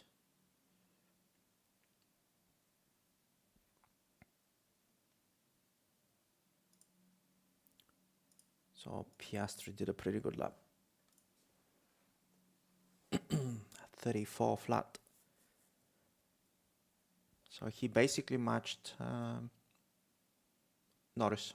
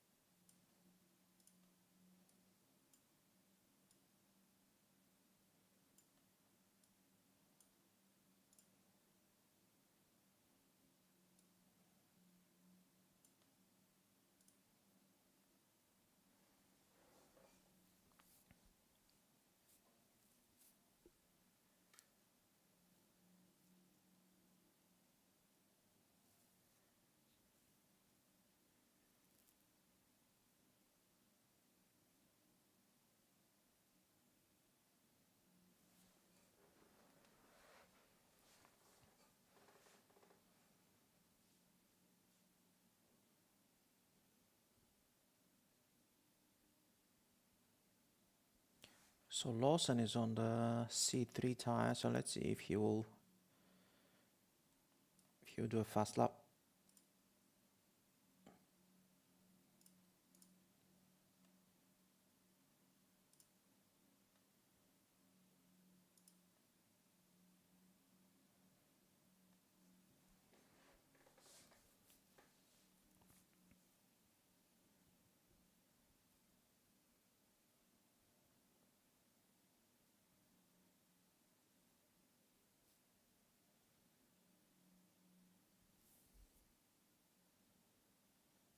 Yeah, so the track temp continues to get down and the lap times are getting faster and faster.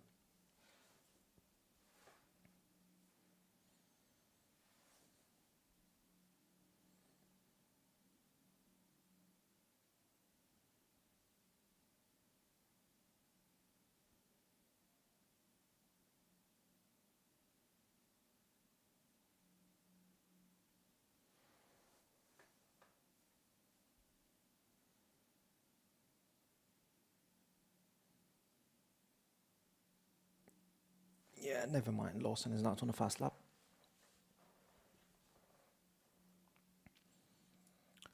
Let's see.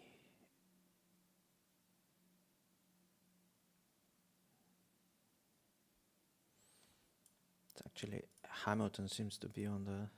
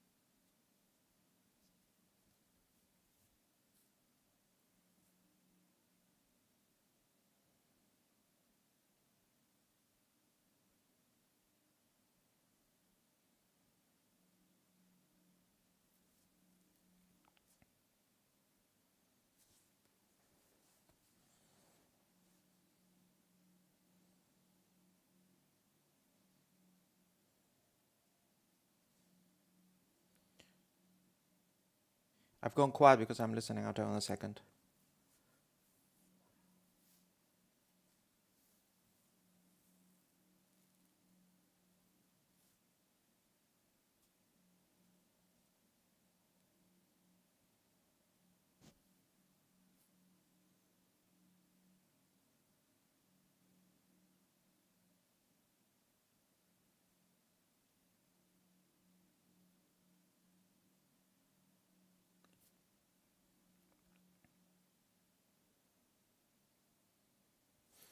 Okay, so it seems like there was a high-level meeting between the teams, FIA, back to what we were discussing earlier, whether they might be changing the launch procedure or not. So they're saying that essentially a decision was made that no immediate changes to the regulations will be taking place. And they're satisfied with the initial feedback both from drivers and teams.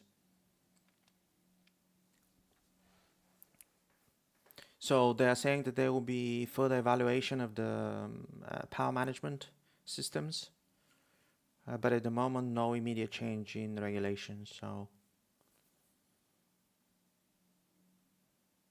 that is that. Basically, FIA is saying get good to the teams and drivers. And the drivers gave feedback that the cars are kind of not necessarily more comfortable, because that's, comfortable in a Formula One car is probably just not the way to describe it, but, with the porpoising that we used to have in the last few years. So they're saying just the ride quality is much better, which is good. But yeah, no regulation changes for the time being, guys. We've got what we've got.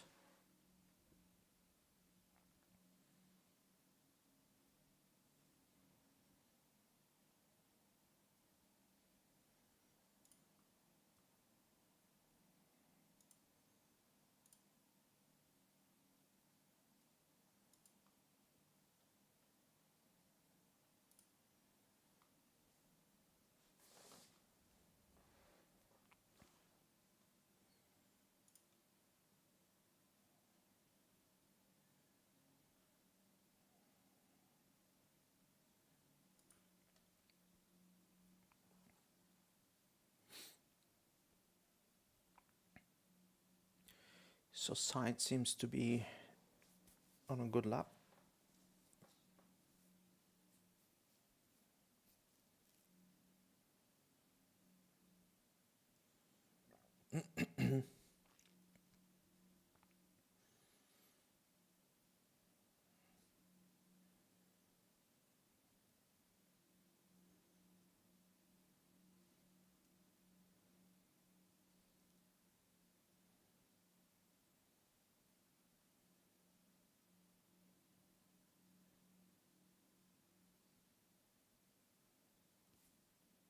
Yeah, so P7 for Williams.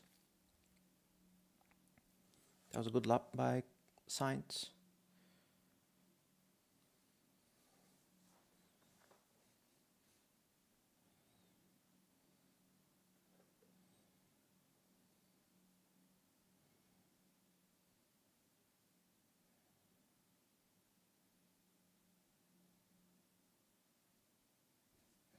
Yeah, so back to the feedback from drivers, they're saying that, the general consensus by the drivers is the cars are just, being lighter, being shorter wheelbase, smaller, narrower.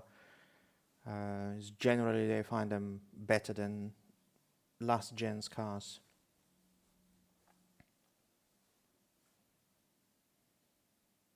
That's good, considering how many videos with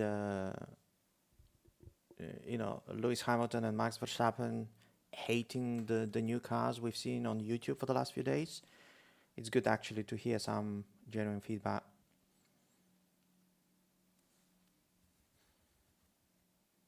And as I said earlier, I am sure that they will extract much more speed out of these cars, and it'll be good.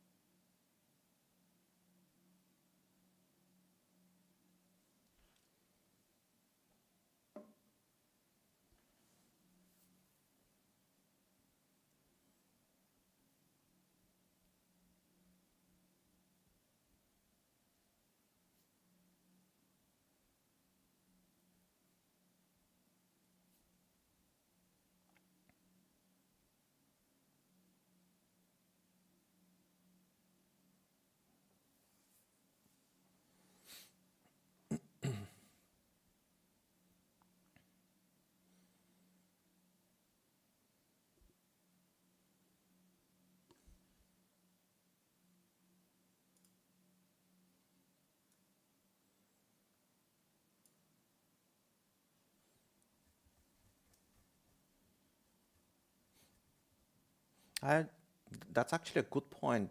Leclerc's fastest lap time, the 1:33.7, which is just 1/10 slower than Antonelli from last week.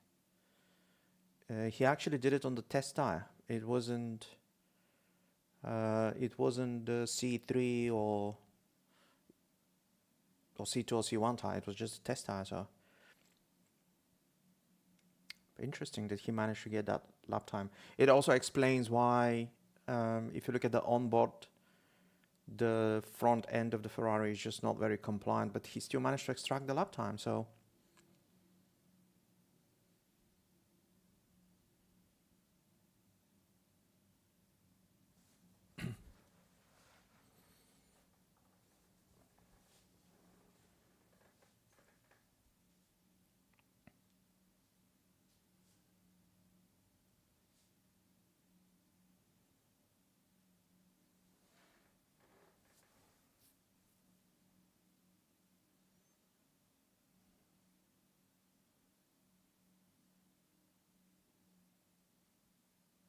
it's crazy that these cars are getting down to second gear in turn 14, 15.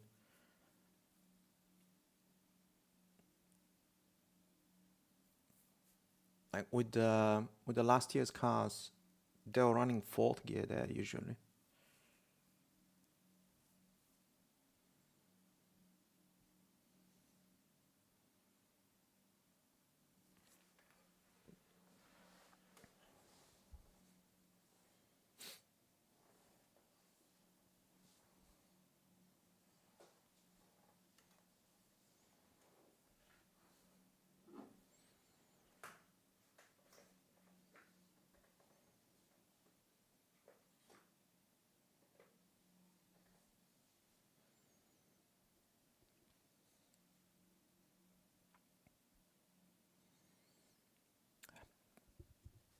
Piastri is on the C2 tire, so I assume he's doing a race run. Yeah, so that's 9 laps on this tire.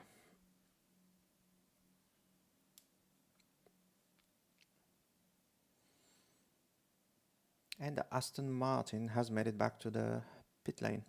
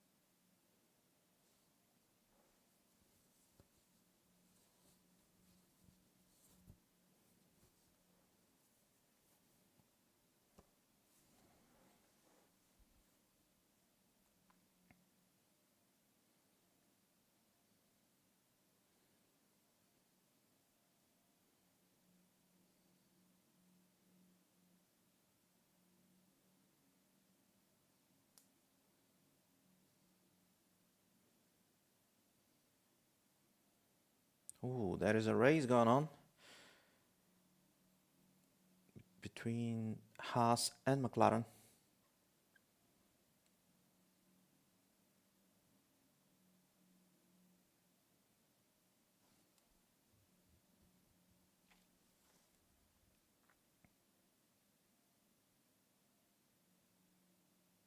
Yeah, so again,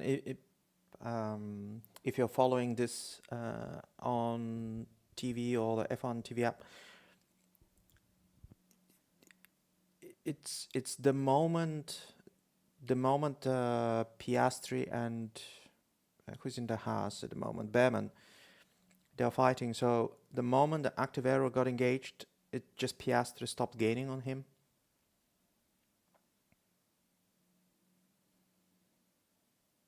So I don't know if at the end Behrman let him by or Piastri engaged the boost button. It's very interesting. I can't also wait to the actual footage where I'm sure that they'll work out how they show us these graphics.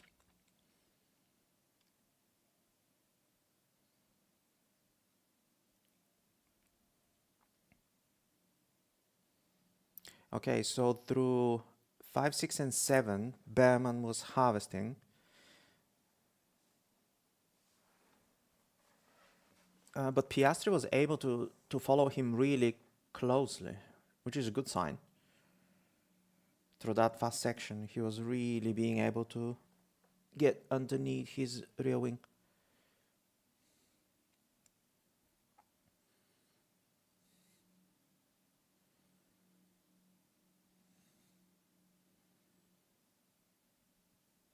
Yeah, good point. So it looks like that overtake was done via the boost button by Piastri because he went into 8th gear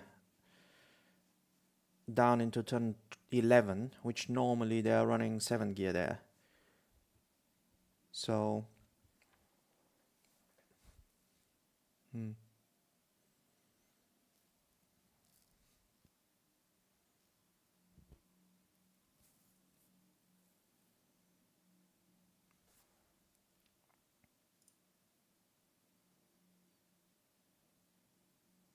yay, we have Cadillac. It's first laps for Bottas today.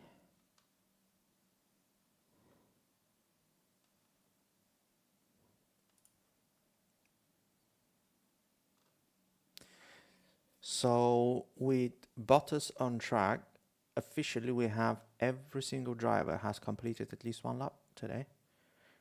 Obviously without Max, but Max is not driving today, so.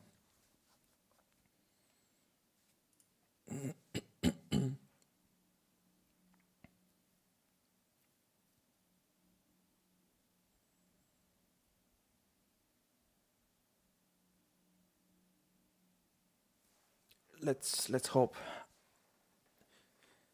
Let's hope that they can do some running.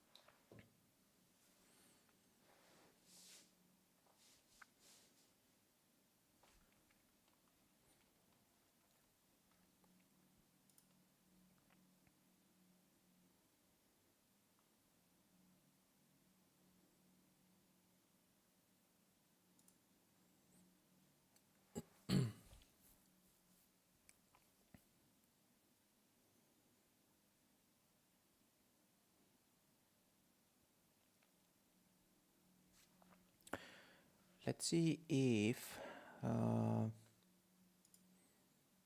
there are any changes to the speed trap.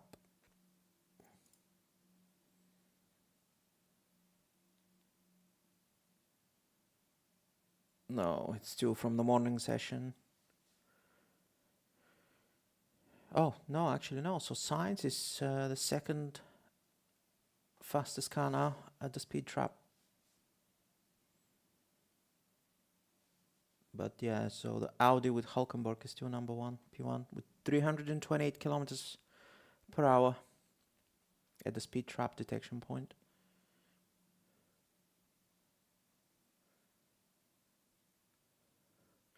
What's interesting is that at the end of Sector 1 and Sector 2, all the finish line is actually not Hulkenberg, the fastest car.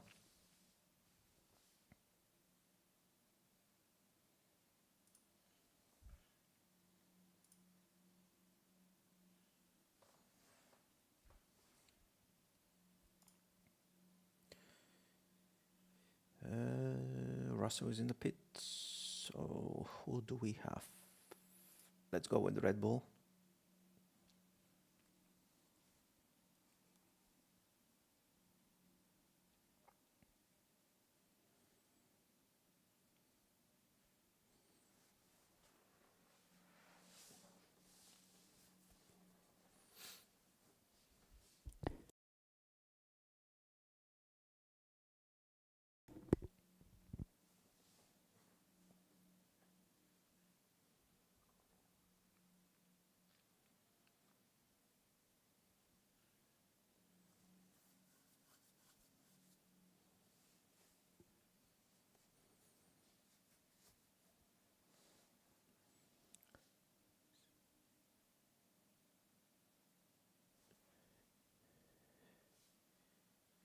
So some breaking news about Red Bull and Haja in a minute from now. So let's see what the news are.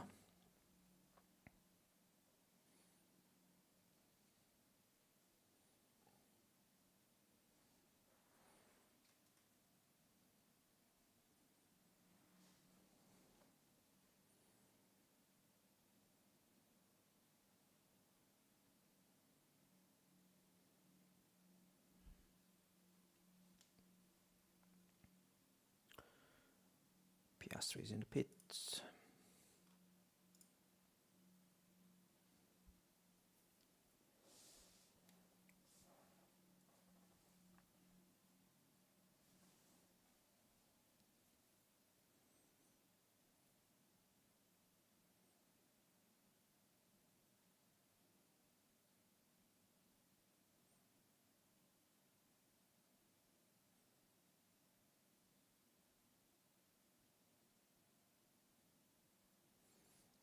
Oh, statement from FIA.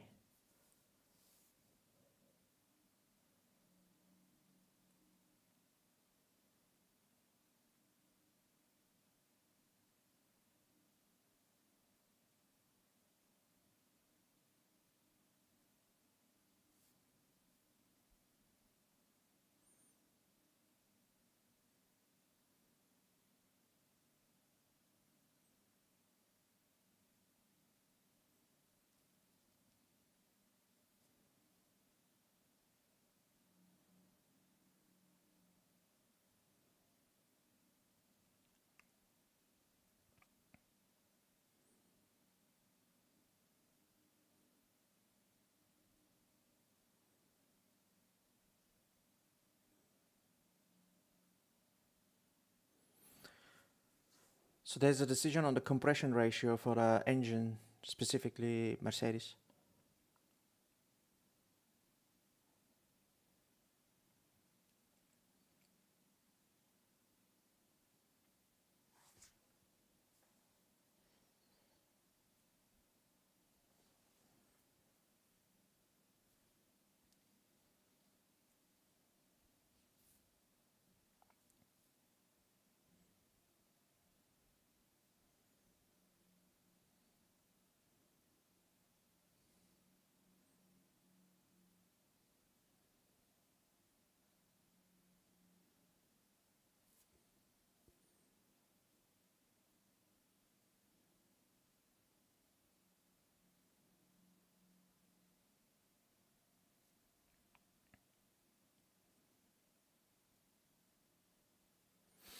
Okay, so a bit of backstory because I don't know how much everybody is familiar with this, but if you don't know the full story about a compression ratio, so per regulation, it is a ratio of 16 to 1, but it's being measured at the moment only at an ambient temperature. And the story on in the paddock is that Mercedes is doing some clever trick that during operating temperatures, actually they're able to increase the ratio to 18 to 1, up to 18 to 1. And so now that within the next 10 days, there will be a vote. I don't know if it's just going to be the teams or FIA as well. I don't know who is taking the vote, but there will be a vote whether they should introduce a compression ratio measurement at operating temperatures as well, which is 130 degrees. And if they enforce that rule, then Mercedes will have to essentially tweak their engine, because at the moment, under operating temperature, it seems like they're increasing the ratio. So, long story short, within the 10 days, we will know what the outcome of the compression ratio and the Mercedes engine is going to be. And what they were saying is that if a change is to be made, I think they were saying it will be changed in the sense that a measurement will be introduced at operating temperatures. It seems like that's going to take place starting since August, as far as I understood the way Crofty read it. But after the stream, I'll also check. I'm sure that there is some official statement on the F1 website. But yeah, looks like soon we'll have a resolution to the legality of the Mercedes engine.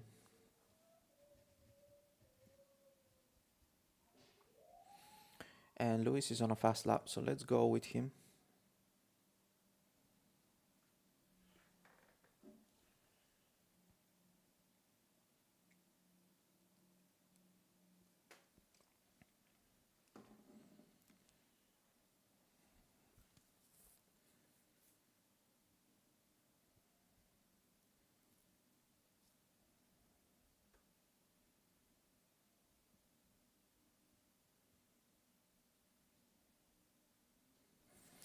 Yeah, Lewis definitely pushing out of 14 and 15.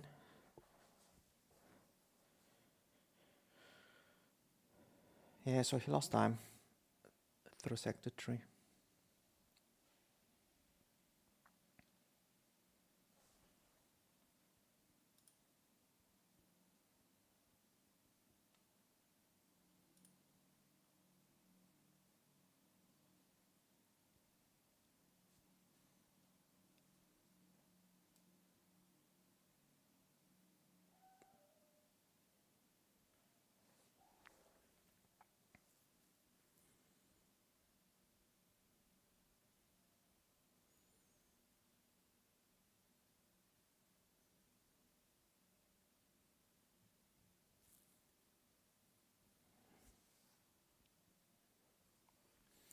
So we have only 2 cars on track at the moment.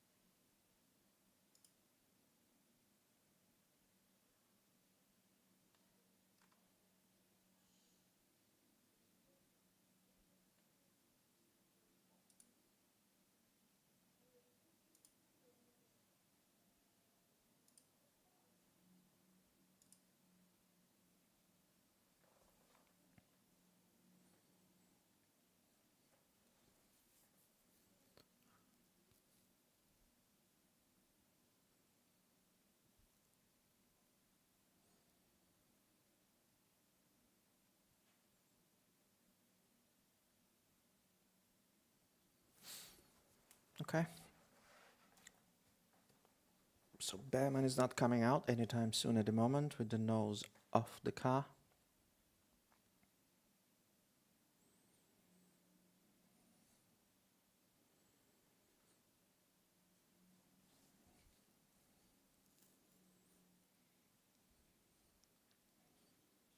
It seems like generally less running than last week.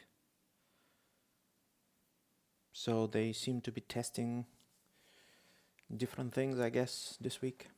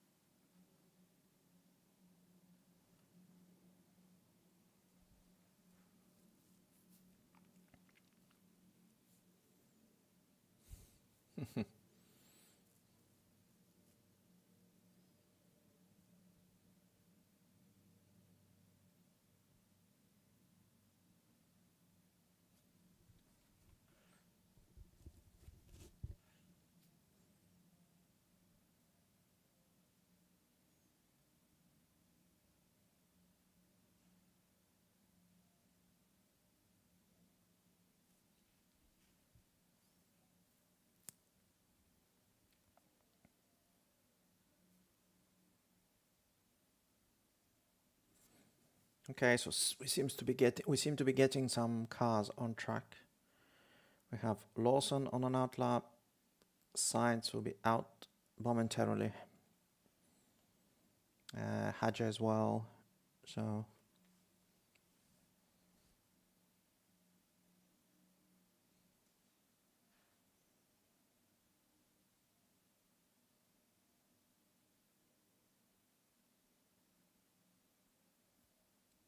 I was just about to ask if anyone knows any details on the prototype tire for the test. But even the commentator said that we have no data on the tire. Is it soft? Is it hard? So if they don't know, then I suppose we don't know.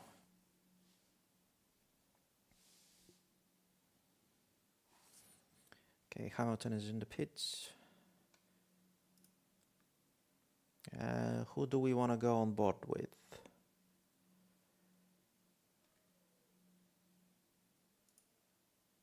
Let's go Hadja again.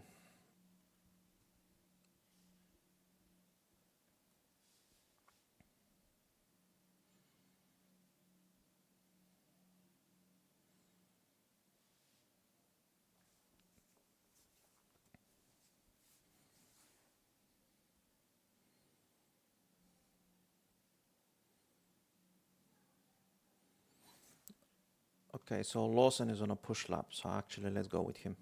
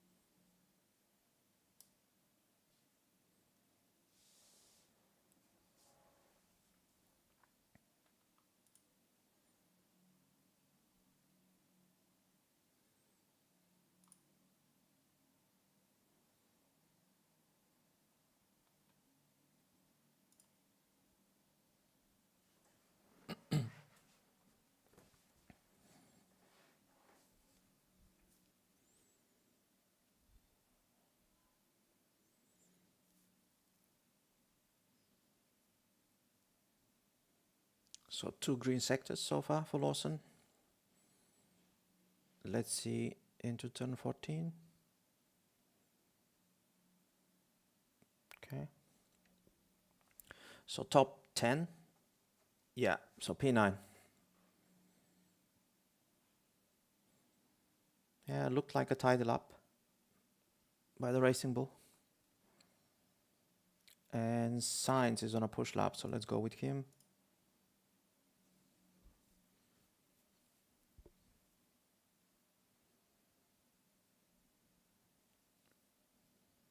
Now that's exciting. Finally, oh,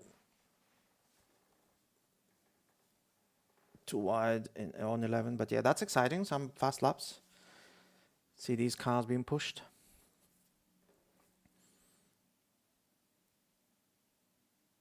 But yeah, Sainz's lap is gone. Turn 11, too wide.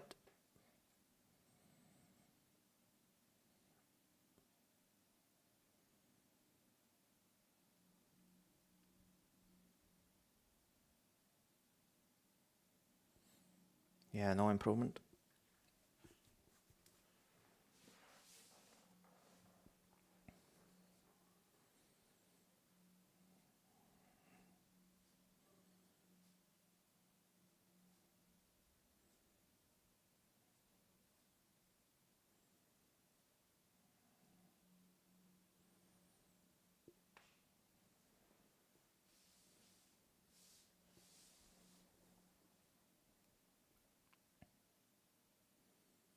Ooh, oversteer on throttle out of 11.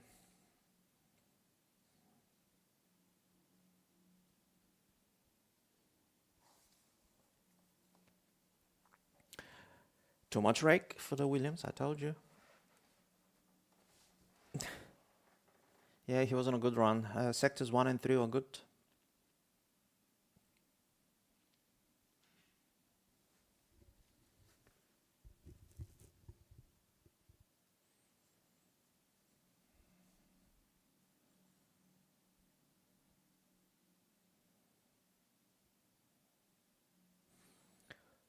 Is that Colopinto? I think on a fast lap, so let's go with him.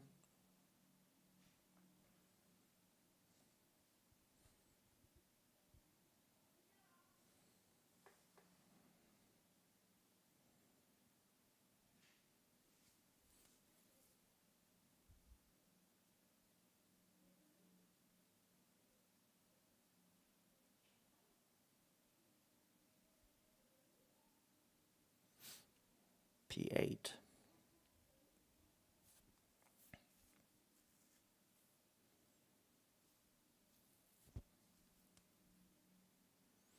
Oh, Piastri has a purple first sector. Let's see. And he's on the C3 tire.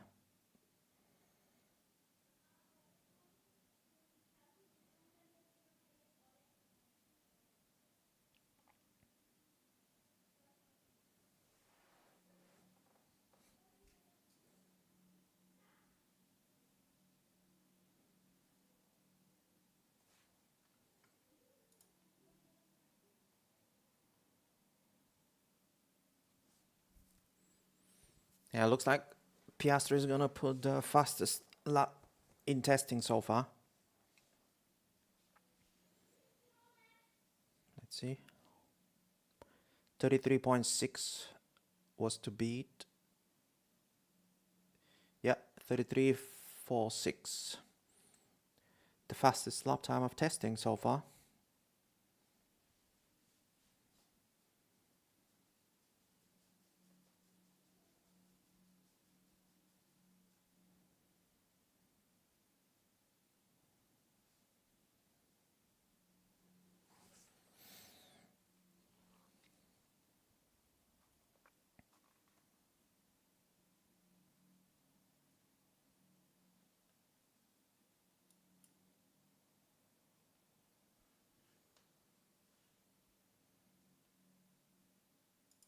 Okay, so Piastri will be cool down. So let's go with Bottas.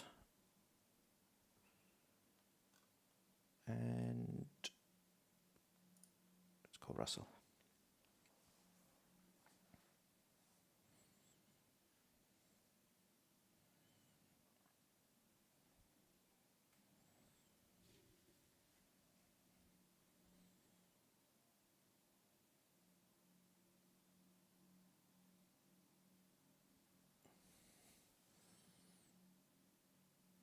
Yeah, big lift to turn 7 and then lock up turn 8 for Bottas.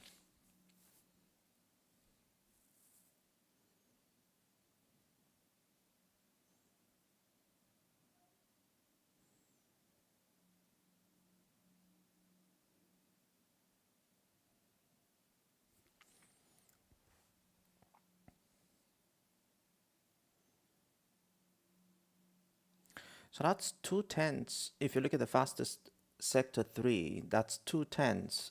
Piastri is slower than Antonelli. And Antonelli is the fastest final sector of everyone.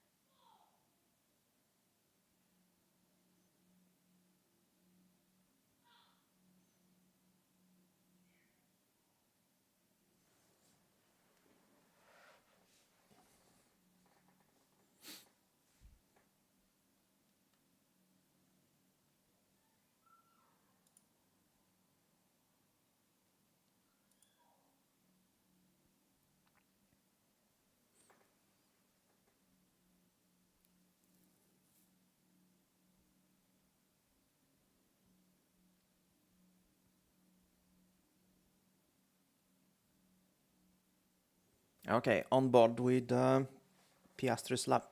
Let's see how this McLaren felt, or looked rather.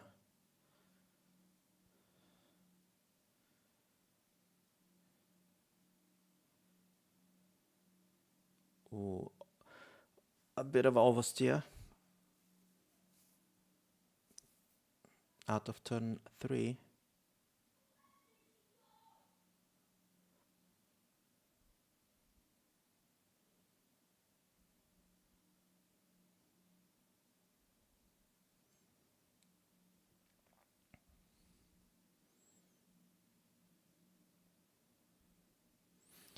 So turn 6 and 7 flat for the McLaren.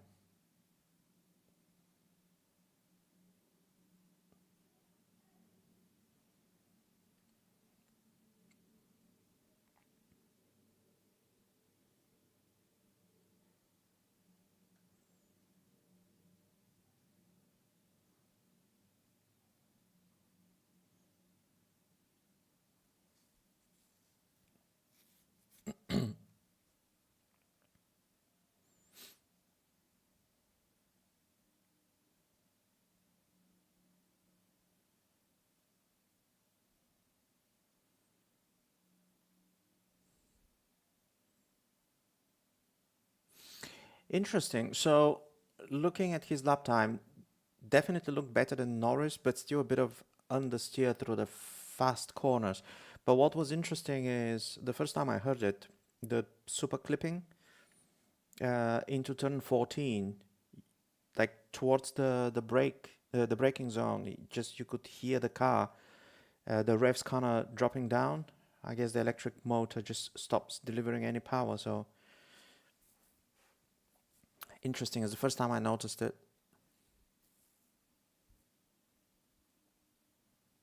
But yeah, good lap. A bit of understeer in the fast stuff, but overall good.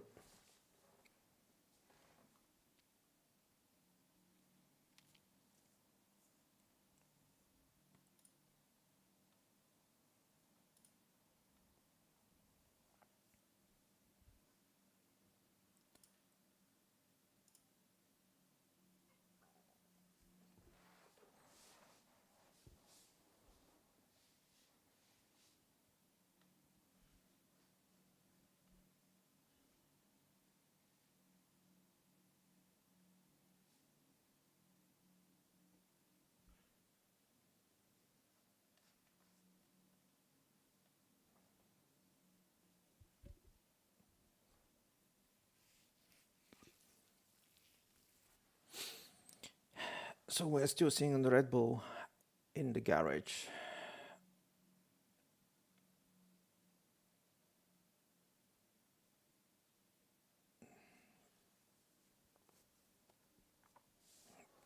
Doesn't look like Haja will be on track anytime soon. So Russell is pushing as well.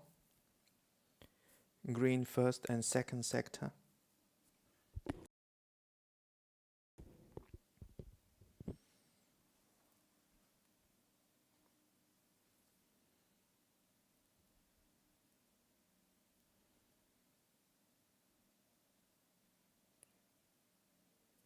Okay, so P3 for Russell.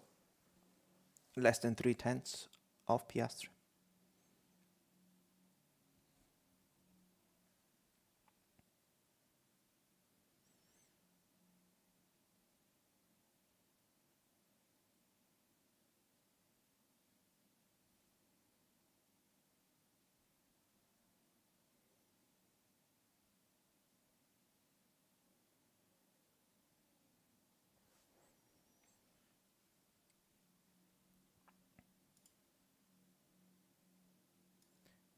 Let's see if the speed traps have changed a bit.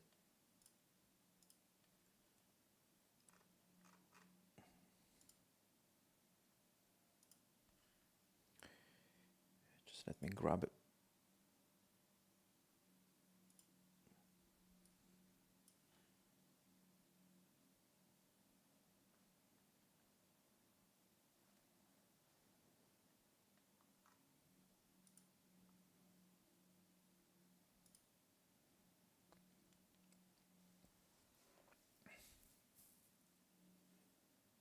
so no change in the speed trap.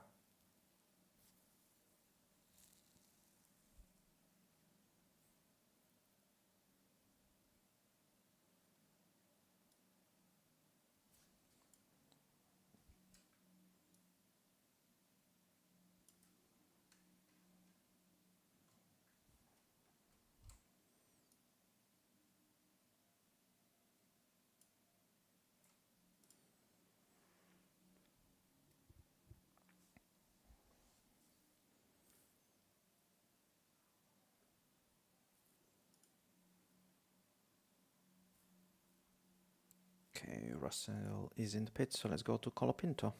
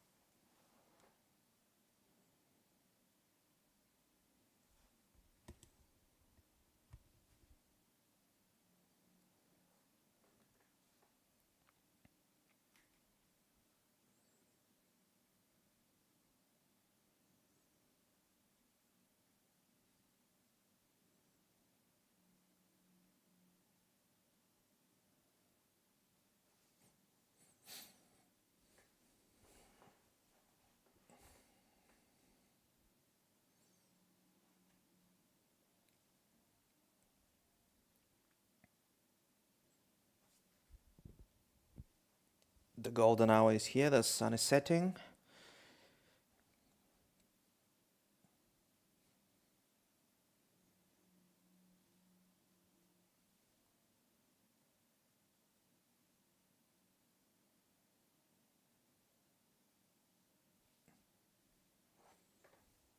What's the track temp at the moment?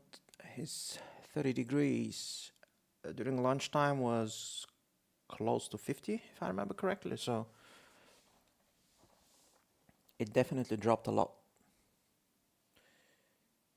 And the wind is also down. It used to be 5 kilometers an hour. It's down to less than 2 now. So the conditions are pretty good.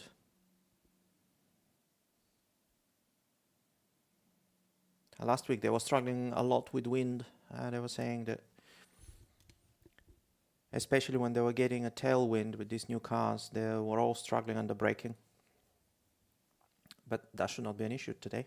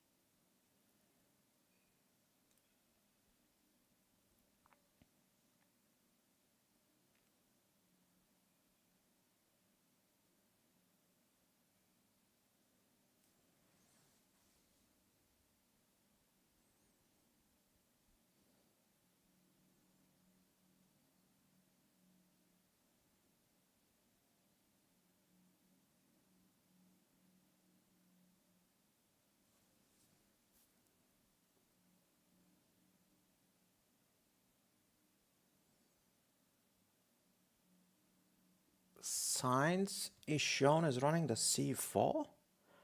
What's C4?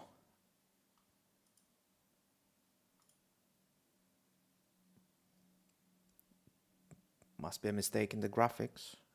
Didn't think they have the C4 tire.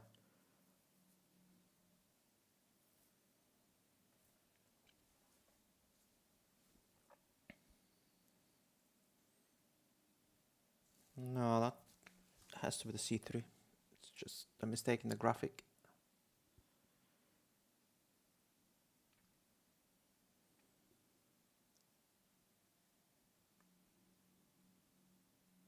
He is on a fast lap though.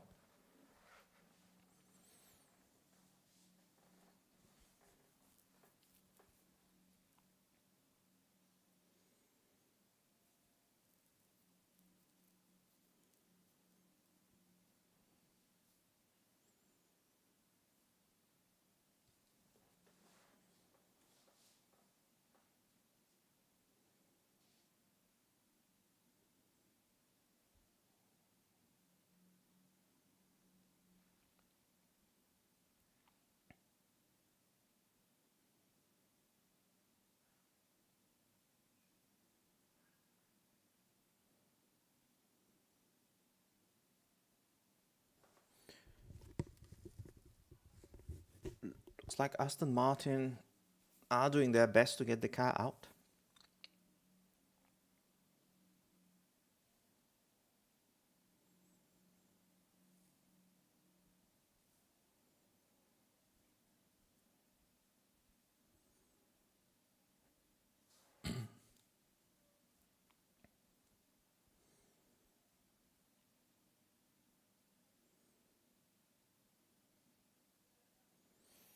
Okay, Lawson is going back into the pits. So who do we want to see?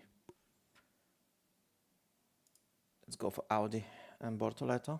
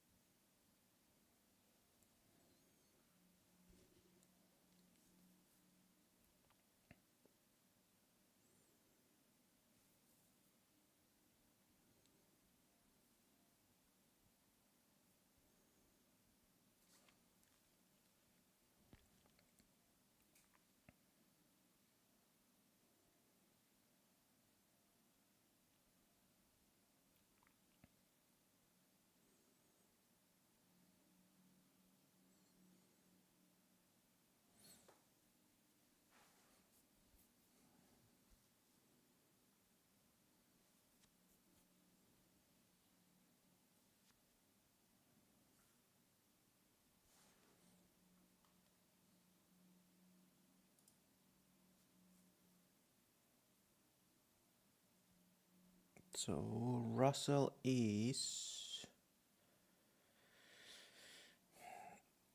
that's 8 laps, old tire.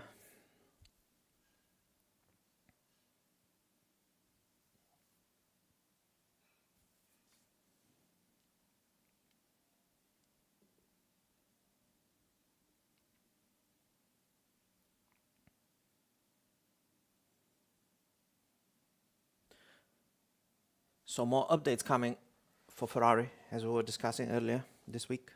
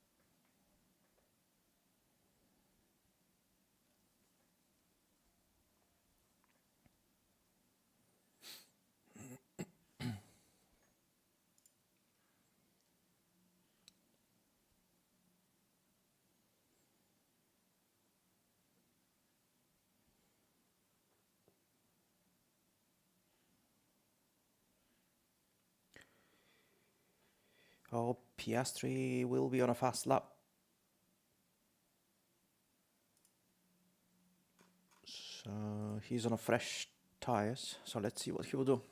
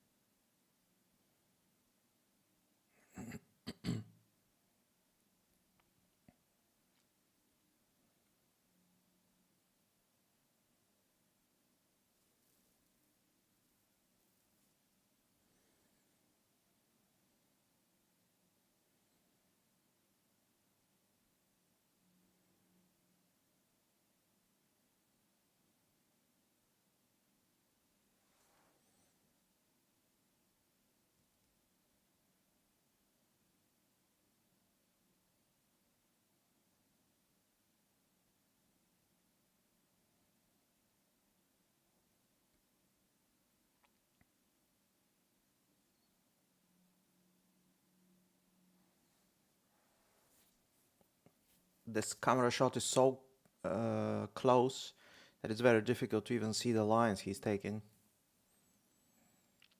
I guess it's good for spy shots, for the engineers to have a good look at different components, but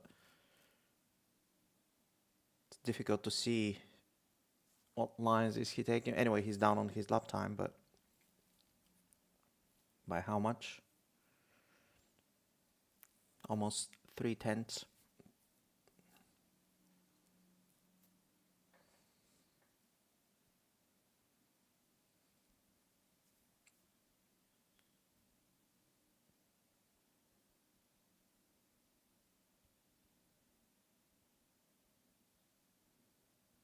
Oh, Aston Martin is on pieces again.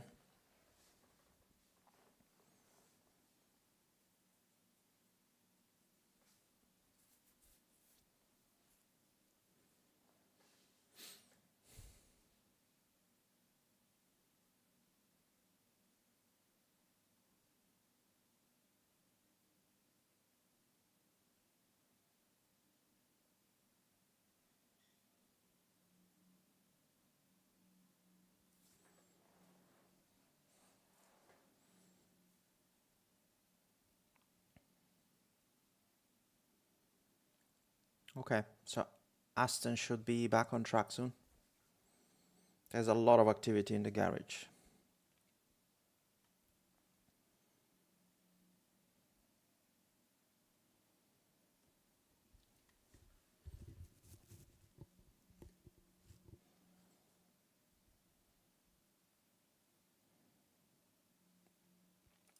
Let's go. Bottas is starting a lap.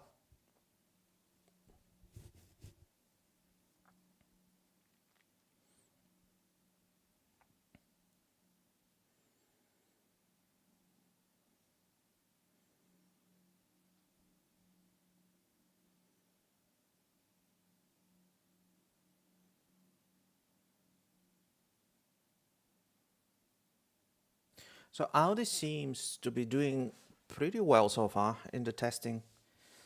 Looks like the two teams that are struggling the most are the Aston and the Cadillac, but Audi's doing pretty good, considering they also have a brand new PU in-house developed, so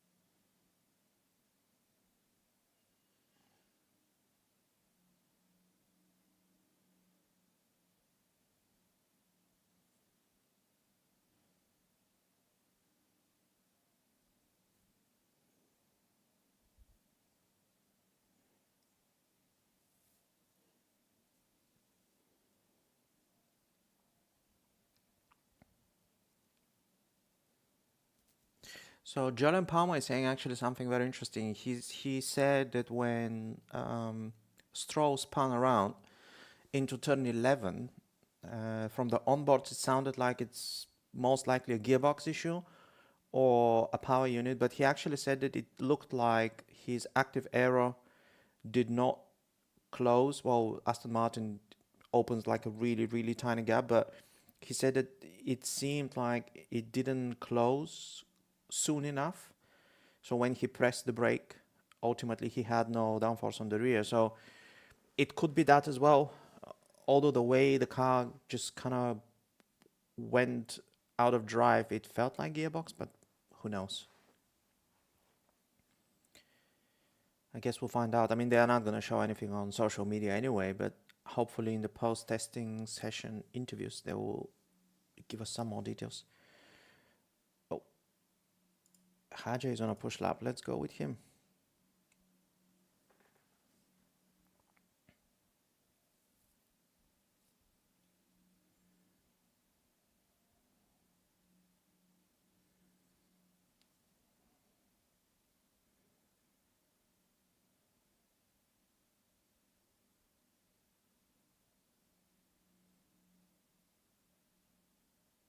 Okay, better from Red Bull.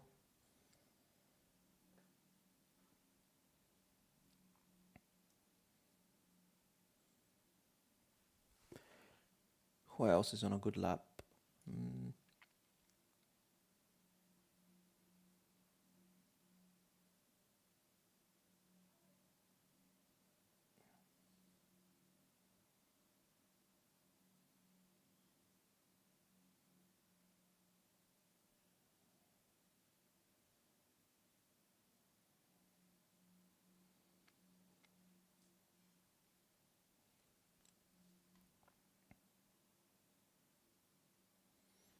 So they all seem to be on a long run.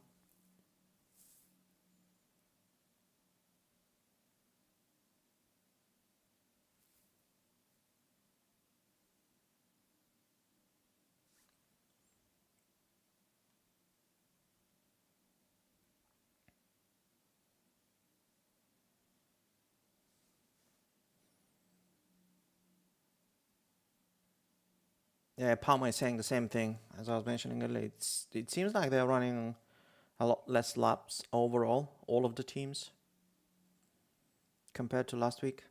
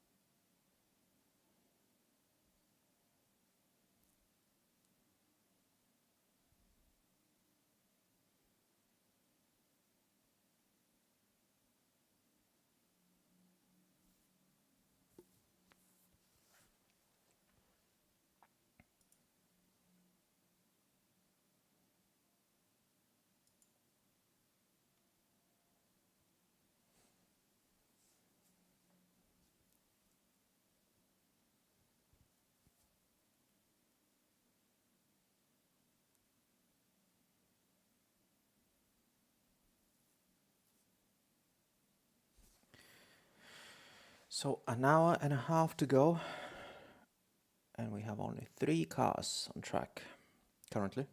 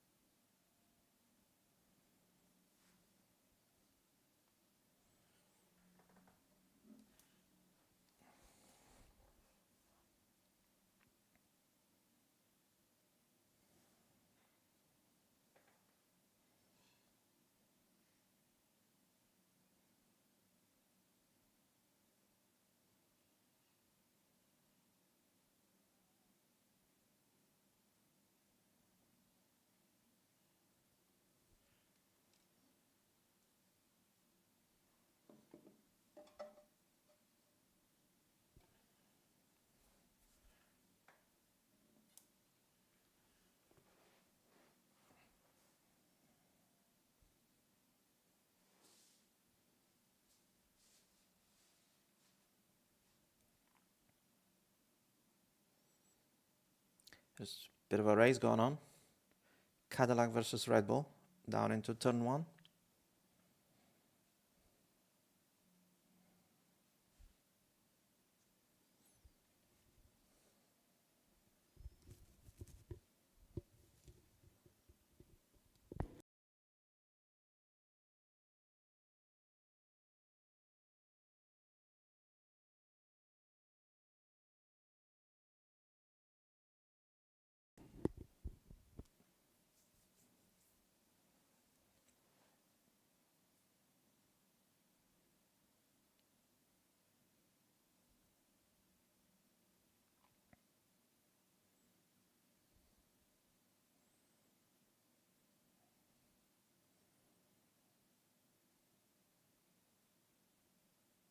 Wow, the Red Bull sounds so different. I think it's the first onboard I'm seeing.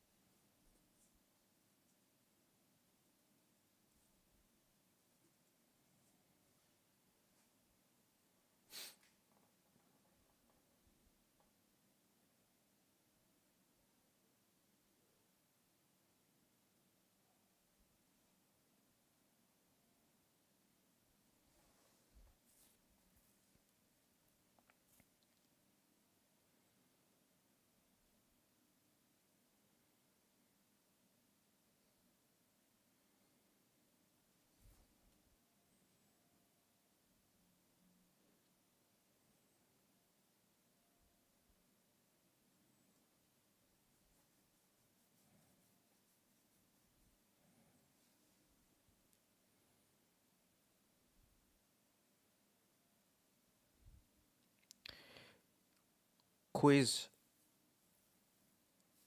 quiz. Let's see if chat knows how many drivers has Max Verstappen beaten in the second Red Bull seat, without counting obviously Haja. Yeah, so we're talking about teammates that Max kind of dispatched. Yeah, so he won against and they left Red Bull. How many?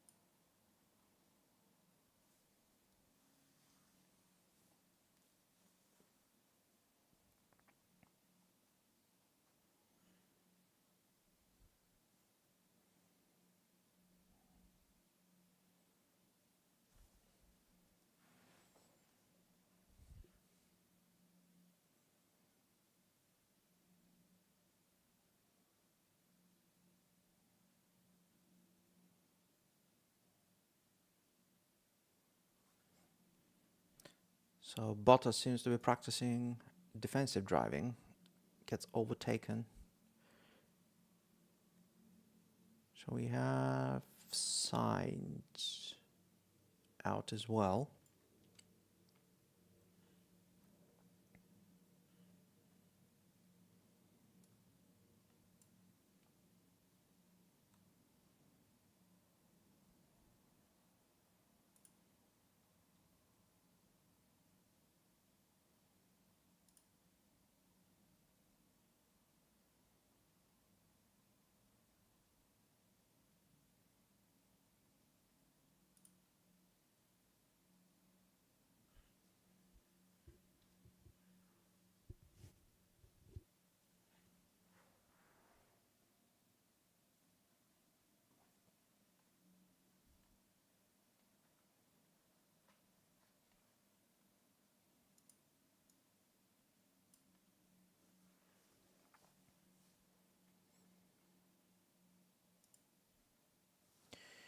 Okay, so let's see. Colapinto, is he on a fresh tire? What is he? Yeah, so he's on fresh tire, so let's go with him on board.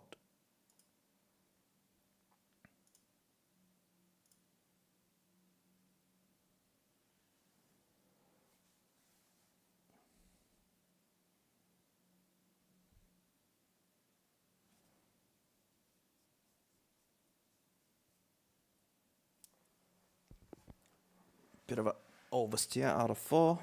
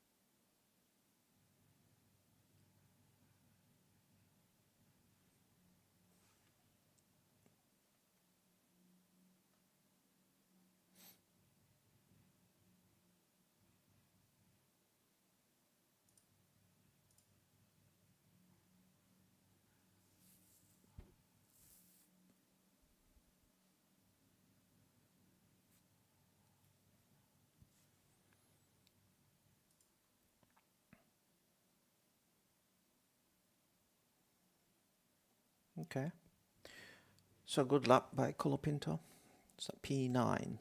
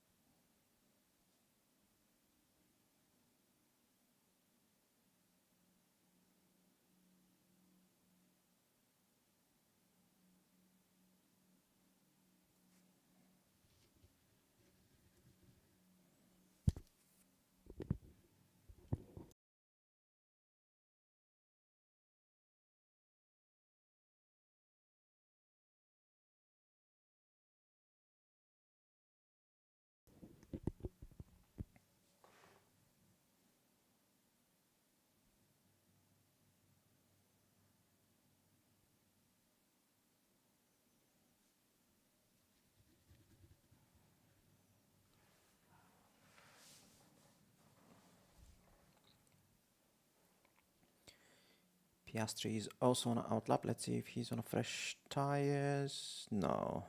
Six laps old tire.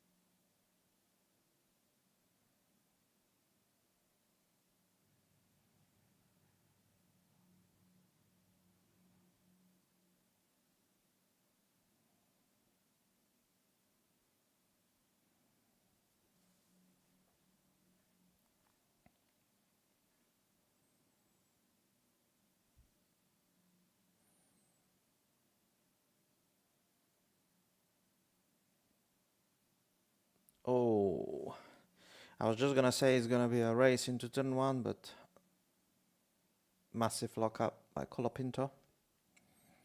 You can see them on the track map. They're getting close to each other, but yeah. A puff of smoke, massive lockup.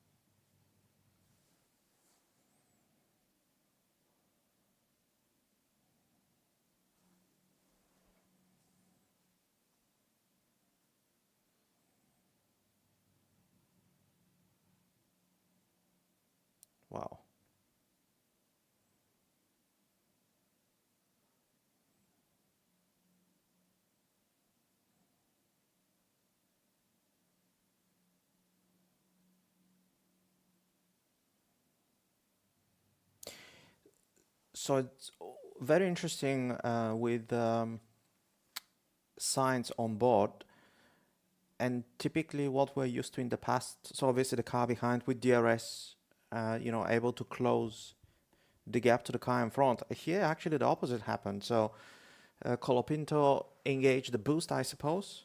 That's why he locked. But actually, you had Sainz in his slipstream and Colapinto pulling away. So it's definitely going to be very different watching them racing against each other, wheel to wheel.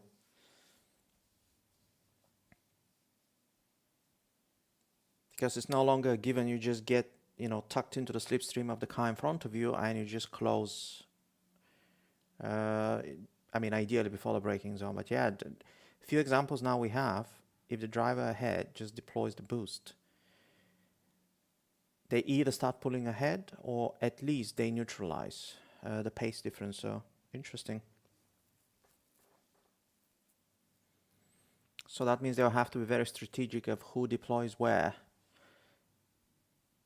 in order for them to line up a move on the car in front.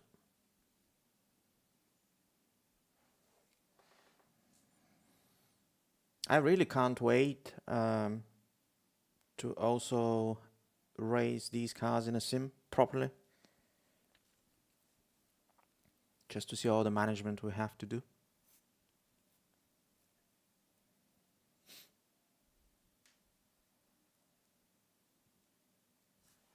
Okay, so after that lockup, Colapinto is in the pits. Let's go Piastri.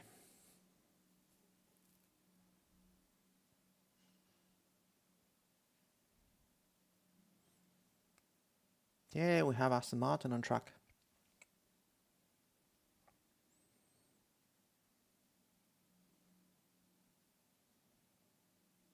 And immediately lock up.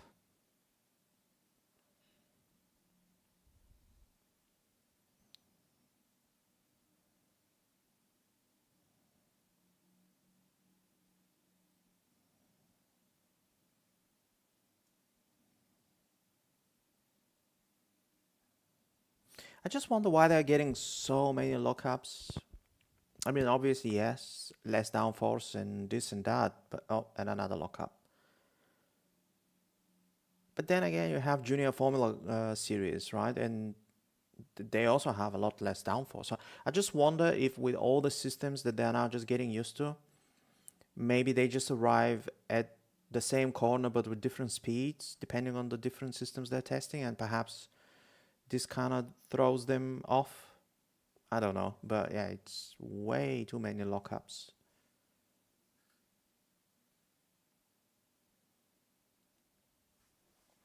Let's see, McLaren versus Williams.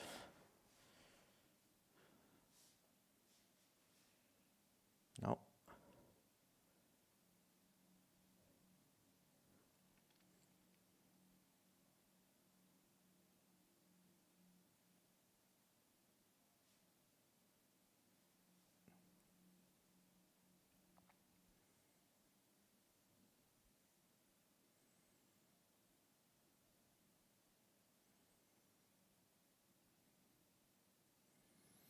But they can definitely follow closer, definitely much closer than last year. That's very good news.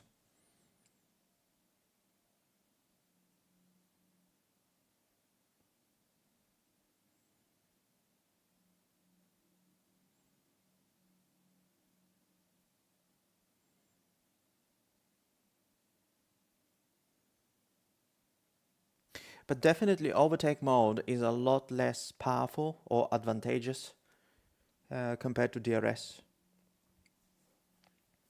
Because being so close to the back of the Williams and in his slipstream, you would think he would have a much bigger advantage on the straight, but he didn't.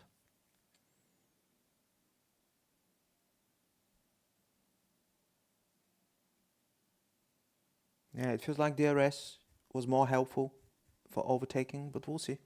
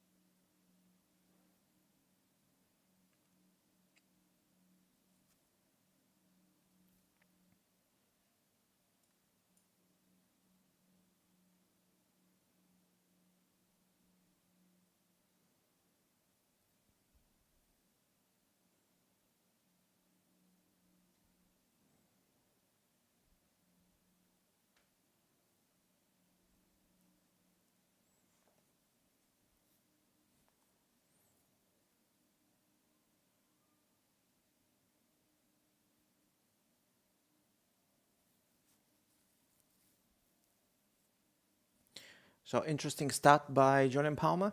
The last time Max was beaten by a teammate in a race, apart from DNF, was Baku in 2023.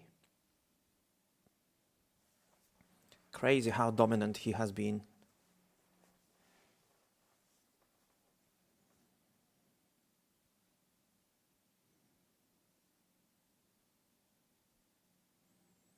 By the way, for the Red Bull fans in chat, who was the last driver to beat Max in 23?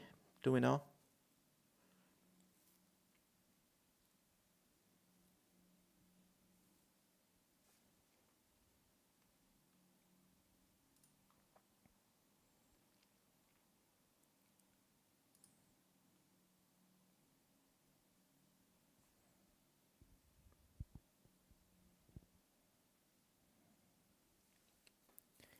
No Red Bull fans? Nobody knows the answer? Come on, who beat Max in 23? Where can you watch the testing for free? Oh, I don't know.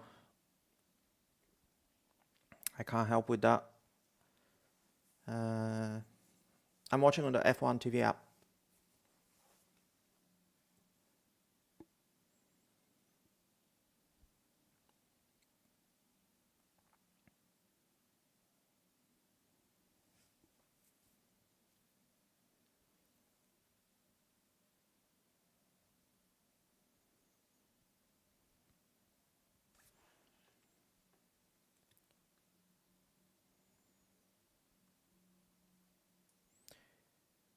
We have Mercedes out on a fresh set of tires.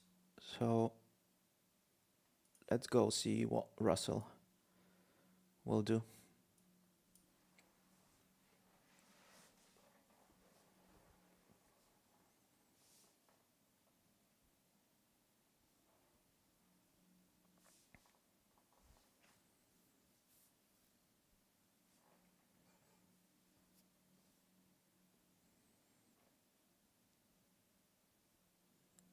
By the way, chat, let me know, because obviously it's getting dark outside.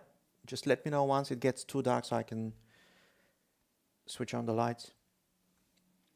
I think for now it's okay, but just let me know.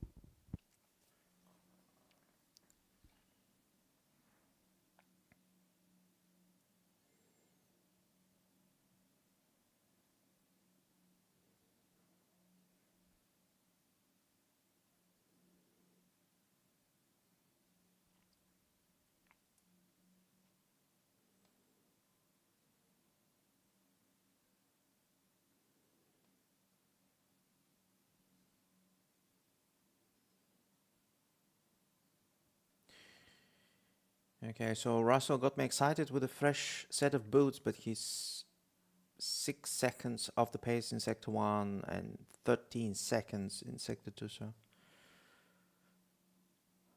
I guess an out lap, an installation lap, preparation lap, we'll see.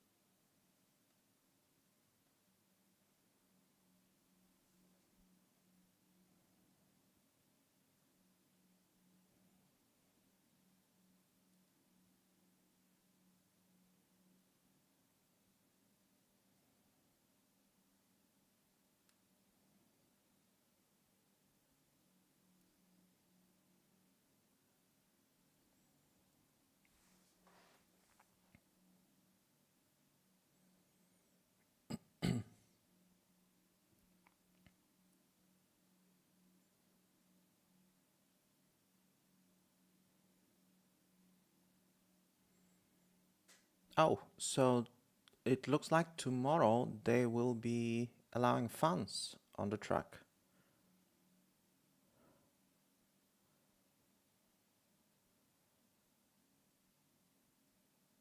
So if we have anyone watching from Bahrain, lucky, you can go watch them live.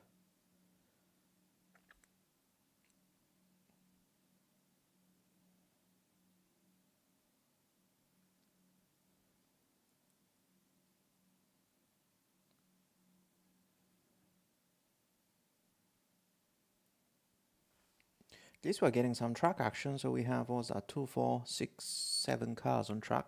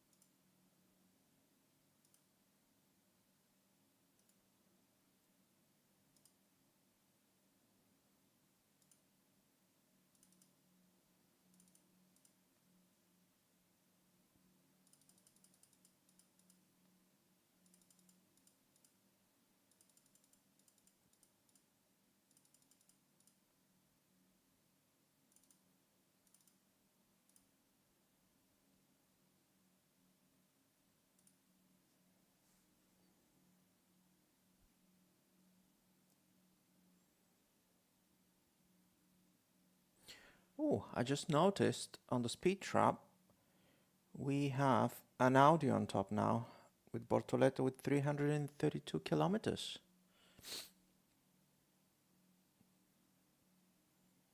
I think they were the fastest last Friday as well.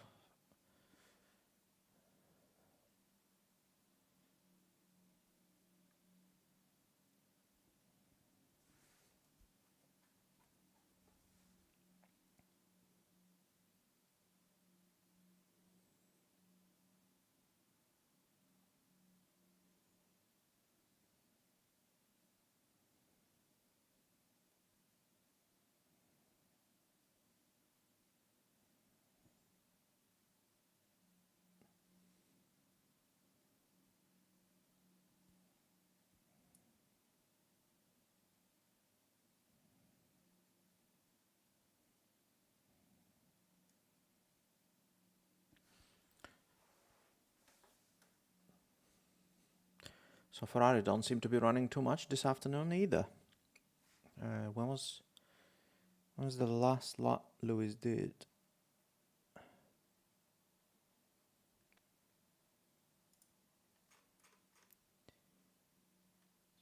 So Lewis.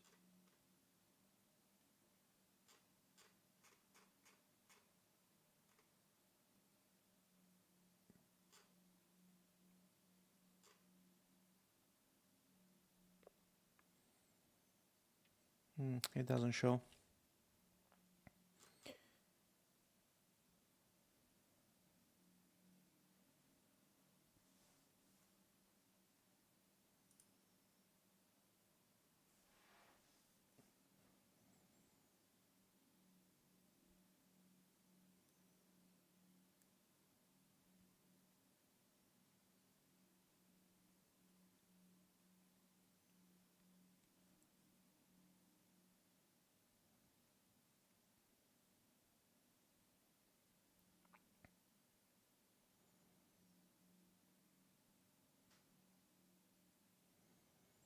So Stroll is again on a very slow lap.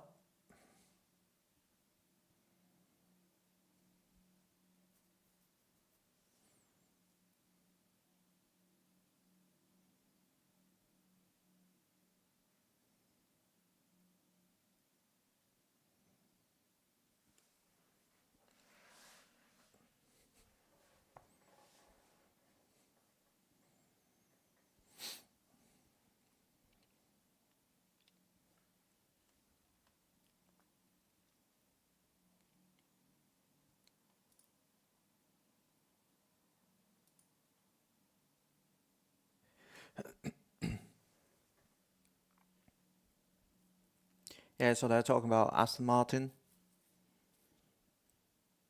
Back in 21, their kind of target was within 5 years to be fighting at the front, and it looks like they've moved the goalpost now and calling it a 10-year project. So I guess 5 more years.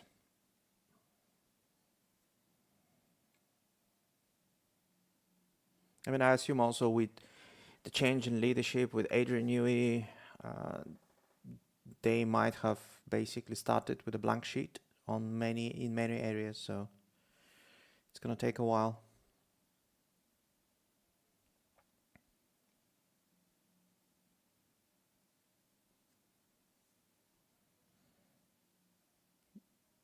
But someone was making a good point in one of the broadcasts. I mean, they're now a works team, Aston Martin, right? So they have their own engine supplier, their own gearbox. They design all of the parts in-house. They have the budget of a works team. They have the facilities, the factory, arguably the best car designer in the history of Formula One. So they definitely need to do better.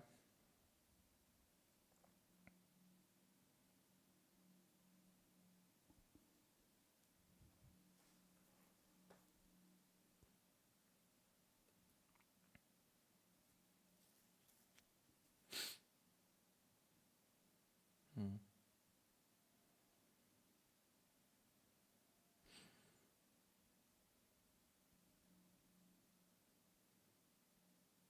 I just wonder if Alonso will retire before we see a strong Aston Martin. Actually, let's put that in a poll.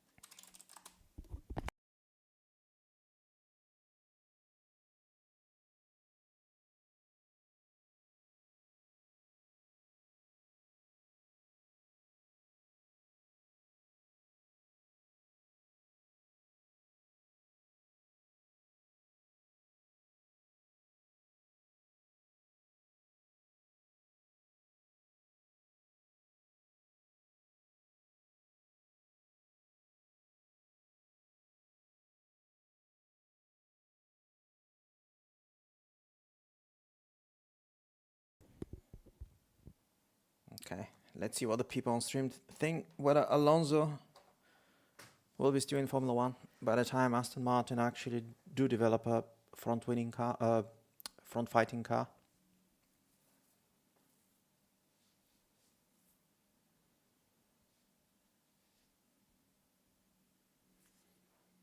Okay, Piastri is in the pits. Who do we want to see the telemetry from?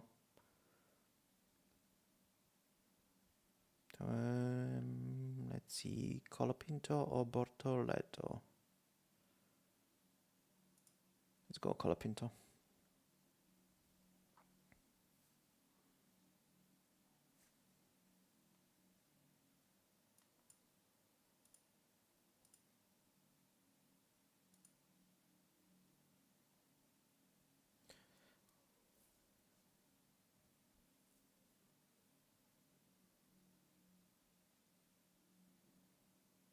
And another massive lockup for Stroll.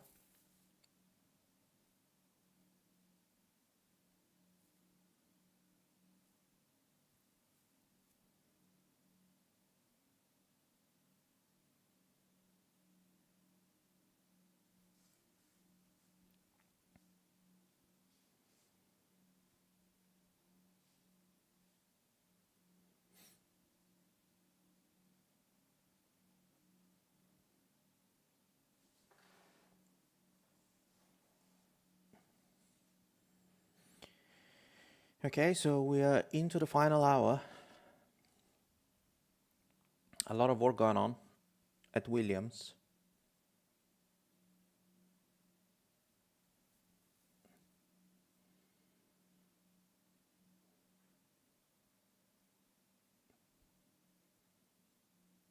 Not really what they're doing on the wheel.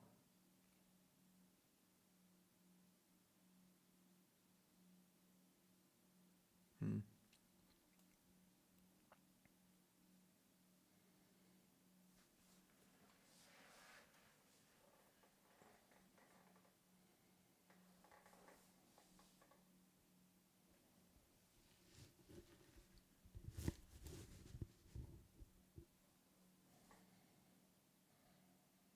Okay, we have Haas back on track with Behrman.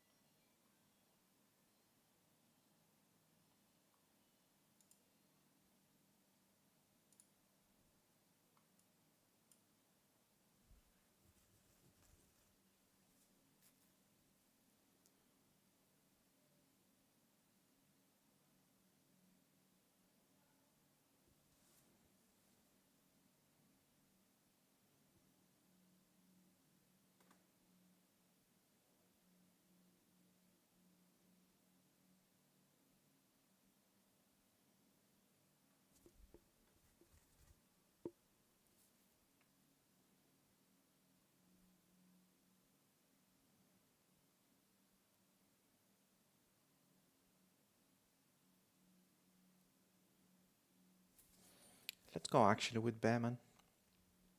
Colapinto is on the prototype tire as well,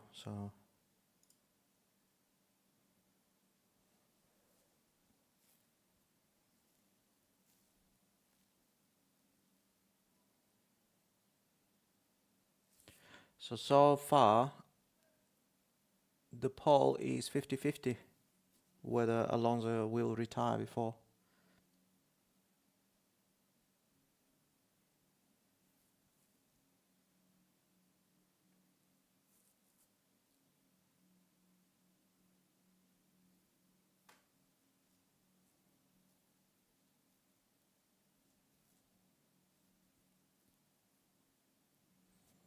Oof, Batman is back in the pits.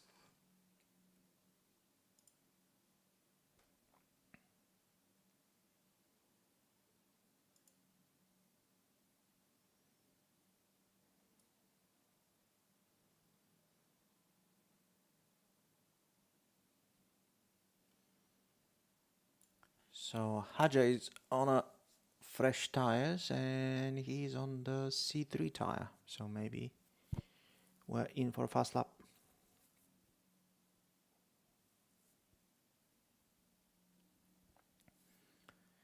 Okay, so far the result 67%. Alonso will retire, 33%. He will not.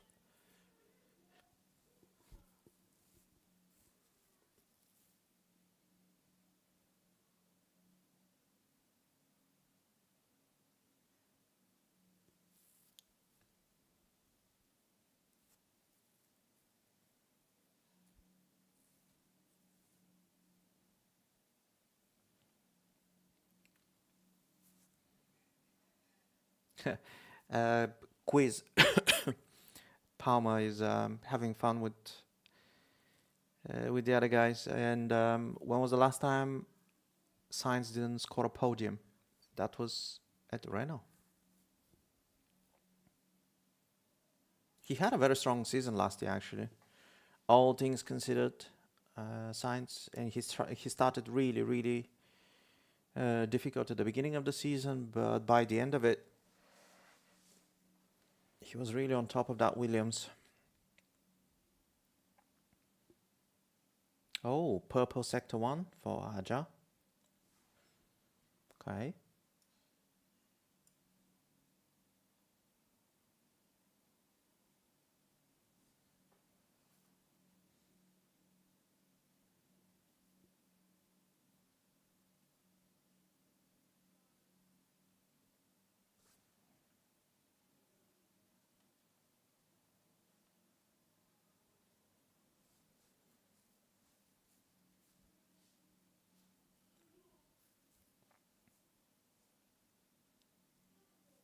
Let's see, into turn 10.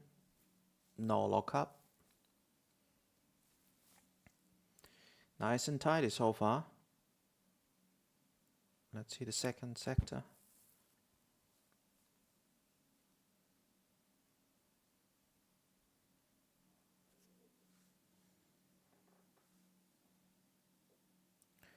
He lost a lot of time in sector 2.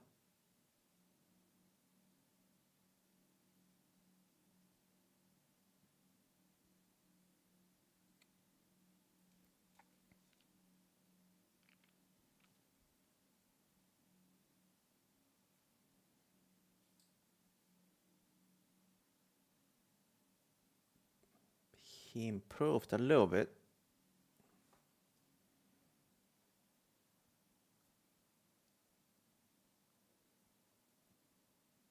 Yeah, so he was quick.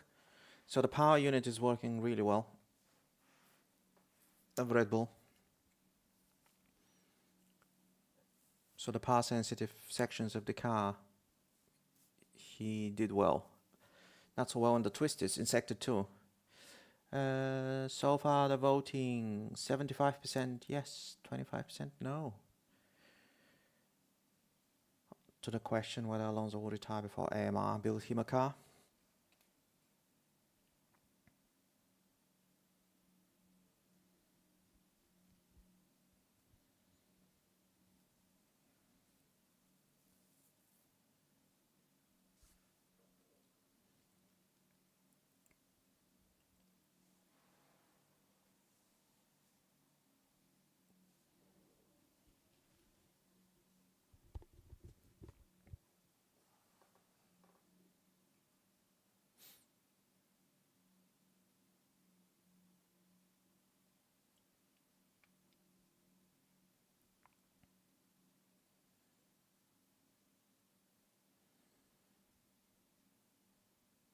It's crazy how much the track temperature went down. In terms of air temperature, we have a difference of about 2 degrees. And the track temperature is over 20 degrees difference. So we should see some fast laps now.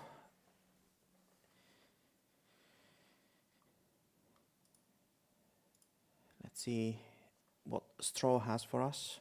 Green first sector.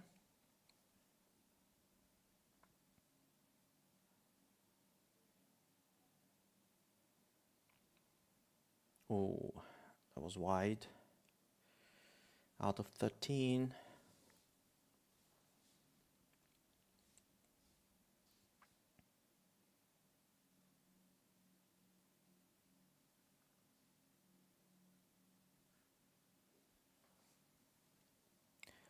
So improvement.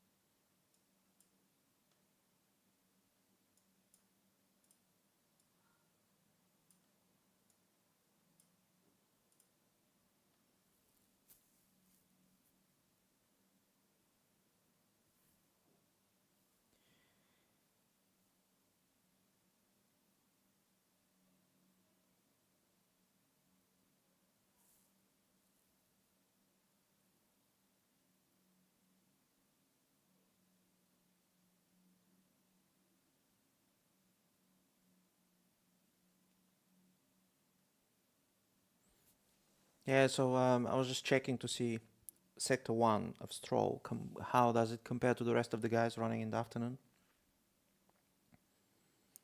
So apart from Behrman and the Cadillac of Bottas, Aston Martin is the slowest. But I think Behrman is having an interrupted running as well. Oh, Bottas really wide.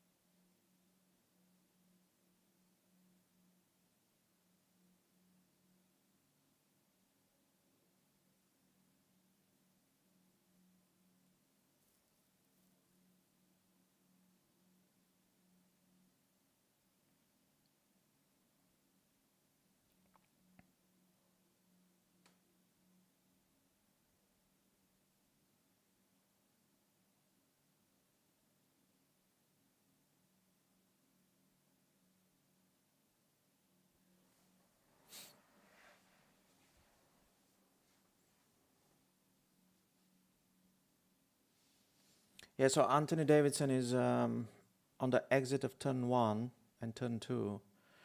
And he's saying that apart from the Ferrari power unit, all other cars are getting down to first gear into turn one just to keep the revs high for the turbos. Another lockup for Stroll.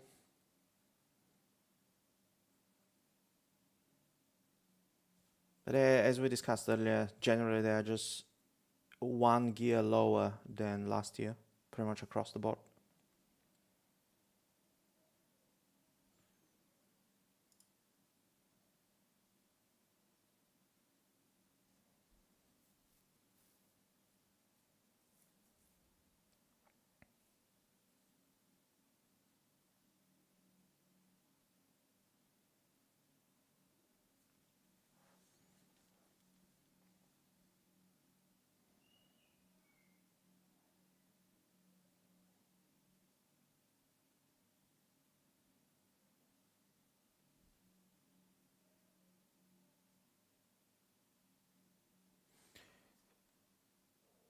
Who is on the longest run at the moment?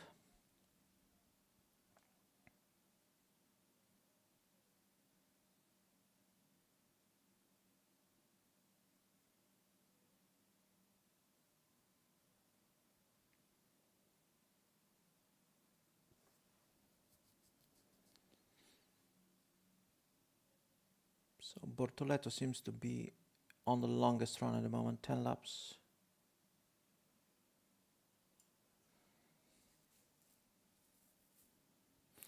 How is the voting going? 75% yes, Alonso will retire before AMR build a car. 25% no, he will not.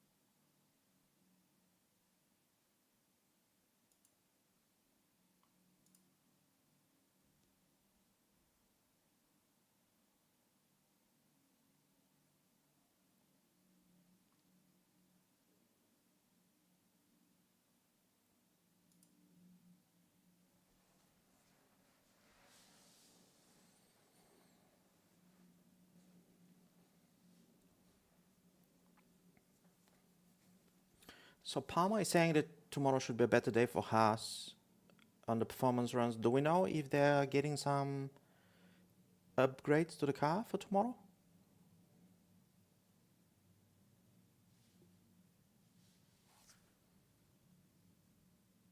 Let's go with Behrman.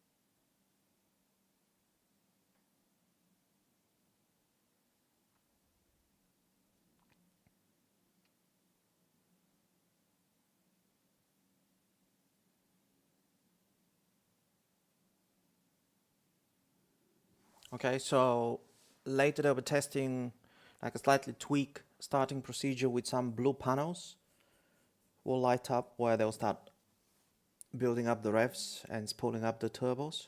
So see how that goes.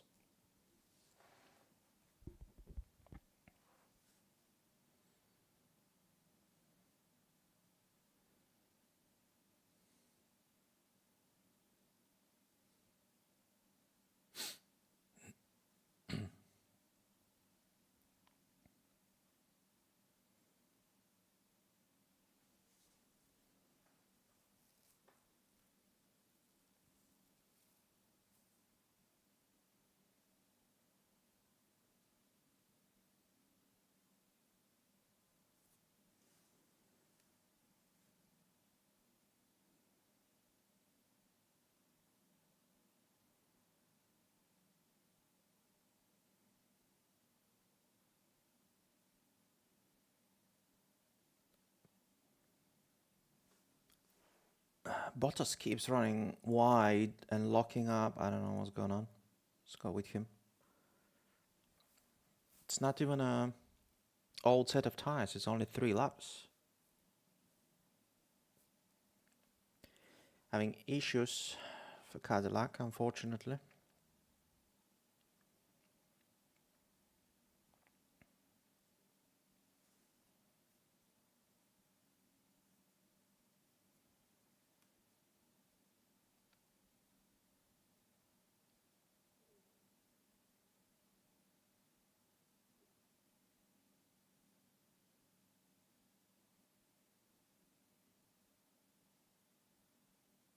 That wasn't even close.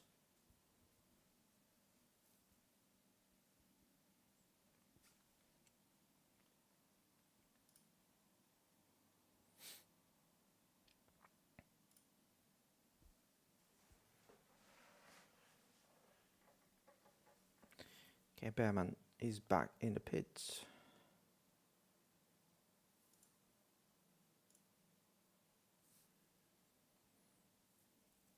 Hey, we have Ferrari on track.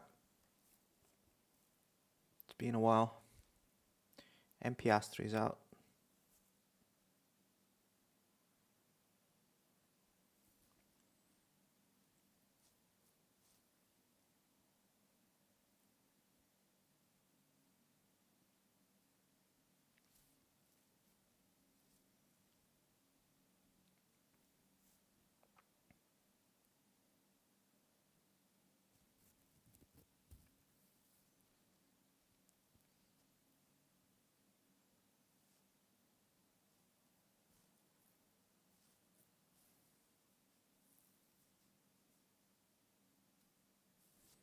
So far, I mean, obviously, let's see how the day finishes, but so far, Mercedes have had the best day of testing with the highest mileage.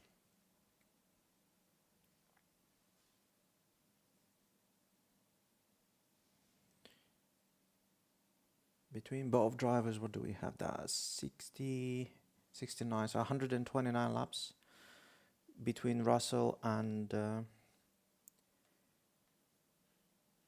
Kimi, and Russell is back out. Let's jump on board with him. How's the voting going? 71% yes, Alonso will retire. 29% no, he will not.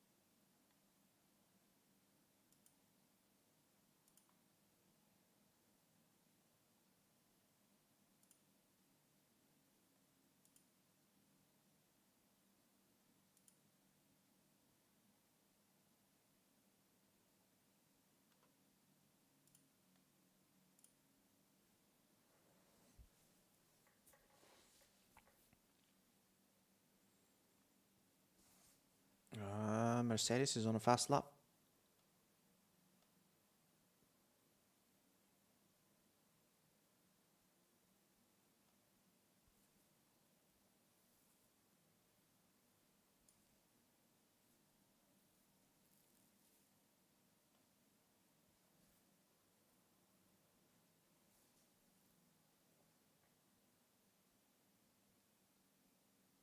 Yeah, purple for sector for Russell.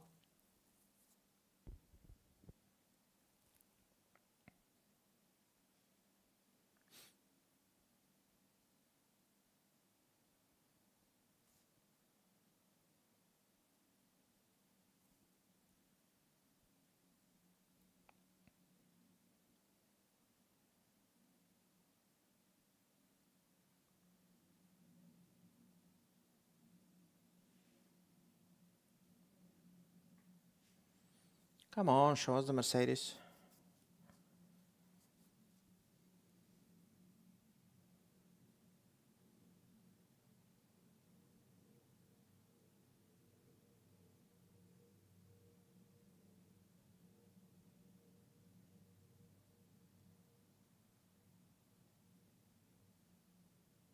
Never mind.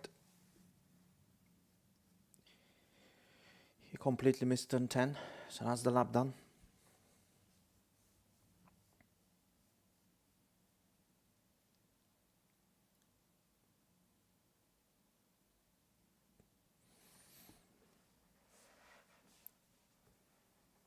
A bit of a punch at the wheel. So it looks like he was really pushing for that lap. If he's so disappointed that the lap is done, I just wonder if he has another quali run for him. So he continues. There was no major lockup, so the tires should be still okay. If he builds up the energy, should be okay to do another push lap. In general, the tires have been pretty good actually. You don't see even too many marbles on the track.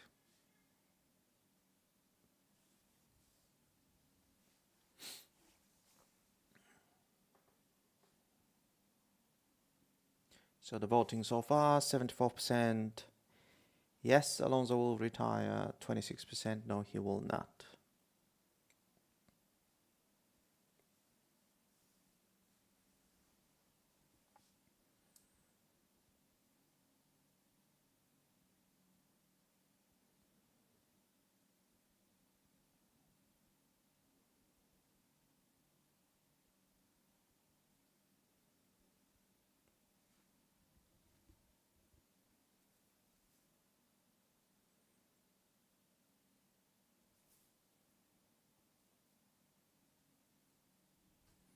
So now we have both Audis, P1 and P2 on the speed trap. They have the loudest car and they're the fastest in the speed trap. Also, Bortoleto is the fastest at the start-finish line as well.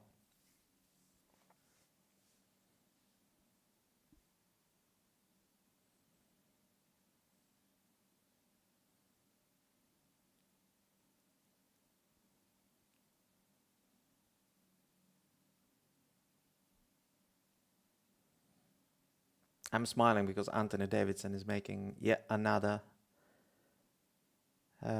size joke.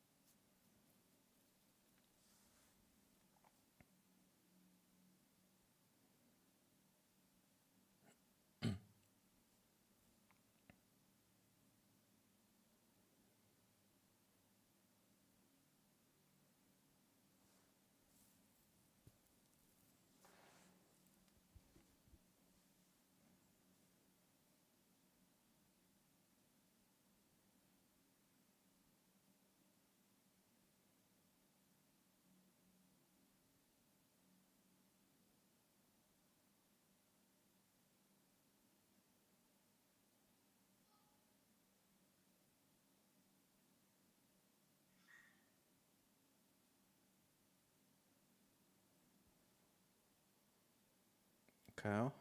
Better turn 10 this time for Russell. And he's still purple first sector, so let's see.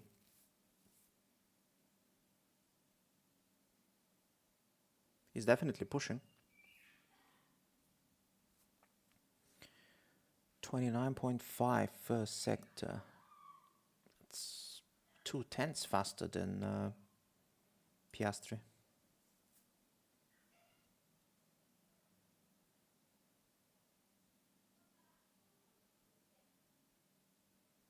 And that's a lot of power sensitive first sector, so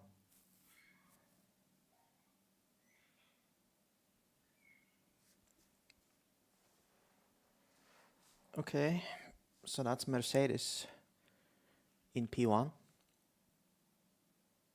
Close, but enough.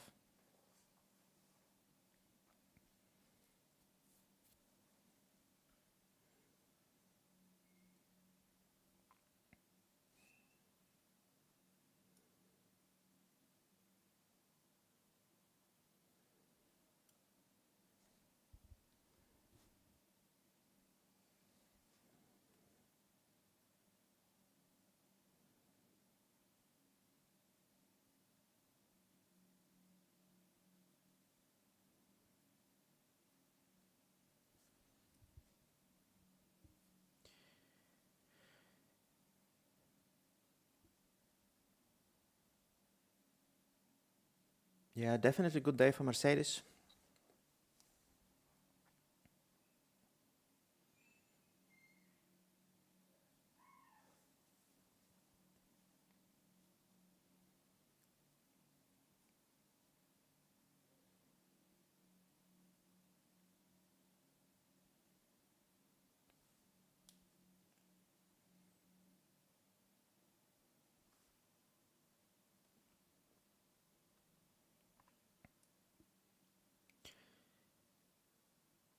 So the big loss for Russell was sector 3.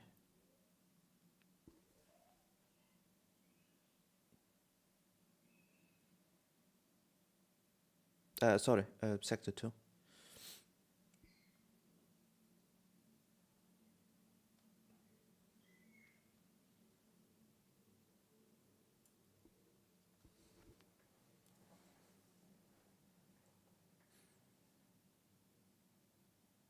So it is the top 4 teams. I mean, the pecking order seems to be what we expected last week, pretty much. You have Mercedes, McLaren, Ferrari, and Red Bull.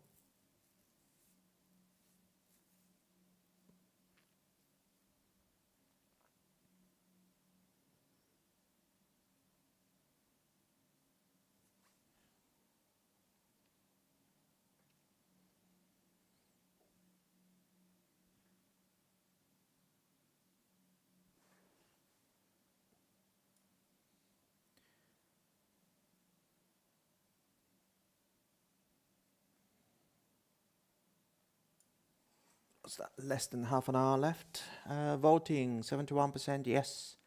Alonso will retire. 29% no, he will not.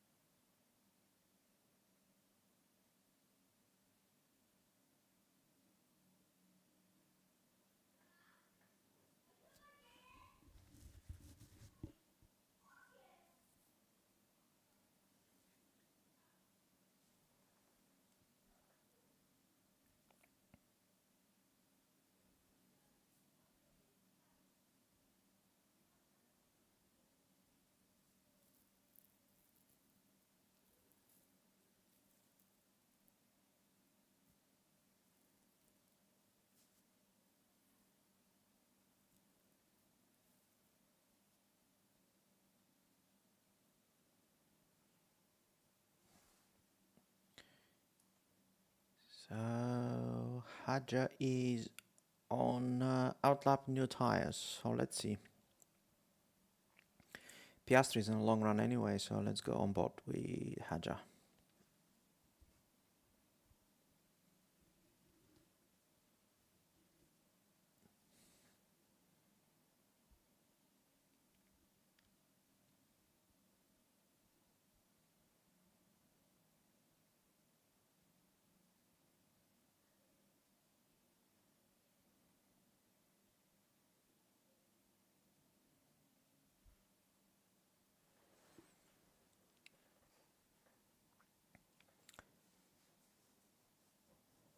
%66%, the voting update, 66%.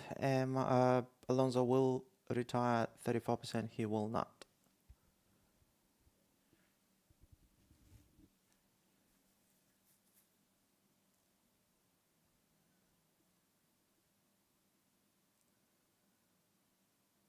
That was a weird entry into turn one. I guess Piastri was taking an overtaking line on the inside just to test how the car behaves.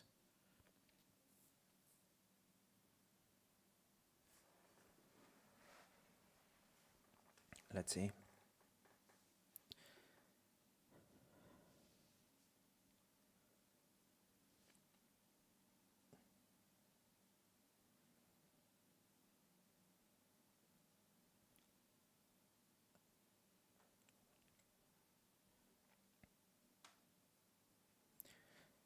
Let's see if Red Bull is on a push lap.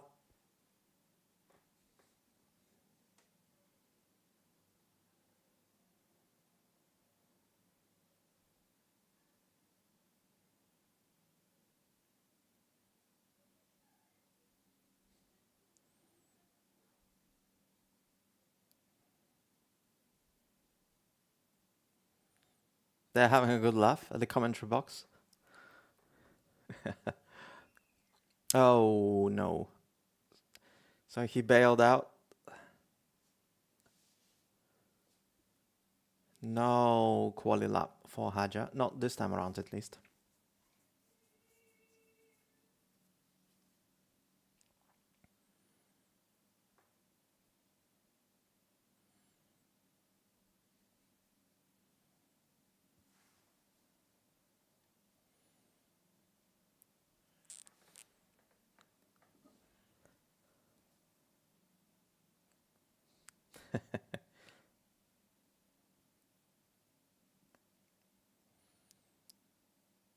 Yeah, Jolyon and Alex are definitely having a good laugh at the commentary box.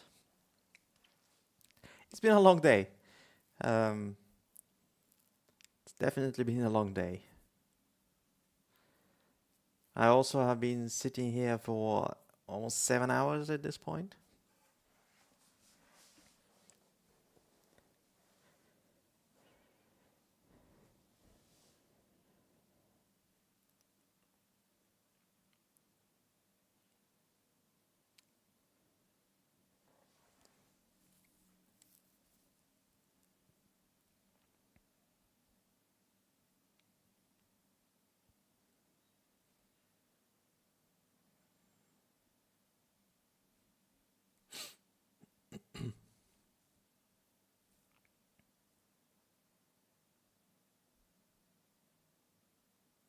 So definitely a bit of a under the radar second half of the day today for Ferrari. I don't know if it was intentional or they had some car problem, but obviously they kept the car in the garage for a long time in the afternoon.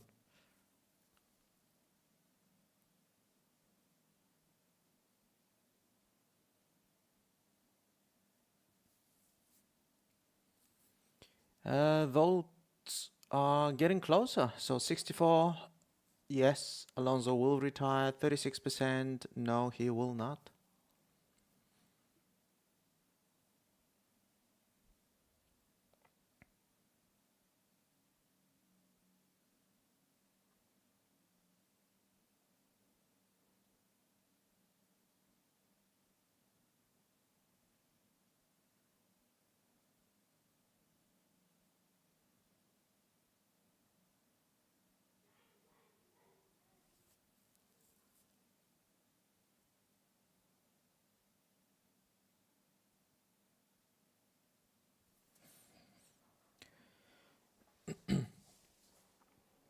So that's a good point they're making.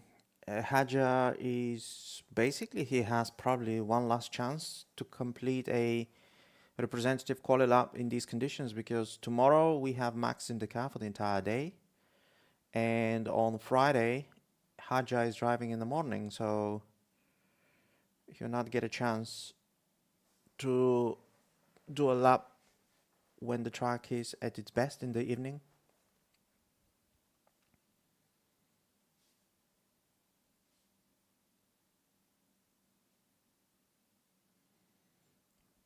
Let's see what he'll do on the next lap.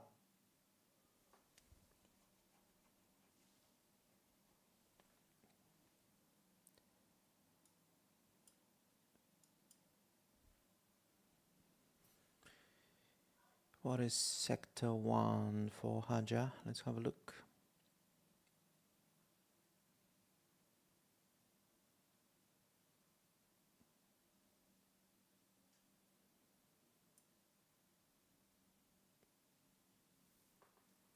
Yeah, this lap way off the pace.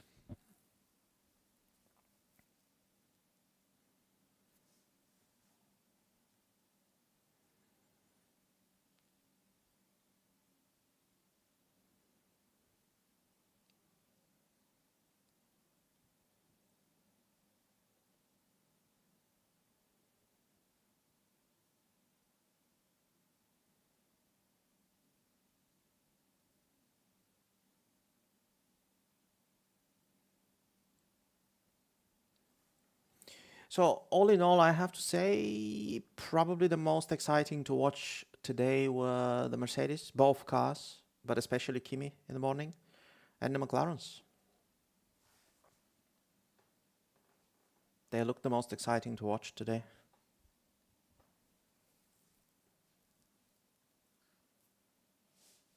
Kimi was on the limit every lap. He was pushing. It doesn't really matter if he was doing a race simulation, a long run.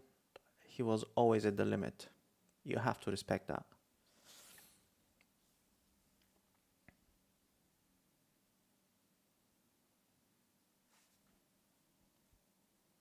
Do we have any Kimi fans on chat? In chat?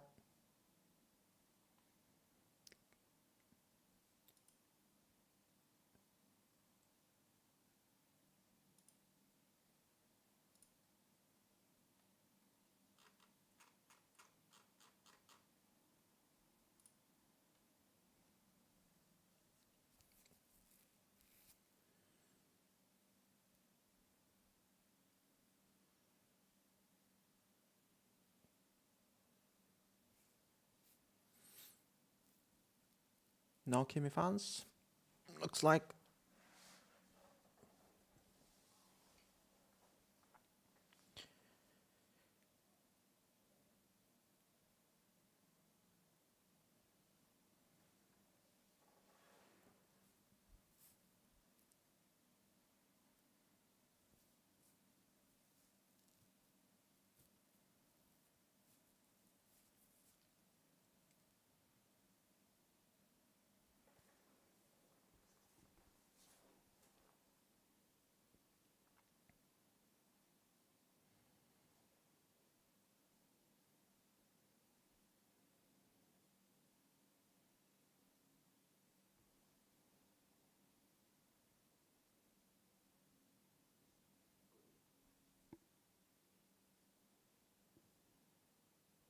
By the way, guys, how is the lighting? Is it too dark or is it still okay?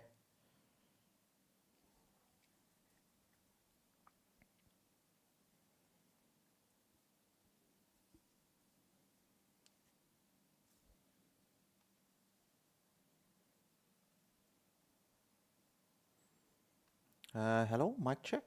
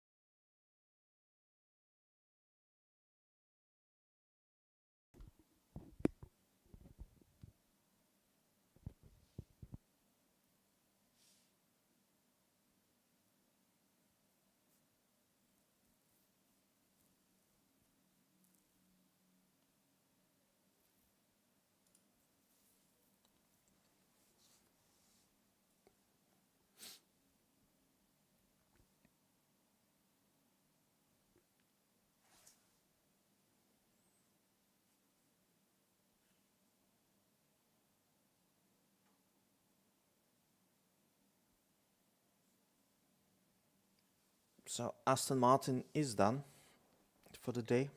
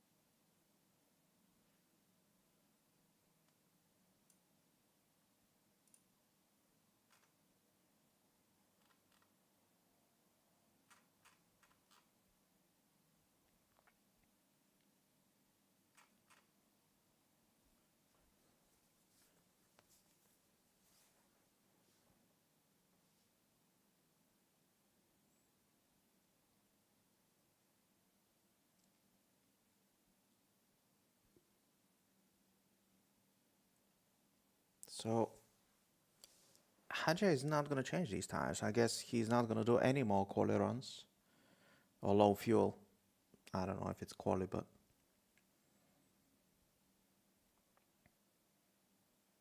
also he didn't go into the pit, so he's on the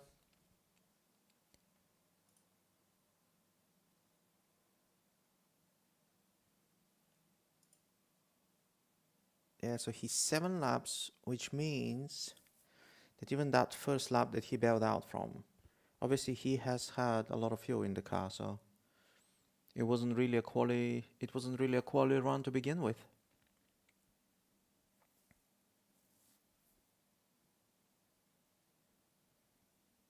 So he's on the C4 tire. Interesting.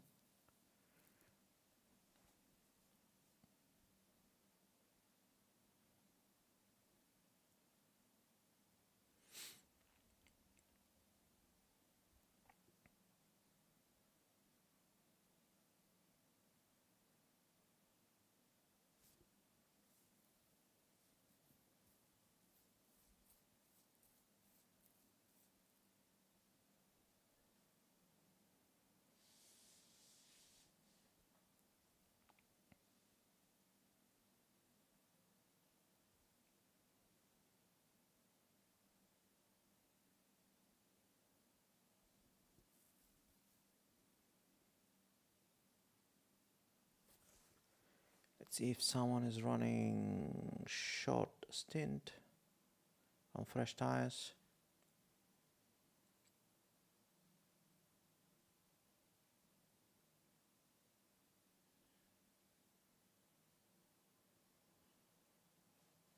Now really Behrman, I guess. He's on 4 laps old tire.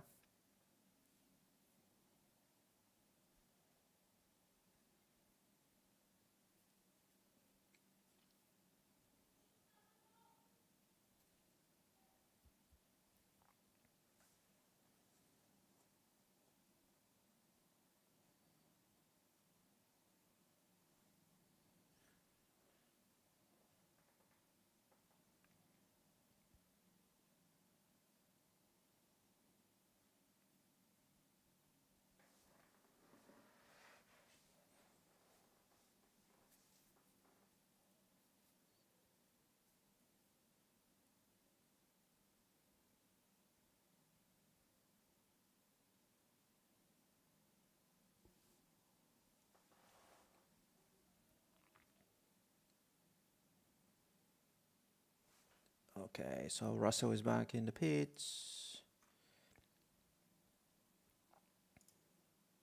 Let's see Behrman.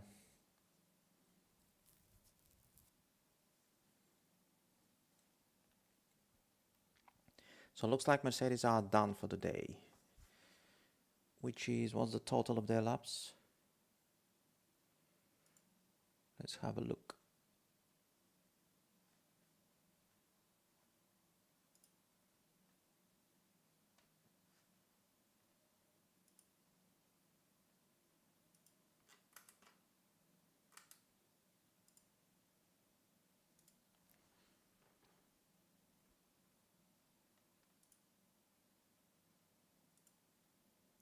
So 1 minute to go, and then they'll test the new starting procedure, but let's have a look at the...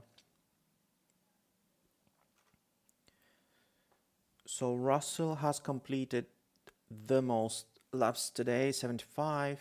Have Piastri 70, Leclerc 70, Norris 54. Was that Antonelli 69? So yeah, Mercedes have done a pretty good day of running today.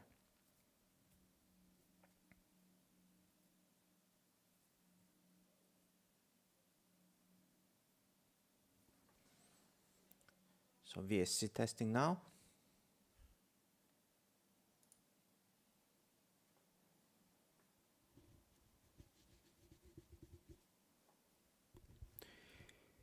How's the voting going? 63% say yes, Alonso will retire, and 37% no, he will not. We have 10 more minutes.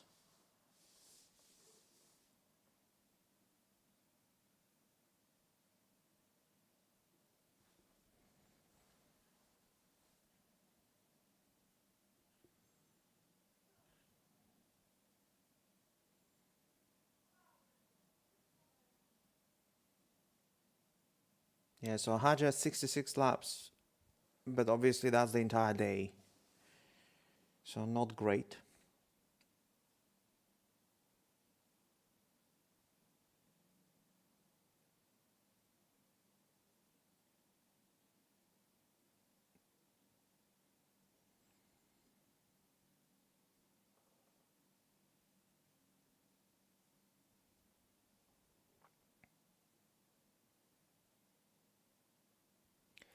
So we have Aston Martin with the least laps today, so that's what, 54 laps.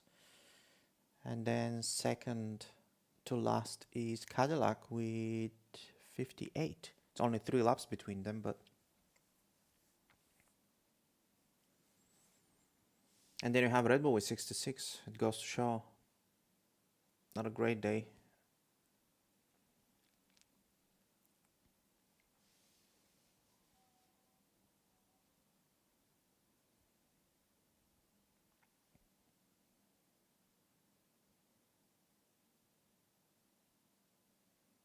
Okay, so red flag.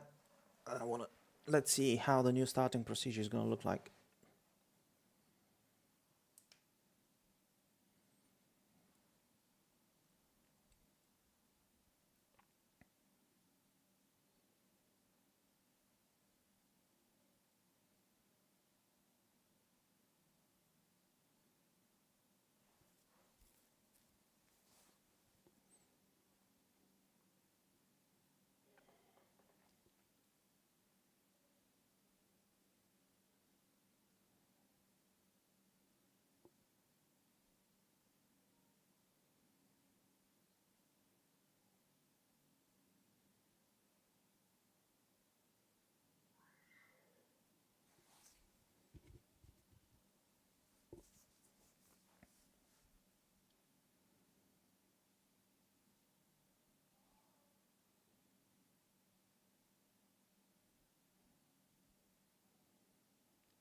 Yeah, good day for Mercedes.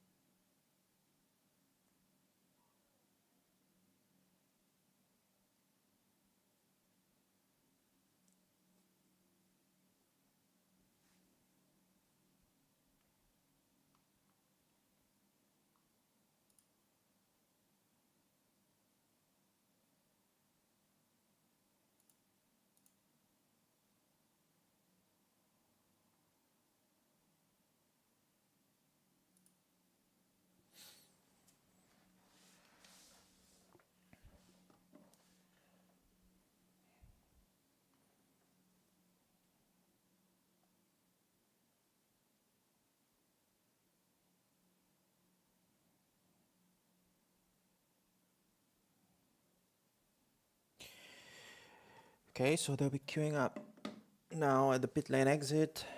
They'll do an extra formation lap test, and then we'll test the new starting procedure with these blue flashing boards for the 5 extra seconds on the grid.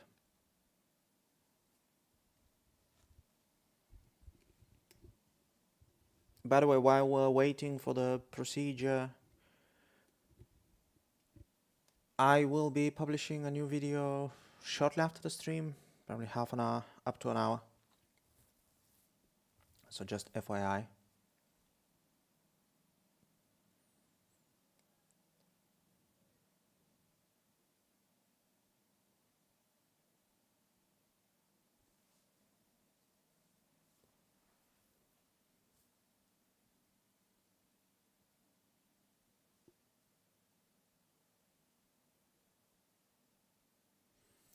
Who do you want to see for the race start procedure?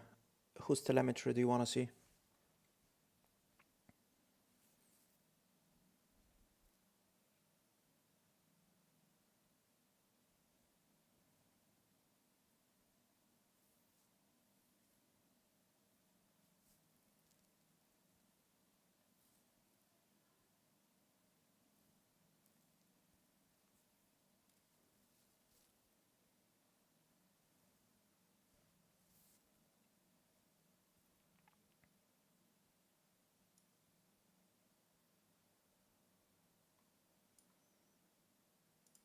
Okay, so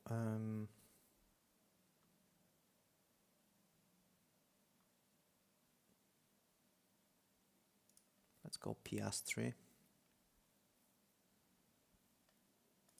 and Russell. Let's go with the top two.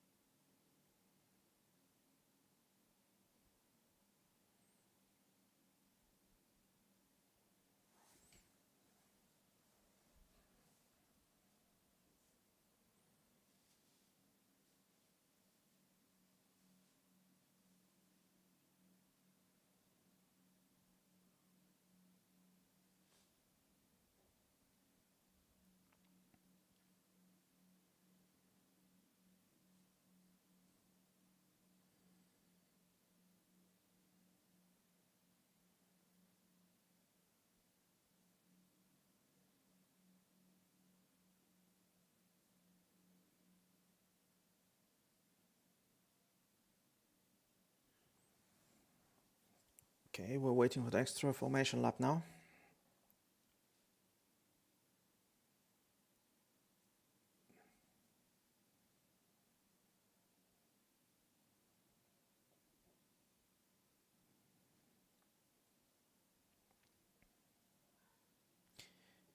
I'm not sure I like these flashing lights. I mean, they're not indicators, but they look like indicators for intents and purposes. And they're all flashing at the start. Not sure how I feel about that.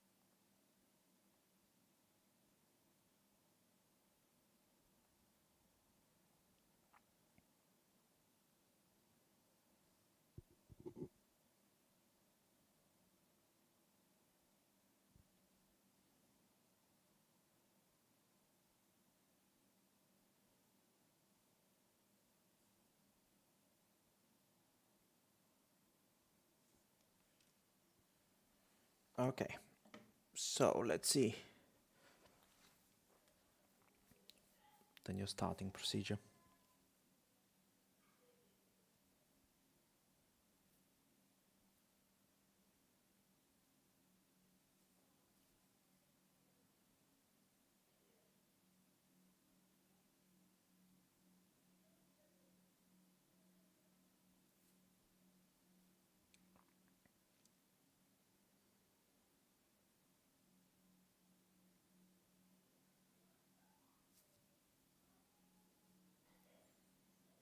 Anticipation for a practice start.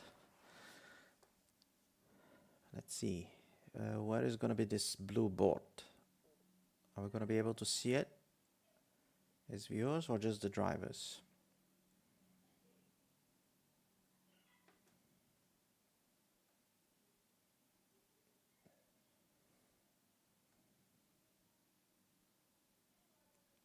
Okay, so that was a lackluster after all the build-up. I did not see the blue lights board, whatever it is, for that extra 5 seconds. So as far as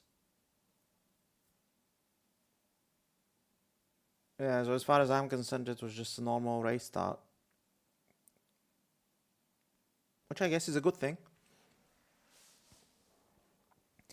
But okay, so all the concerns, we didn't leave anybody on the grid because everybody managed to get away. There were concerns the early days that once in 20 times, I think some of the drivers were saying that we'll get it wrong, and then you may end up with leaving somebody on the grid.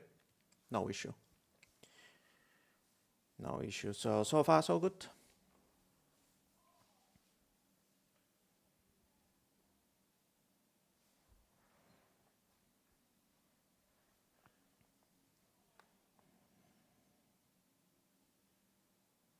As I said, a bit of a lackluster for the race start procedure, but I suppose that's a good thing. Don't want drama.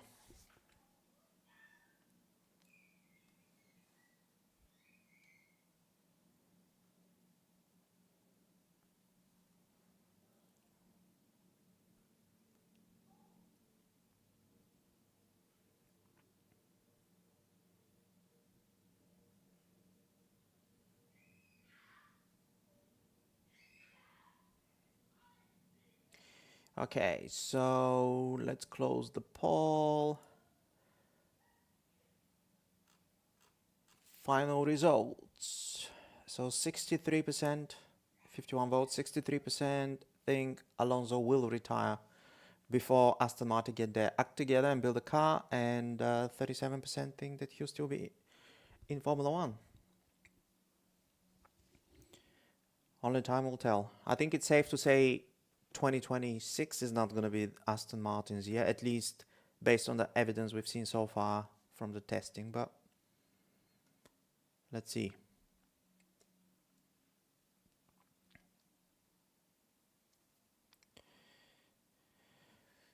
Tomorrow another day. I'm planning on streaming tomorrow, but I will have a couple of hours interruption during the day. There was an appointment, unfortunately I couldn't skip. So I'll be streaming from the morning, or since the morning, and I'll just miss the last 1 hour of the morning session, and then I'm gonna skip the first hour of the afternoon session. So I will end up probably with 2 separate streams, one in the morning and one in the afternoon. But so what did we learn? Oh gosh, just trying to look back 8 hours in the past. Definitely good day for Mercedes. They had the most laps completed, the most uninterrupted running, and I barely saw their cars in the pits. And obviously they topped the session, even though performance at the moment, who knows? So pretty much everybody's sandbagging. But yeah, so I think Mercedes had the best day, followed by McLaren. McLaren pretty evenly split in terms of long-term performance, not short, but quali laps. simulation between both Oscar and Lando. So those two teams had the best day today. Ferrari had a very good morning.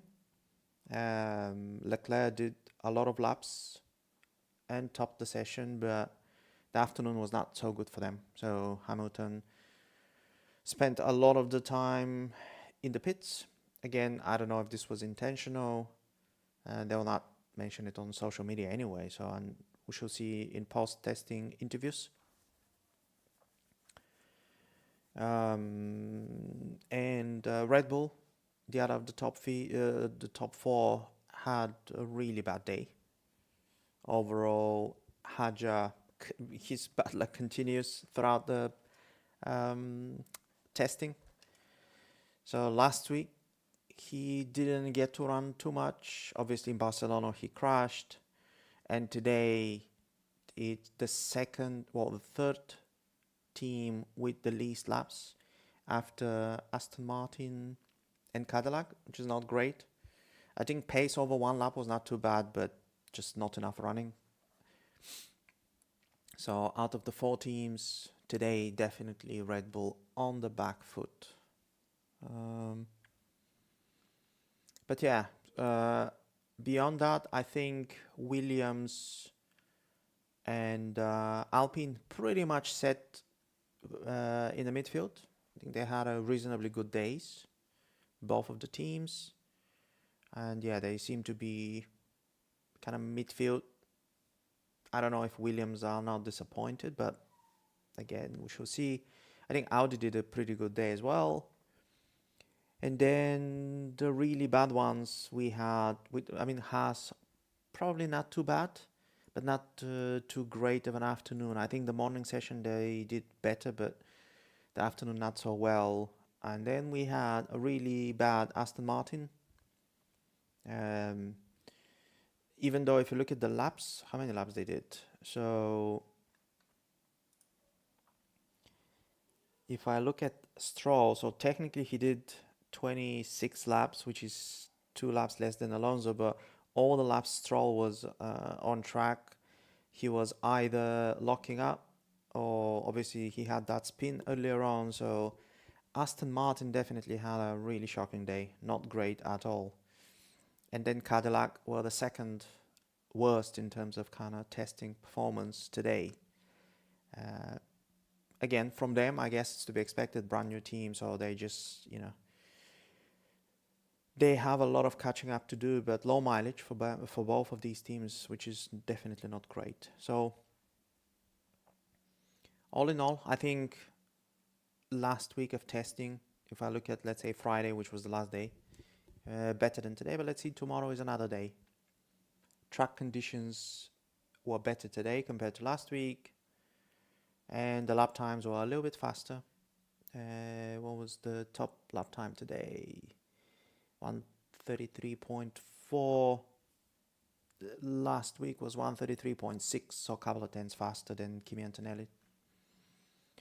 And yeah, overall, it was fun doing this. It was also good for me just to see if I can survive, what's that, 7 hours, over 7 hours of streaming.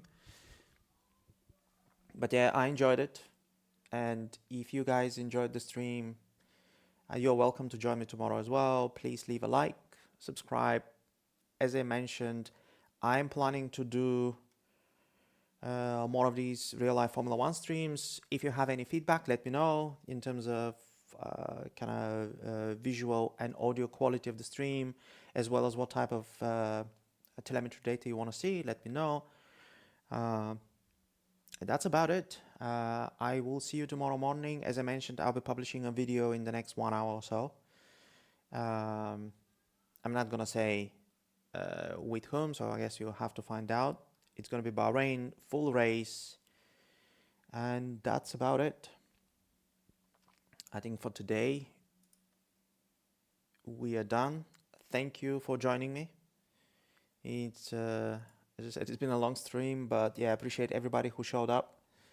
And if you enjoyed it as well, join me tomorrow for another day of testing. With that, let's see. Actually, are they doing a post show? If they're doing a post show, we can watch that as well.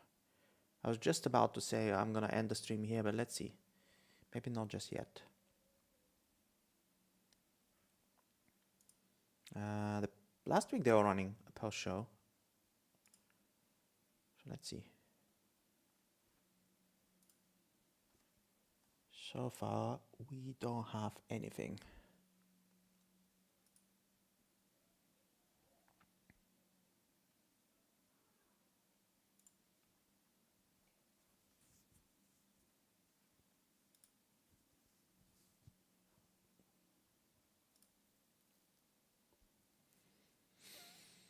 Yeah, let's see.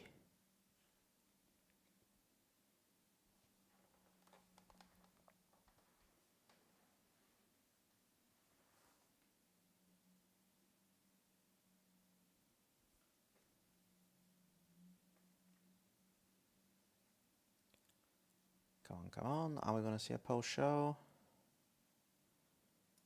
Maybe there'll be some good interview.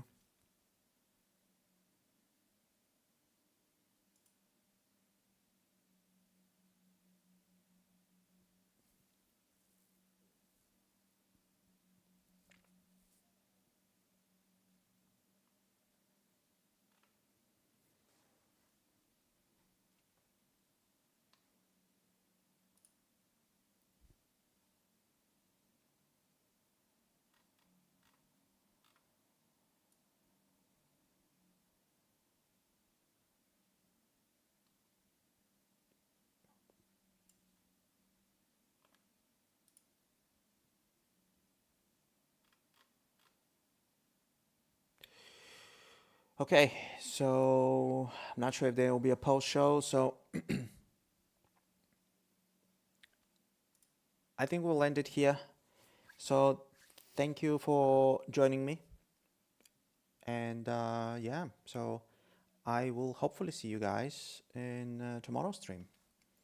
So thank you once again. Have a good rest of the day, morning, evening, whatever you are in the world, and I'll catch you up tomorrow. Bye-bye.